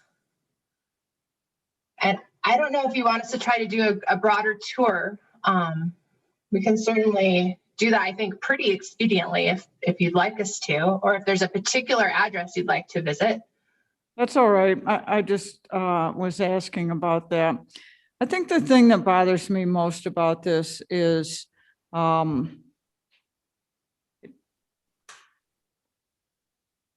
guess I'll ask the applicant. It doesn't seem like putting some fenestration into this gate would absolutely and totally ruin this project. But you said earlier that you're not willing to do that. Is that right? Yes, and I would be more than happy to address why. No, I think that you addressed it before. I just wanted to give you another chance to say that.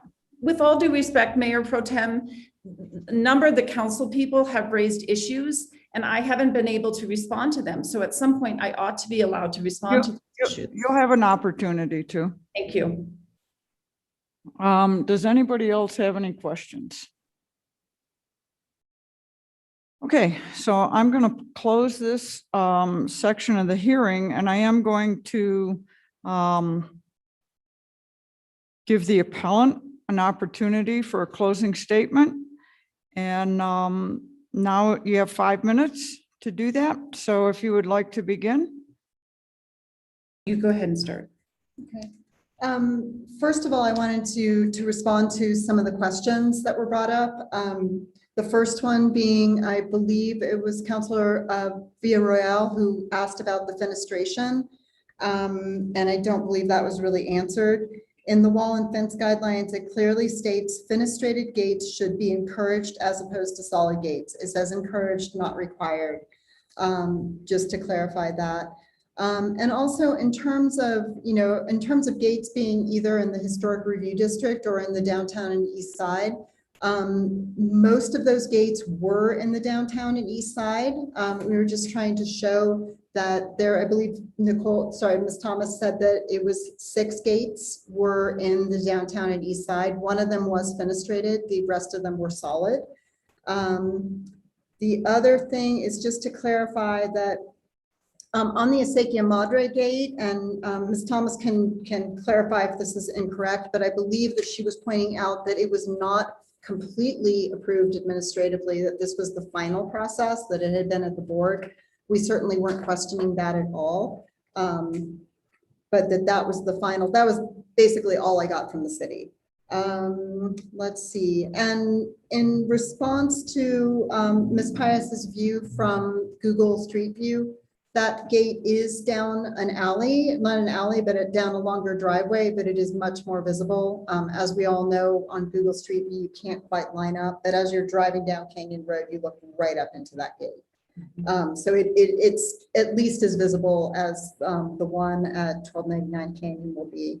And lastly, before I let Julia kind of wrap up with this, is that one of the issues with the solid gate is that the property at 1299 Canyon is directly next door to what used to be Gentle Nudge, and it's now been turned into a condo or apartment complex. And there's a considerable amount of noise and traffic, as well as dirt and debris that gets kicked up on that side of the property.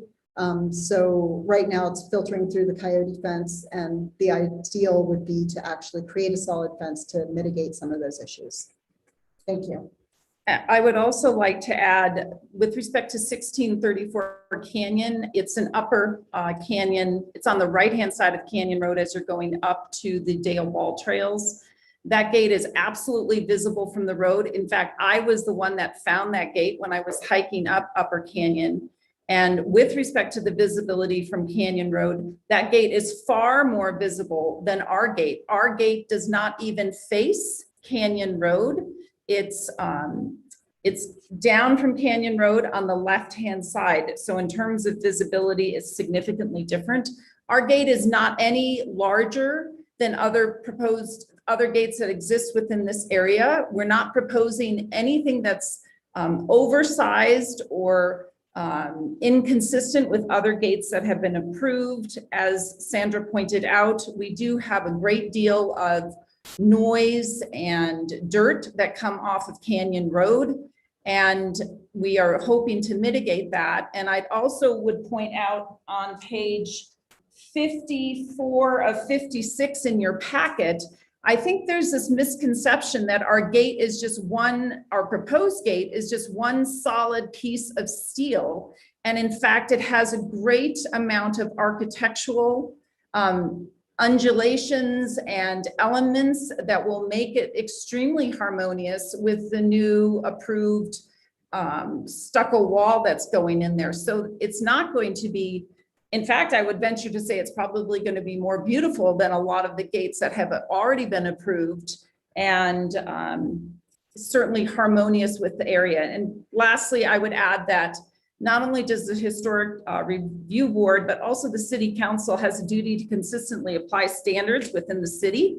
And I would contend that if you don't approve our proposed gate, you are not consistently applying the standards, which you have to do. You do have precedence in the sense that other gates have been approved. And so I would contend that with respect to your decision tree matrix, you asked, did the board have the legal authority to impose the gate conditions as part of the approval application? Certainly they have the ability to look at the gates, but our gates are not inconsistent with the standards. And I would also contend that you have to apply the standards consistently. Thank you for your time today, ladies and gentlemen. We appreciate it very much. Okay, thank you. So moving along, we are at a point, what's the pleasure of the governing body on this?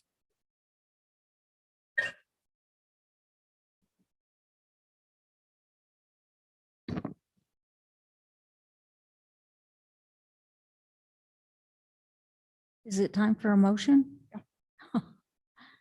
Okay, I move to reverse the board's decision and grant the appeal. We have a motion. Do we have a second? I'll second it for discussion purposes. Okay, we have a motion and a second. Discussion?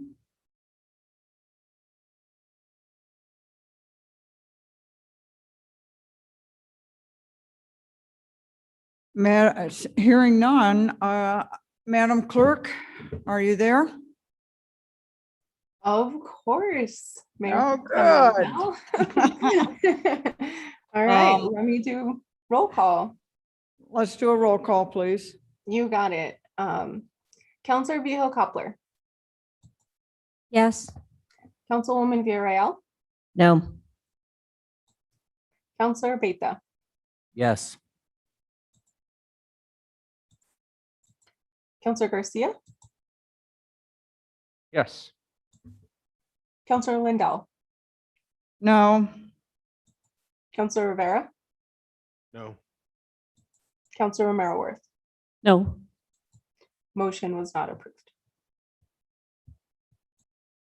Say that again, Madam Clerk. The motion failed. Okay, and that's because we needed 5 to pass it. Is that correct? Correct. Okay, so moving on. Thank you all.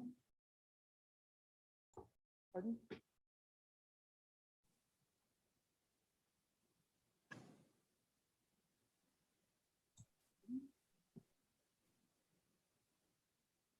Mayor Pro Tem Lindell, I just want to clarify where we're at. I mean, we did not have a successful motion. We could potentially do an alternate, a new motion to try to get a motion that does in fact pass by 5.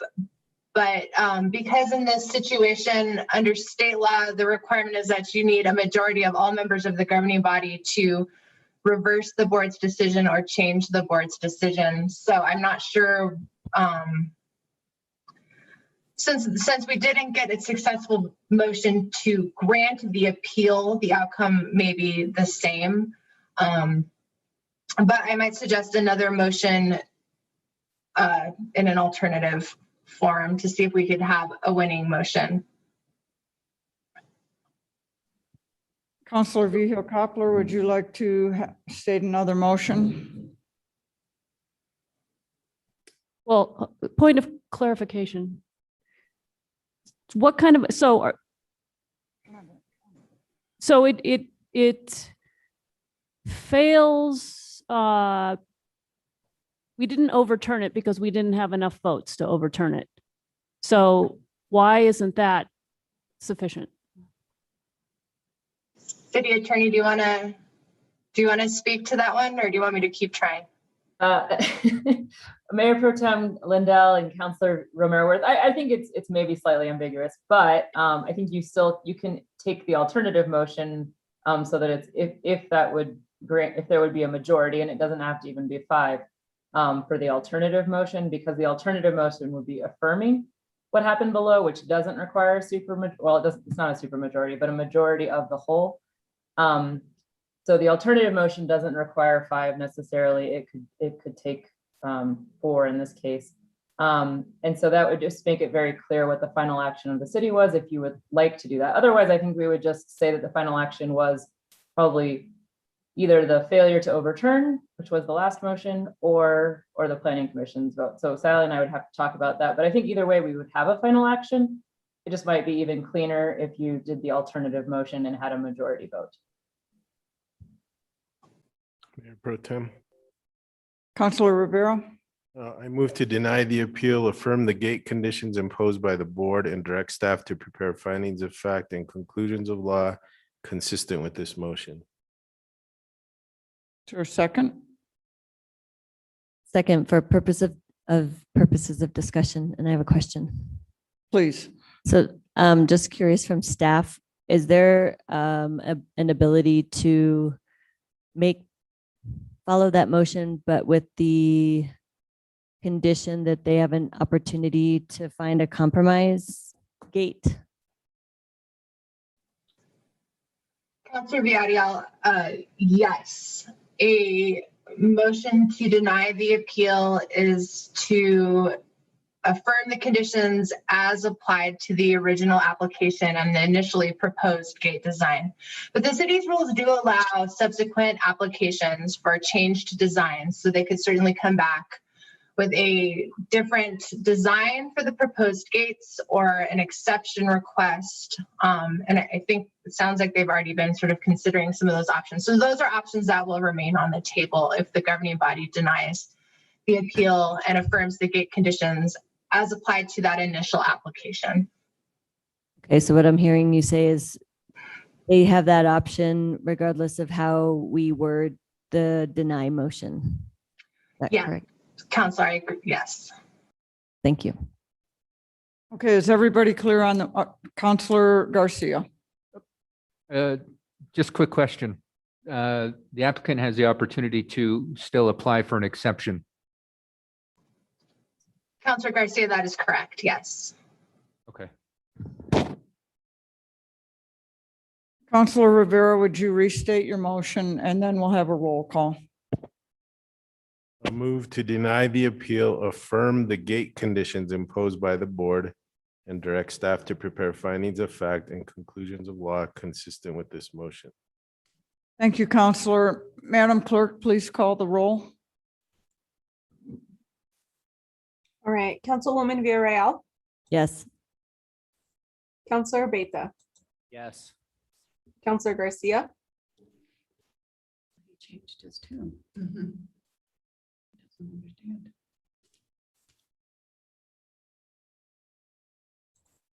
Councilor Garcia? No. No, okay. Councilor Lindell, Yes. Councilor Rivera, Yes. was that a yes? Yes. Okay, perfect. Sorry, the microphone I think is cutting out. Councilor Romero Worth, Yes. Councilor Vihil Coppler. No. All right, motion has been approved. Thank you very much. Moving along on our agenda. So with the change that we made in the agenda, we are back to, where did we end up, Counselor Rivera? Item 12. Does anybody want to let's go ahead. Mr. Brown, are you ready? You can start and I will go and get the mayor and bring him back to take over as mayor. If you want to start, that would be great. Sure. Thank you, Mayor Pro Tem. Rich, sorry, just quickly, let me just introduce the item so that if anybody is sure. listening Sure. or watching, they know where we are in the agenda. I apologize. So I just want to That's note that okay. we are coming back to item 12A. So we are returning to the afternoon session portion of the agenda. This is the Midtown Planning and Development Biweekly Report. This is done by the Office of Economic Development, and Rich Brown, our Director of Community and Economic Development, is here for this presentation. Rich, take it away. Thank you very much. Good evening to the members of the council, the mayor and the mayor pro temp. Thank you for the time this evening. I'm here with Daniel Hernandez to review our progress report, which we do on a bi-weekly basis. So tonight we're going to have, I think there's about 8 slides, and I'll have Daniel go through the slides and we can answer any questions that you may have. So let me just share my screen. And as you know, we are working through a 9-step action plan based upon my memo that I had written back in March 26th of 2021. And we are going to talk tonight about engaging the public for development planning. And so Daniel has a couple of slides that can talk to you about the upcoming plans in July and September for that. So with that, I'm going to turn it over to Daniel. And then after that, we are going to be open for questions. So Daniel, are you ready to go? I am, Rich. Thank you very much. Good evening, councilors and mayor. You want to go to the next slide, Rich? Sure. So we're going to focus on the action item number 9 tonight, which is the public engagement for the development planning process. And so I know that the public as well as the city councilors have been anxious to sort of see an outline of how we propose to move forward with the public engagement process. We've been working closely with DPAC, the consulting team working on public engagement with various community organizations, as well as with the Opticos and Strategic Economics, the planning teams that will be looking at both land economics, as well as the urban planning and design land uses for the Midtown site. So we are planning 2 major events over the next few months. And I want to sort of say that they're the major significant events around land uses, but the DPAC, the Design and Planning Assistance Center at UNM, will also be working with us and weaving various other types of events that will happen simultaneously and will continue out through the summer and early fall. But these 2 events really focus on some big public engagement workshops. And the first one we're calling listening sessions, meaning we want to go back out to the public, invite people who may have not had a voice at previous engagements in 2018, but to actually start with everything that happened in 2018 from the Midtown Planning Guidelines and the vision planning that was done then. We're planning a 3-day session. Many of them will be with focus groups, industry leaders in housing or film or technology, finance, public finance, infrastructure, but we'll have a lot of listening sessions to try to gather as much information as possible. On Wednesday night or evening, we'll have a big public session where there'll be roundtables, there'll be boards, there'll be a model, a site model for the public to interact with, as well as planners to speak to about the site and their aspirations, their concerns, their goals for the site. And we'll also do a public walk around the site to just sort of, and have our planners, both city planners as well as the consulting planning team, interacting with the public as we're walking around the site and listening to people's ideas. So that will be in July. We'll go back to our workstations from between July and September. And in September, we'll come back with some scenarios, some actual drawings and things that people can interact with and respond to. But they will just be in concept form. There'll be plans and land use ideas using some of the zoning applications such as C2 zoning for the future Midtown, and how those land use zoning applications might be applied at Midtown. So there'll be actually working sessions. I'm differentiating between listening sessions and then working sessions in September. Again, that will be 3 days, and it'll end on a Saturday with a major presentation to the public about everything that we've learned and heard, including information that the planning consultant, the Design and Planning Assistance Center has also brought to the table and informed the development plans and land use plans. Rich, next slide. So just a sort of broad idea about what these 2 sessions are intended to do. The listening sessions are really, again, like I was saying earlier, are to listen to ideas, not judge, not making big comments about them, but to really listen to ideas, generate interest, also having smaller group discussions, open public conversations, and like I said, to interact with planners in a site model, to share aspirations and ideas for the future Midtown district.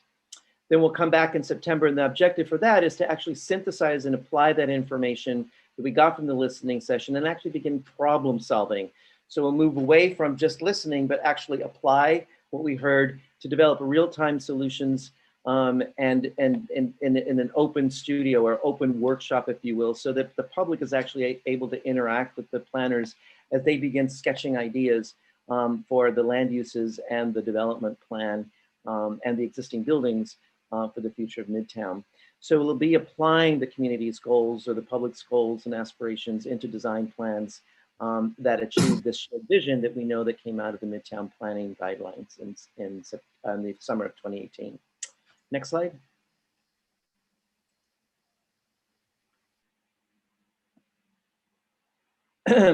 So we will we'll wrap up in September.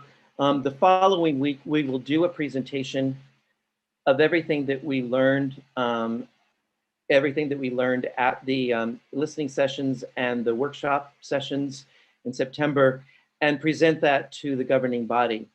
At that time, we will introduce a resolution asking the governing body to direct the staff to move forward with the plans, that the conceptual plans, to move forward with those, to take them to an application level for both planning and master plan approvals. We will introduce that resolution. It will go through the standard committee process. We're proposing 3 committees, the Public Works Committee, the Economic Development Advisory Committee, and the Quality of Life Committee to hear the presentation, respond to it, comment, et cetera, and vote on that proposed resolution directing staff to proceed with entitlement applications. We'll come back to the governing body at the end of October for a final vote on that resolution. Next slide. We're also proposing, and I'd love to hear from you this evening, and if you want to send emails to Rich and me later, we're also proposing after the forum, or during the times of the forums and directly afterwards, that we had talked about with each of you counselors and with the mayor about having your own forums in the districts so that we can continue the listening and engagement process by having forums where people can ask questions of both the counselors as well as the planning team and also provide comments and ideas, but to continue the dialogue so that the public conversations just don't end with these events that are happening this summer and in the fall, but they continue directly with you as elected officials and with also interest in the future of Midtown. Next slide.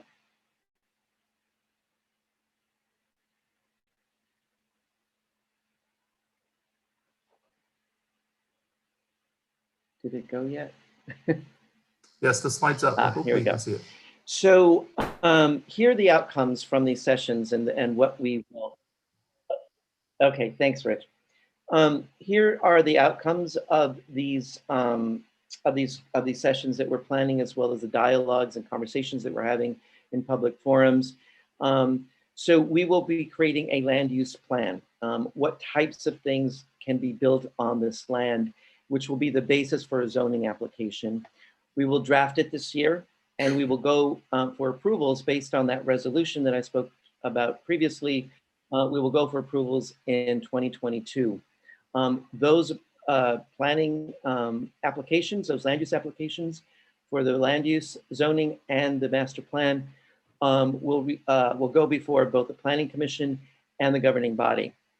The development framework that we will also be developing in 2021 will go through that same approvals process, and it will be the basis for, again, the zoning application and a master plan.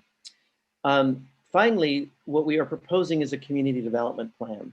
We know that people are not only interested in the development plan and what actual types of vertical development buildings and the types of land uses that will be there, but there are specific things that people are interested about, particularly around jobs, job creation, access to those jobs, housing affordability, green building, sustainable site development, and other things that we've heard over the past few years that are important for the future of Midtown as an equitable and sustainable development. So we're working closely with the Design and Planning Assistance Center on these elements of a community development plan. And we plan to draft that over the course of the fall so that we present it to the governing body by the end of the year for your approval. That will be sort of an implementation type of plan so that any type of work that happens in Midtown is actually, it'll stipulate particular requirements for housing affordability, for example, or jobs and access and job policy in Midtown. So that will be developing over the course of the next few months as well for governing body approval. Next slide. And finally, the other outcomes are other issues about, particularly around development incentives and development finance. We'll be looking and analyzing the application of the Metropolitan Redevelopment Area as it may be applied to the Link and the Midtown site. We'll be looking at financing for infrastructure and also an analysis of return on investment. And that return on investment analysis will not only be based on economics, but it'll be based on other social and community development policy goals that the city wants to understand its return on its investment in this, both its planning phase as well as the implementation of infrastructure at Midtown. Next slide.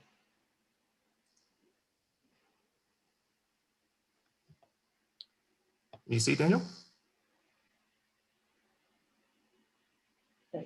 It could be my computer's slow, Rich, but Yeah, not yet. it's our planning timeline.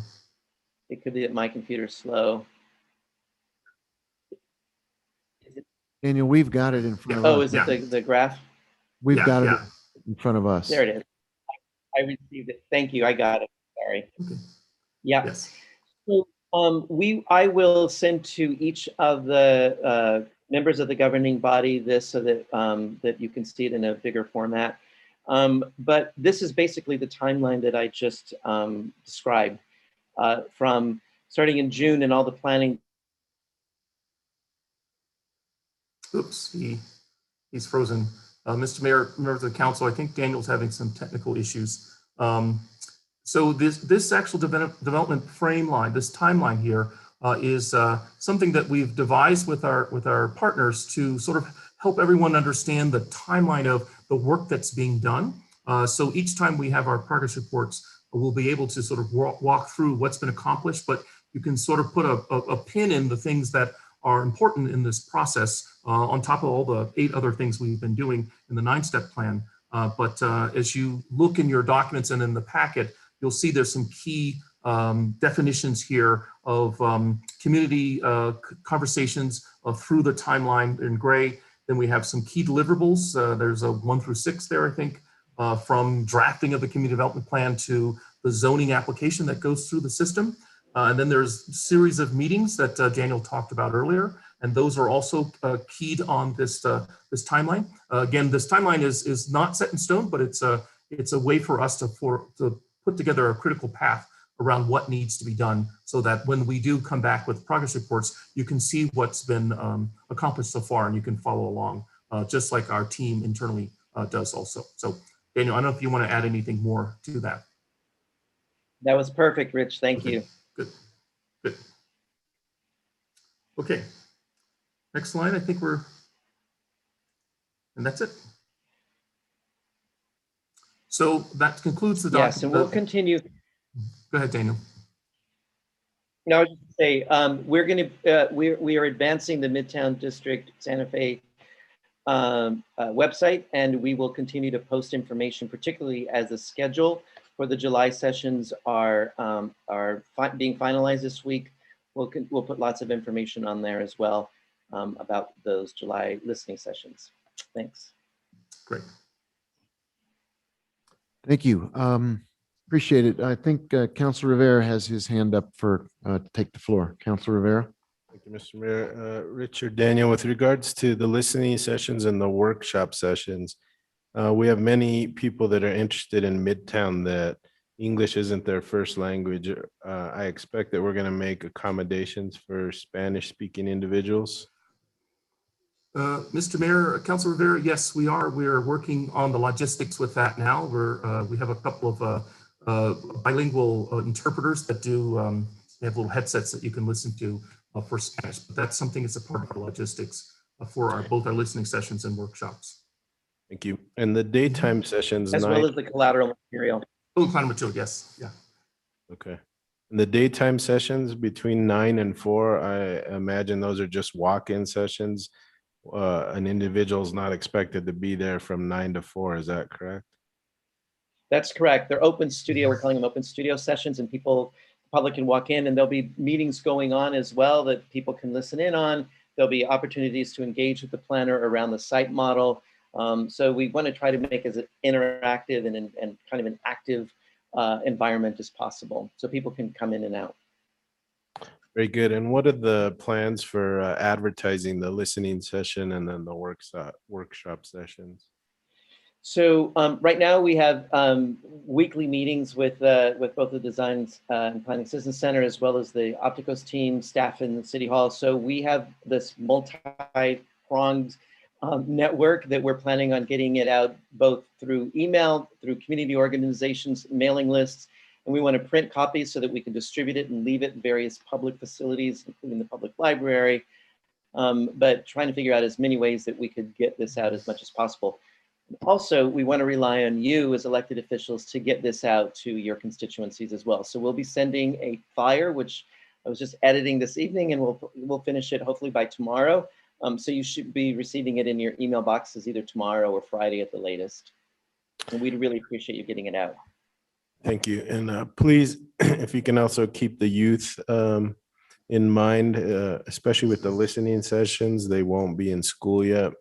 In September, I imagine they will be, but if we can try to get as many youth as possible to the listening sessions, that may be their only opportunity to speak on it as well. So thank you. Thank you, Mayor. Thank you. Councilwoman Villarreal, you have the floor. Thank you, Mr. Mayor. Thank you for providing us with the presentation and update ahead of time. It was very helpful for me to think about questions, and then I came up with some more questions as you spoke. I'm curious if you could, I'm curious about the community conversation themes, and you list them on the timeline. It says housing production, housing security, opportunity. Can you say more about those? What you mean by them, or if you could describe those more fully? Sure. Daniel, So this is pieces of the puzzle that the Design and Assistance Planning Assistance Center is working with, because they're compiling particular topics of interest to community groups, community organizations, and their constituencies. But for example, housing affordability, we'll talk about not only housing design, but that feels like it's been covered a lot more recently, but more about housing affordable to what income of households, and also how we develop it versus, whether it's mixed income and or whether it's 100% affordable housing development, and maybe it's not or, but just the different strategies for ensuring that the housing affordability levels are appropriate for Santa Fe households in need of affordable housing. So we would just want to have those dialogues. On opportunities, we're focusing a lot on jobs and jobs access. We're looking to other cities in the way that they ensure that new development, for example, creates construction jobs, which are temporary during construction time, but also permanent jobs, and how Santa Feans can actually access those. The requirements that new businesses may go in, and the requirements for actually doing outreach to local residents for access to those jobs at various skill levels. Then the other one is, what is UNM and the Santa Fe Community College doing to help us build career paths for people in some of the industries we want to see there, particularly around technology, multimedia, and film. We're planning on, and one of the major goals over the course of the year will be to really put together a marketing strategy for the expansion, the development and expansion of the Garza Studios, to do post and pre-production work and the different skill levels that may be needed for that, so that SFCC and UNM are making, their career paths actually create those opportunities for local people, so we're not importing those skill sets to Santa Fe. So those are some examples. Green building will be another one, and we'll create questions about, what levels of green will certification be required, or what obligations will a developer have in building green, and doing site sustainability measures on each individual site. We'll have a lot of focus, I'm sure, because I've heard a lot of people talk about water retention and issues around that and water usage. So we'll be focusing in a lot of questions around that and having discussions around that. Those are examples. The other ones were culture, sustainability, and land acknowledgement. Can you say more about what those would entail? Sure. So particularly arts and culture, particularly around arts and culture, it's we know that community arts is a priority versus sort of the other, more imported or commercial arts that we see in other parts of Midtown. There's a really strong push that we've heard around how do we sustain and stabilize community arts in Santa Fe, and what are the needs of artists, arts groups, and cultural organizations to continue to thrive in Santa Fe. So we're looking again at other examples of what are the needs of those types of organizations, and how we stabilize them so that they don't feel vulnerable to market forces in Santa Fe, but that they can actually thrive in Midtown. The other one was land acknowledgement. I mean, I'm assuming sustainability is kind of all encompassing. That could be a lot of different things, but the land acknowledgement one I'm interested in. Yeah, this is a lot of work that the SFAI and DPAC are working on right now, and it started out and it will continue. And the reason we wanted to do the site walk was just to hear more about memories and the history of the site and how we might respect those in the redevelopment of the site itself, whether it's through sustainable measures and site design, but also whether there's any sort of particular memories that need to be acknowledged because of the historic or memorable significance in Santa Fe communities. And that plays out in different ways in different projects, whether it's just I'm exaggerating the point, but whether it's a physical plaque or a statue or an acknowledgement of something, or whether it's really the way that the site might be designed to respect its place in Santa Fe. So we'll be listening to stories about the way that people think that the history of the site might be acknowledged. So I would, based on what you said and just what land acknowledgement means to people in general, I wouldn't have that in September. That's too late. It's like you want to talk about memories and history of place, stories of place at the beginning. So it sets a context so people understand where they're at, what has happened in the past, what's happening now, and where we want to go into the future. And I think in September it's a little late. So I would encourage you to change the order of that because it doesn't make sense to have land acknowledgement at the end. It's like after the fact kind of thing. And then the housing production and housing security, you're combining those that are specific to affordable housing discussions or affordability discussions? Well, no, I come from the school of a housing policy that sort of looks at production, preservation, and protection. And production is something we could clearly do at Midtown. Preservation is how we might think about housing in surrounding neighborhoods and what policies might be put in place at Midtown that will affect or have an impact on preserving affordable housing that's in adjacent neighborhoods. And then finally, protection is about what issues are affecting households that create vulnerability in their ability to feel secure in their homes, whether it's a bad landlord or whether it's some legal issue about their deed or whatever, but sort of looking at all things that are really affecting people's lives right now and their sense of security in their current housing situation. Okay, that's helpful. So the other piece was, you talked about, I can't remember on your timeline, in your report or the memo, criteria for identifying parcels for affordable. Well, you talked about, sorry, that was my question. What's your criteria for identifying parcels for affordable and mixed income housing development? Because you said that was a piece that we're going to be looking at later on. I can't remember which month, but I'm curious if you've put together a criteria for identifying parcels or how you're going to be, at what point you're going to be defining that, because I think we would need criteria so that you can have a plan or an understanding or justification about where affordable and mixed income housing could possibly or potentially be on the campus. Yeah. Well, there seemed like stepping into this process. I mean, it's not really even stepping into it. It's sort of going along on the path of this process. I mean, it's clear that affordable housing is a huge need in Santa Fe right now, and people are looking to Midtown to address and produce housing and affordable housing at Midtown. So part of the criteria would be what sites are most readily available in the development phasing that we'll create so that we can get those projects into at least pre-development so that once we have zoning in place, they are farther along on the path towards closing on financing and starting construction. So part of the criteria will be, it's boring criteria, but can infrastructure get there quickly? And can we parcelize this site as one of the phase one?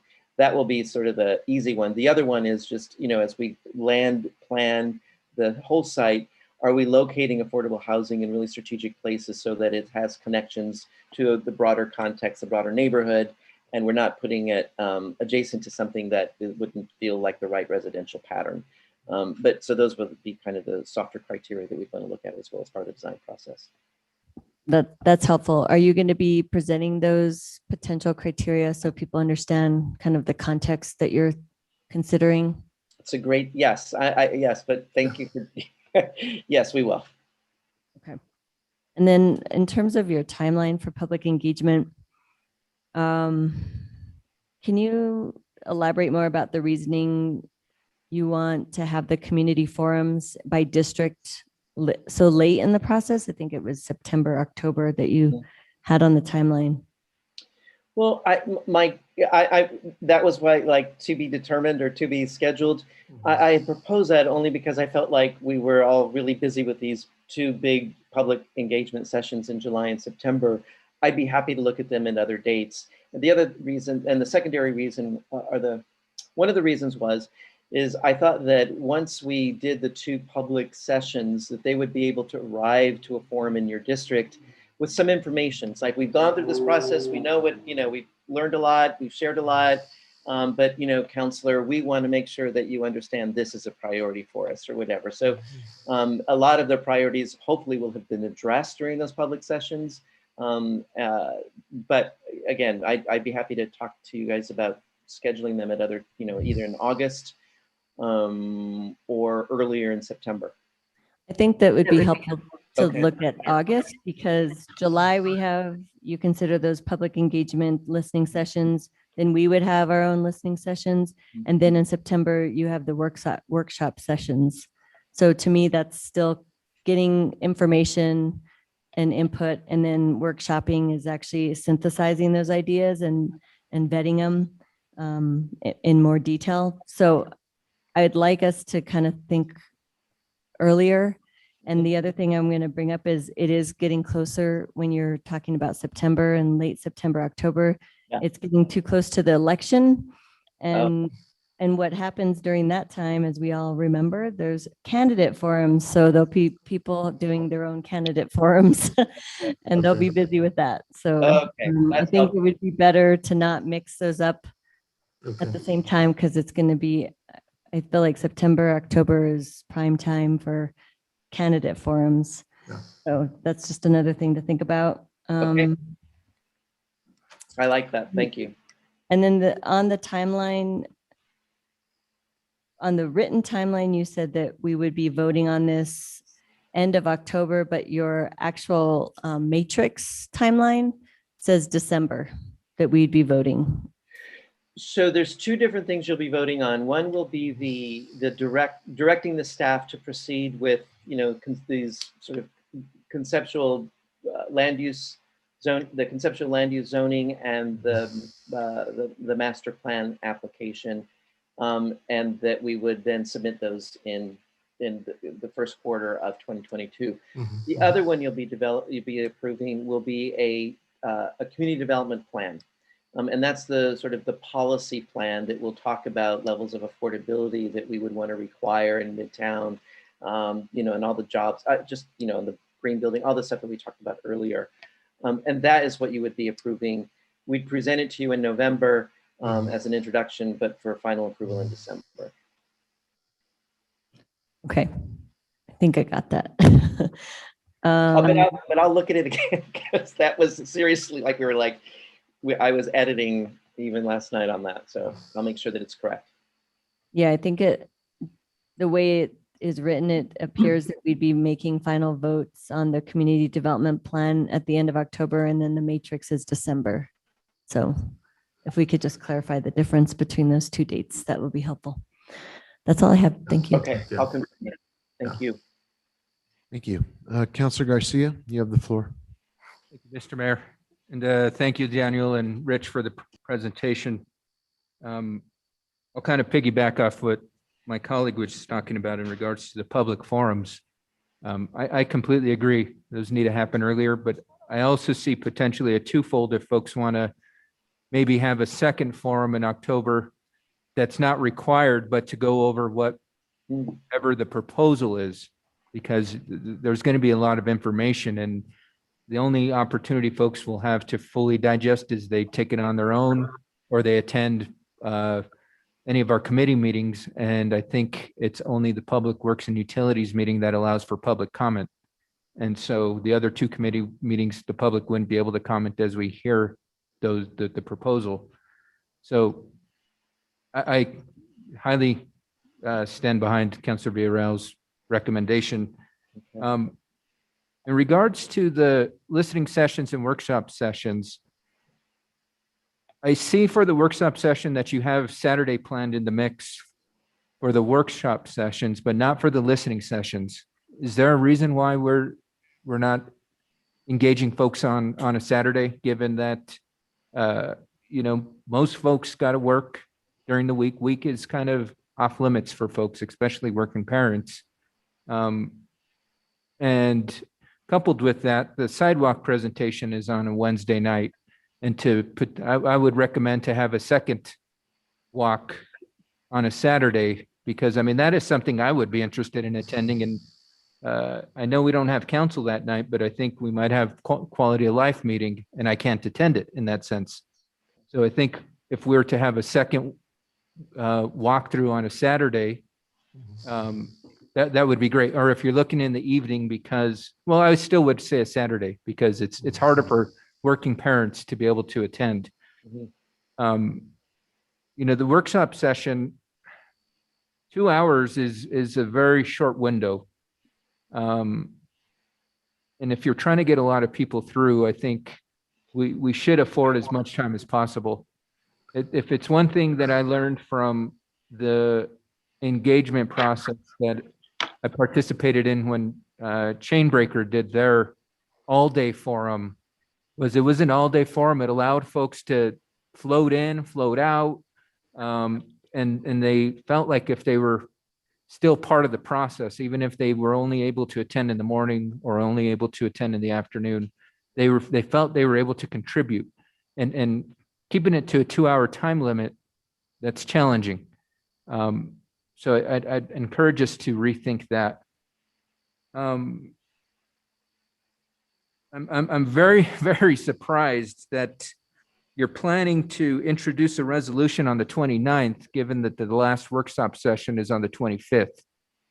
That's going to be a lot of data to synthesize, I'm assuming, which is going to be a very, very in-depth, detailed resolution, and to have 4 days to do that, I'm not comfortable with that. I don't want this process to be rushed in that sense. If we need to take even an extra week to synthesize that data, we need to ensure that at the end of the day, the public walks away from the resolution that gets introduced, that their voice was heard and incorporated into that resolution. And so to do that in 4 days, that's like turning water into wine. And I don't know if we can do that. And honestly, I don't think we should put that type of pressure on us. So is that date hard set? Why only allow ourselves 4 days for that process? My experience has been, I could talk to the team and talk to Rich. My experience, is that once people walk away from, sort of two grand kind of sessions like this, the listening and then the workshop sessions, is that they want to see almost immediate feedback. And one of the things on the logistics side is I want to do a daily recap, because people forget, and when you wait too long, and people want immediate action. And so one of the things that I wanted to, and I like this idea about the August district forums, because it continues, an action-oriented next step type of thing. We're working with really highly professional planners who have done this around the country, and their experience is similar to mine in that, you want to try to synthesize that information as quickly as possible. They'll be drawing and a lot and generating a lot of work, particularly during the workshops. And basically what they'll do is they'll be going back to their office and just putting a package together to present. It will not be as detailed as you were thinking, as you're describing. It's not the application for entitlements. It's an application that will be conceptual, that will basically synthesize all the information that we've heard. And here's the basis for applications that we'll be submitting in Q2 or Q1 of 2022. All the resolution, it should be a fairly simple resolution that basically says this is the package dated X, and we're directing staff to move forward with refining it for zoning and master plan applications that will commence the public approvals process. So you saw in the graphic schedule that the public approvals process may last anywhere between 6 to 8 months. So it will continue to get refined through public comment, through public reviews, through public hearings with the Planning Commission, and ultimately with the governing body for final approval. Okay, but so I think one thing struck out to me when you just provided responses that putting together the feedback from the community is going to be simple. That's no, I didn't say that. But go ahead. Sorry. I think again, I agree with you that the community wants to see action. 4 days action. That's again. I'm very surprised that that's the proposed timeline. I think to be able to fully incorporate 3 months worth of data collection and develop a resolution, which includes, those 4 days include the weekend, which staff is probably, I don't know if they're going to be working overtime to write this resolution, but I think we need to do everything we can to ensure that whatever is proposed, we're not missing anything.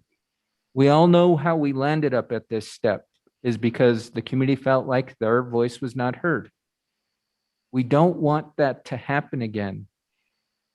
We want to ensure that as we move forward with whatever resolution is introduced, that the community can stand 100% behind.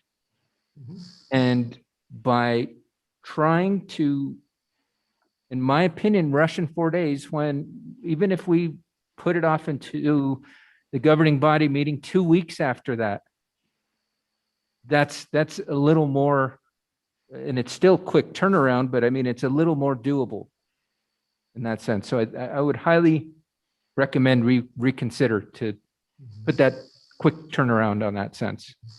Mr. Mayor, Councilor Garcia, we'll definitely take that in consideration. You know, we're changing some of our engagement dates. We're changing October's to August, and so we will definitely look at that. And I appreciate your point about that. You want to make sure that the turnaround is a quality turnaround, not a quick turnaround.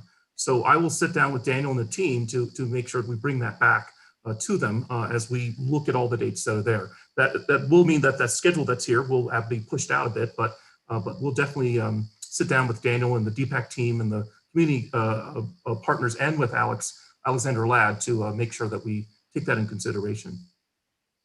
Thank you so much, Rich. I really appreciate that because I mean, one thing we've got to keep reminding ourselves is that we've got one shot at this and we can't flub this. We have to ensure that we get it done correctly. And that's what I want us to work towards is getting it done correctly. And with that, I think I appreciate the information. I look forward to working with you on setting up the councilor meetings in August. Like I said, I'm more than happy to set up a meeting in October that allows folks to fully understand what this resolution, whatever gets proposed, is all about. Because I think the more, in this case, the more information, the better. We need to ensure that everybody in our community is well aware of what's happening with their public space. So thank you again for the information. I appreciate it. No other questions or comments, Mr. Mayor. Thank you.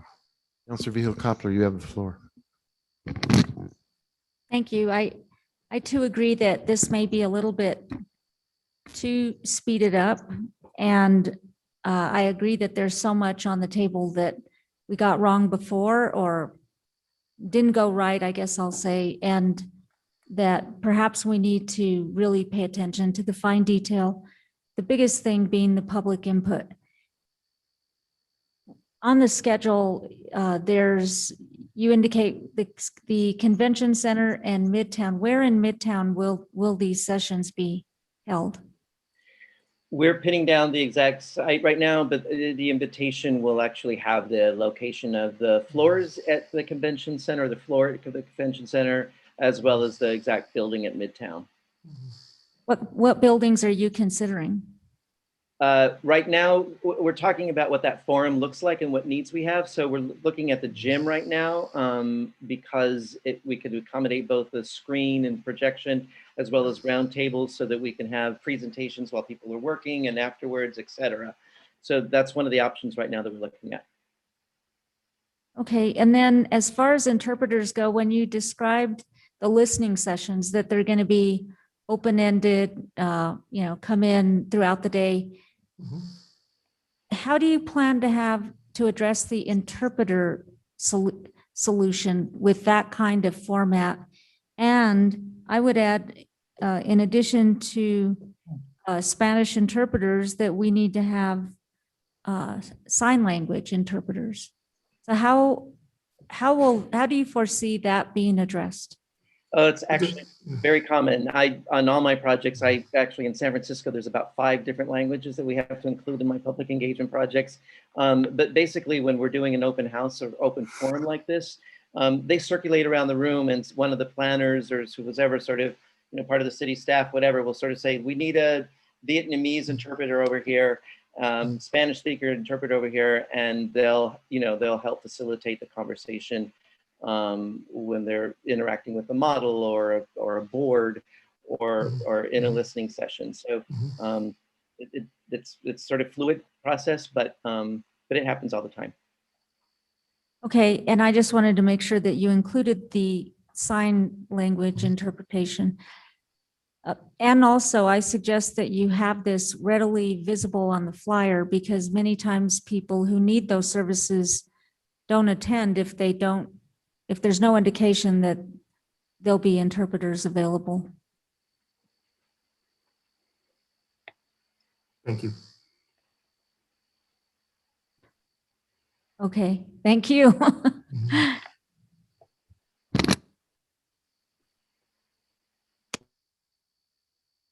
Well done. Okay, other comments from the governing body?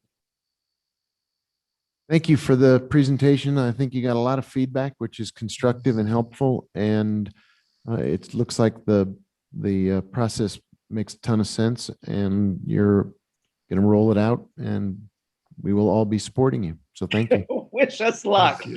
Thank you, counselors and mayor this evening. I appreciate your help and the comments. We'll take them all into consideration. Thank you. Very good. Thank you very much. Night. Night. Night, Daniel. That concludes the Midtown overview. Item 13, matters from the city manager. Good evening, everyone. Thank you. I just want to take a second to acknowledge all of the kudos you all are giving our staff and our team. I really appreciate it. Everyone else really appreciates it. As was said earlier in the evening, it's been a tough year coming out of this. The transitions continue. And so if everyone can be reminded, as we keep saying to each other, to be kind. Everybody's been through something this year. And so as more people are coming back into offices and interacting with others, there's just a lot of emotion, there's a lot of feelings. And so really just appreciating the need to be kind to each other and acknowledge where we're at. So I just wanted to say that. And I wanted to make sure and wish you all a happy 4th of July. We got a lot of activities going on this weekend. And again, a whole cadre of our staff who will be out there in full force, making sure that the festivities are safe and fun for everyone. So the city team is everywhere, and we just keep adding things. And so I just wanted to take a minute to acknowledge that and wish you all a happy 4th of July. Thank you. Thank you. That brings me to matters from the city attorney. Mr. Mayor. Oh, I'm sorry. Yes, sir. I'd like to make a motion that we just hear from the city clerk, governing body, and then we end our meeting with the executive session. That way the public can hear what they need to hear, and then we can do our work. and- Great suggestion. So there's a motion to invert our agenda so that we don't hear from the city attorney, don't go into executive session, but rather first handle matters from the city clerk and matters from, or communications from the governing body, so that when we come back out of executive session, our work will effectively be done. Second. There's a second, and there's a motion, there's a second. Could the clerk please, clerk, did you hear the second? Did you get who that was from? Yes, sir. I have that as Counselor Romero Worth. Okay, could you call the roll on the motion, please? Yes. I have Counselor Beta, Yes. Counselor Garcia, Yes. Counselor Lindell, Yes. Counselor Rivera, Yes. Counselor Romero Worth, Yes. Counselor Behill Coppler, Yes. Councilwoman Villarreal, Yes. Mayor Weber. Yes. Motion has been approved. Very good. So with that, we will then move, instead of matters from the city attorney, we'll take first matters from the city clerk, and then we'll go to communications from the governing body with the introduction of legislation. So Awesome. Madam Clerk, you have the floor. I do, thank you. I actually just kind of following up on the city manager updates. I did want to notify the public and the counselors that we do have 3 events on the 4th of July, which is very exciting. The first is on the plaza. It is a car show with the Vintage Car Club. It's from 11 to 5. And then we have a kids cool down with the Santa Fe Fire Department. They will be spraying down kids at Salvador Perez Park and also handing out fire helmets and coloring books. And then we have the fireworks show at the Santa Fe Place Mall. And huge thanks to the Kiwanis Club, of course, for hosting that, and then our staff. So I did just want to note that we've been coordinating and promoting those events, but I wanted to give that last reminder. And then I did just want to note one other item. I know I've mentioned this before a governing body, but I did want to note that the city clerk's office is now posting contracts online. That question has come up over the last week or so. So I did want to note that contracts approved in 2021 have been posted on the city website, and we are looking at posting those for previous years as we can. So that's all I have. Thank you. Thank you. That then brings me to communications from the governing body. Let's just move one at a time. Councillor Vihil Coppler, you have the floor. Thank you, Mayor. I would like to just express congratulations to Harold Dixon. Harold was the CEO of the State Employees Credit Union. He's retiring. I think today's his last day. 24 years of service, and has grown. The credit union assets have grown tremendously over that time period, and we're very, very proud of him. He's been very revered. He was born and raised in Santa Fe, educated here, went off to college, of course, and has been very active in the community, and also has involved the State Employees Credit Union with nonprofits. And he received great accolades in a goodbye reception, whereby many, many members of the business community and others, including nonprofits, just spoke very highly of him. So I just want to express, appreciation for a member of our community who has done very, very good things. You may recall at one point I mentioned that while we were locked down in COVID, instead of closing, what he did, which was a very neat thing, was hire tutors and allow employees to bring their kids to the credit union and be tutored on their schoolwork while they were there. And that's just how creative and he's ingenuous. He just figures out things, and I think we're really going to miss him. So thank you for that. Thank you, Councillor. Councillor Abeta, you have the floor. I'm good. Thank you, Mayor. Councillor Garcia. Thank you, Mr. Mayor. One, I just want to bring up something that happened at Public Works and Utilities on Monday, which is in regards to a public hearing that was held. And I had requested, and the committee made a motion and we approved it to move it to a public hearing during the governing body meeting. And it seems like there's some concerns about doing that. I want to be able to ensure that the public is rightfully able to participate in the process. And, we were informed during the meeting on Monday that the one sole mechanism of us informing the community was publishing the agenda. And I think we all sat through the proposal for the Zia Road development, and to advertise that public hearing in that manner was, in my opinion, a disservice. And so I do hope that we can have, when this matter comes before us on July 14th, it be a public hearing. I know that when we heard this on Monday as well, we recommended that yellow signs be posted. And I would also put out the recommendation, we put a notification out on the Nextdoor app. I know we do that for a lot of the hearings we do. So I hope we can move forward with those recommendations that the Public Works and Utilities Committee moved forward with and approved. Next, I want to ask if we can get an update about the chart RFP, the chart process RFP. I've been getting a lot of questions. Folks are very eager. I think, with the recent events that had happened, and then, I think folks are just wanting to be able to participate and begin that process of healing and closure. And we can provide an update to the community. That would be great, where we stand with that process and whatnot. I want to give a big shout out to the Parks team. Yesterday, concerned constituent reached out to me, and I agreed to meet with him on the plaza. He spends a lot of his time on the weekends, mornings. He loves to go to spend time on the plaza, and he had been very concerned in regards to what he was seeing. And so he invited me down there, and surprisingly enough, I saw the Parks team out there in the rain cleaning up the plaza, which is just, I'm so thankful that they were there helping to remedy the situation, as I mentioned, in the rain.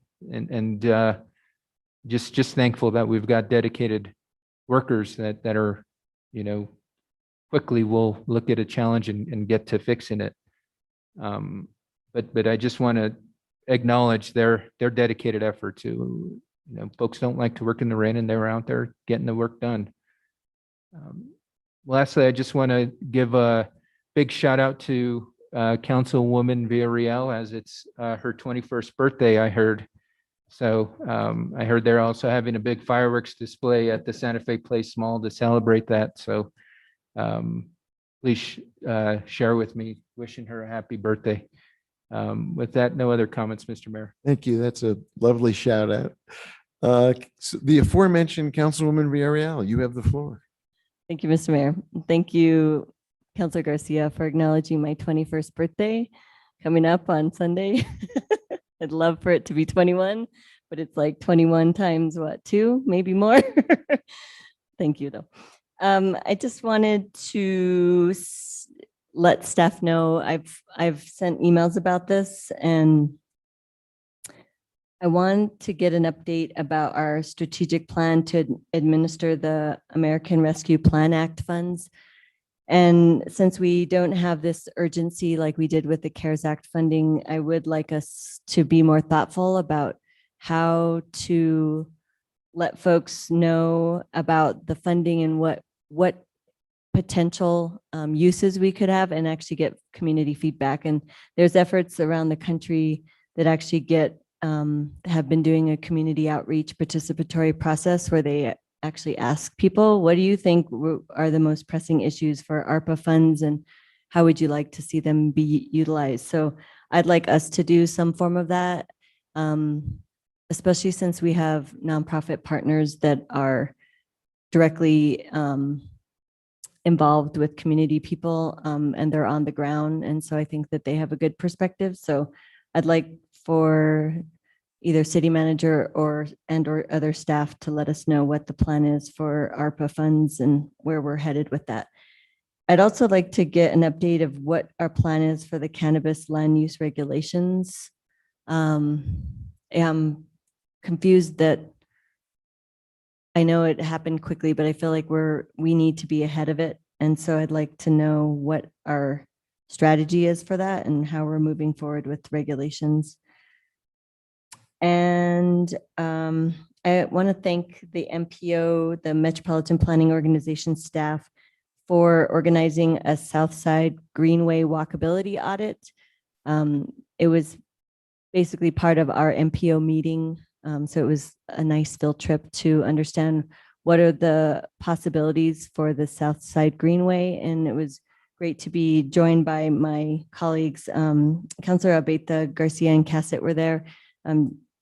Councilwoman Cassett serves on the MPO like I do. So it was informative to kind of see what they're thinking and also hear from the public. There was actually quite a few neighbors there, and it was helpful to hear from them about what they think. So I think if we had more opportunities like that, people would feel like they're being listened to. So it was informative for me, and it was a good day to get outside and get some exercise.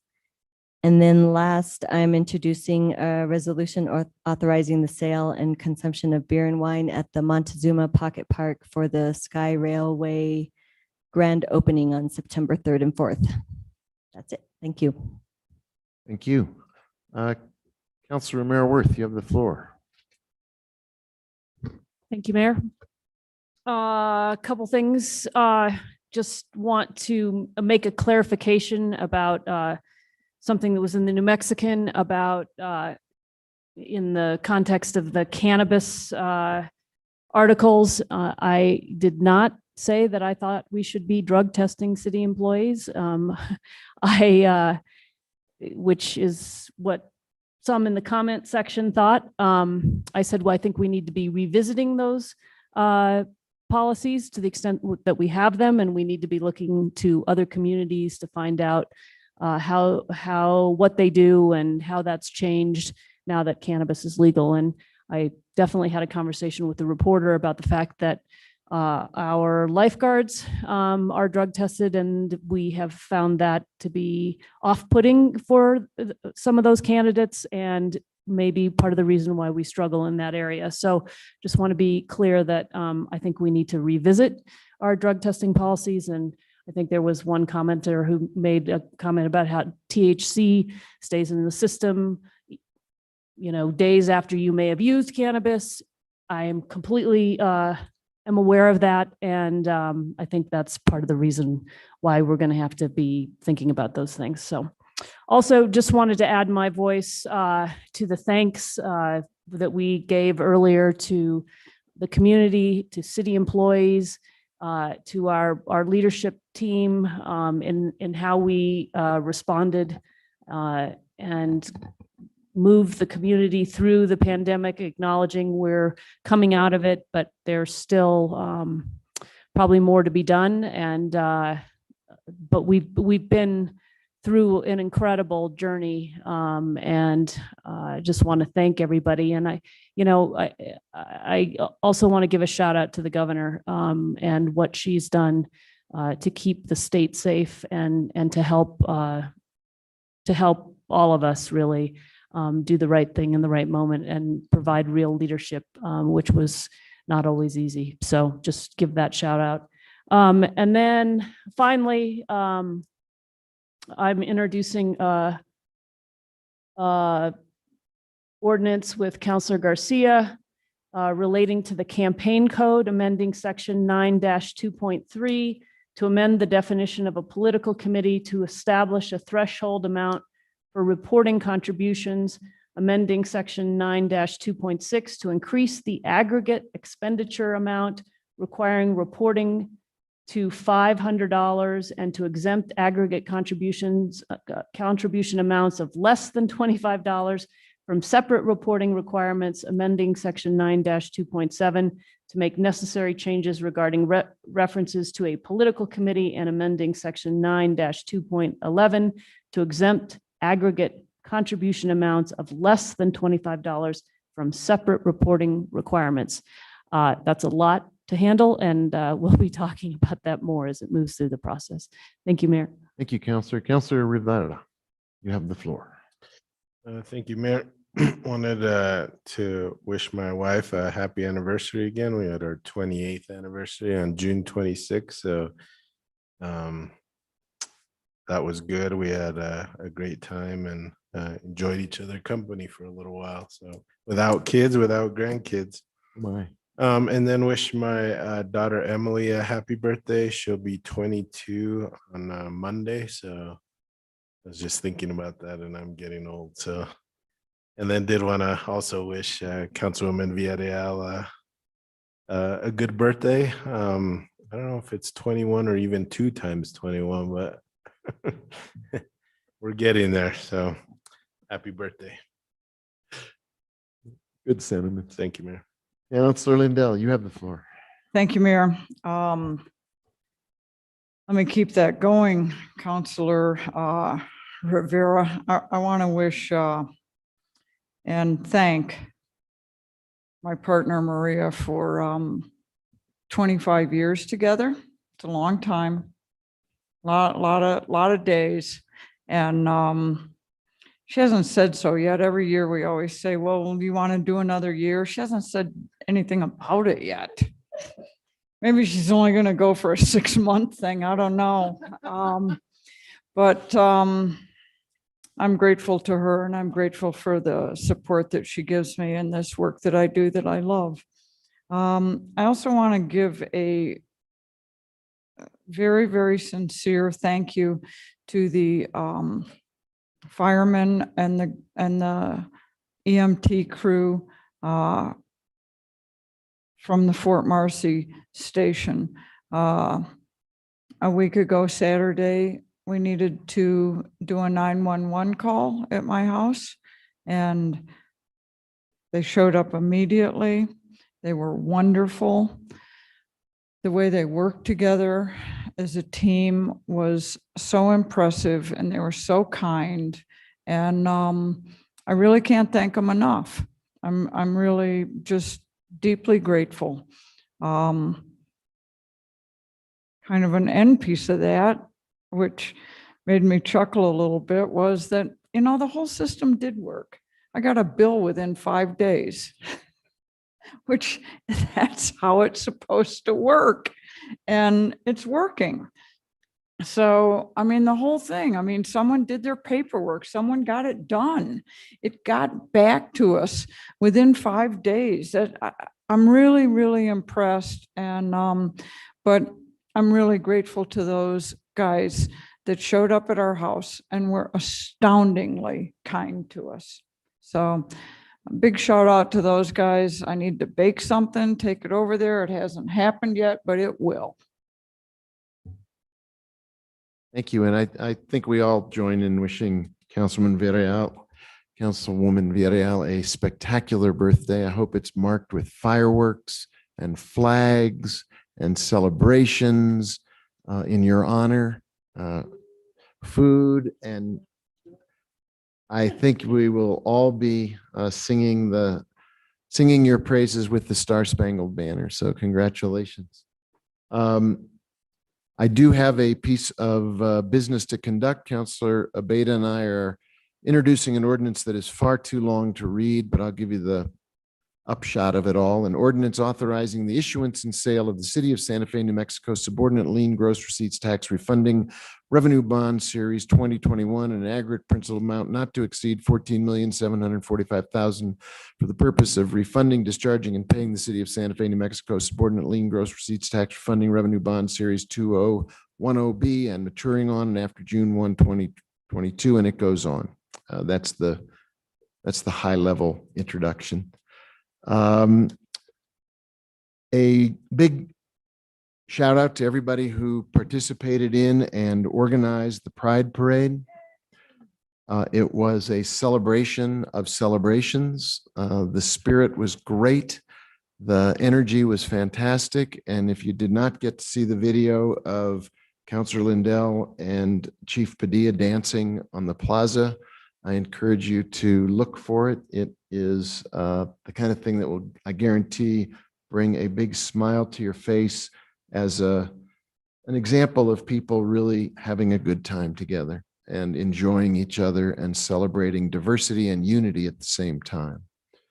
I want to bring in a news flash. This just in, the 12 and under All-Star boys won 18-0 in the game this afternoon or this evening. Daryl Carbajal went 4 for 4 with 2 home runs and a double. So they advance now to the state tournament, July 17 through 23 at Alto Park. So we are all rooting for them to go all the way. July the 4th, let's make it safe and sane, everybody. We've had the blessing of some rain, but it's still dry out there. So please don't divert from our prohibition on fireworks. Keep your own fireworks down, keep the pets feeling safe. Show up at the Santa Fe Place Mall. The promise is a really great show, a fun show, a safe show, and it's the place to go for safe fireworks rather than risking fires around our community. That is a wrap on that. And with that, I go now back. Mr. Mayor? Yes, ma'am. I'm sorry, I need to say something.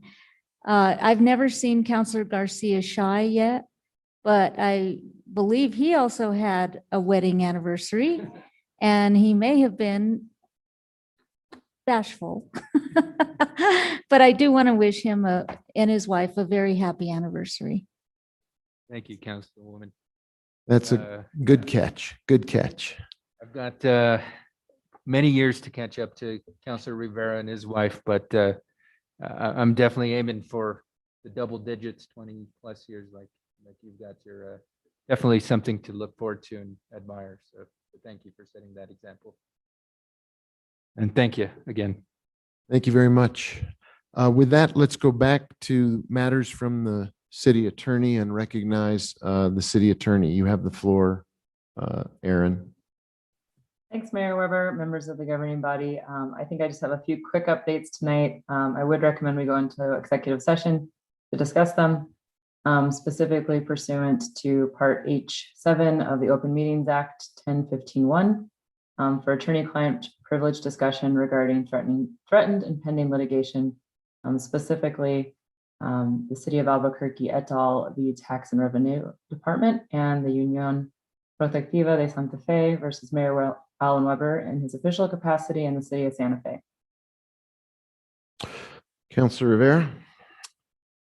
Mayor, I move that we enter an executive session pursuant to the Open Meetings Act, Section 10-15-1H, Subpart 7, for discussion of threatened or pending litigation in which the governing body is or may become a participant. Is there a second? Second. There is a second. Could the clerk call the roll, please? Yes, Counselor Garcia, Yes. Counselor Lindell, Yes.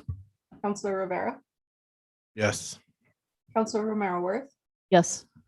Counselor Beho Coppler, Yes. Councilwoman Villarreal, Yes.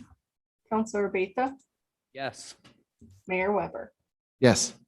Motion has been approved. Thank you. So we'll move into the executive session in the council meeting room, and we'll zoom in our colleagues on a laptop so they can participate from that other chamber. And then we'll come back here afterward.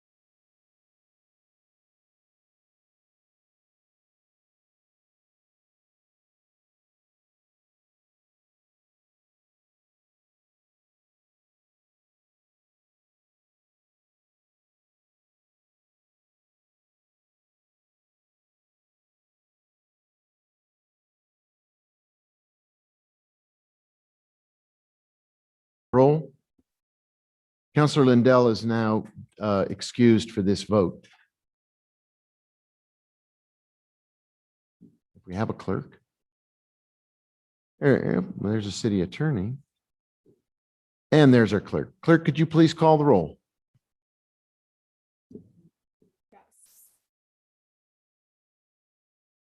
Mayor Weber, Yes. are you asking me to call the roll for your attendance, or was No, there? we have a motion on the floor to bring us back out of executive session.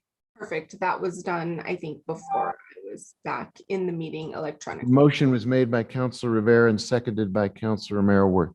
And Counselor Lindell is absent for the purpose of this vote to get home on a family need. Perfect.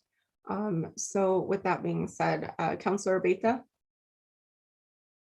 Counselor Abeta, are you voting to come back? Yes, sorry. Counselor Garcia, Yes. Counselor Rivera, Yes. Counselor Romero Worth, Yes.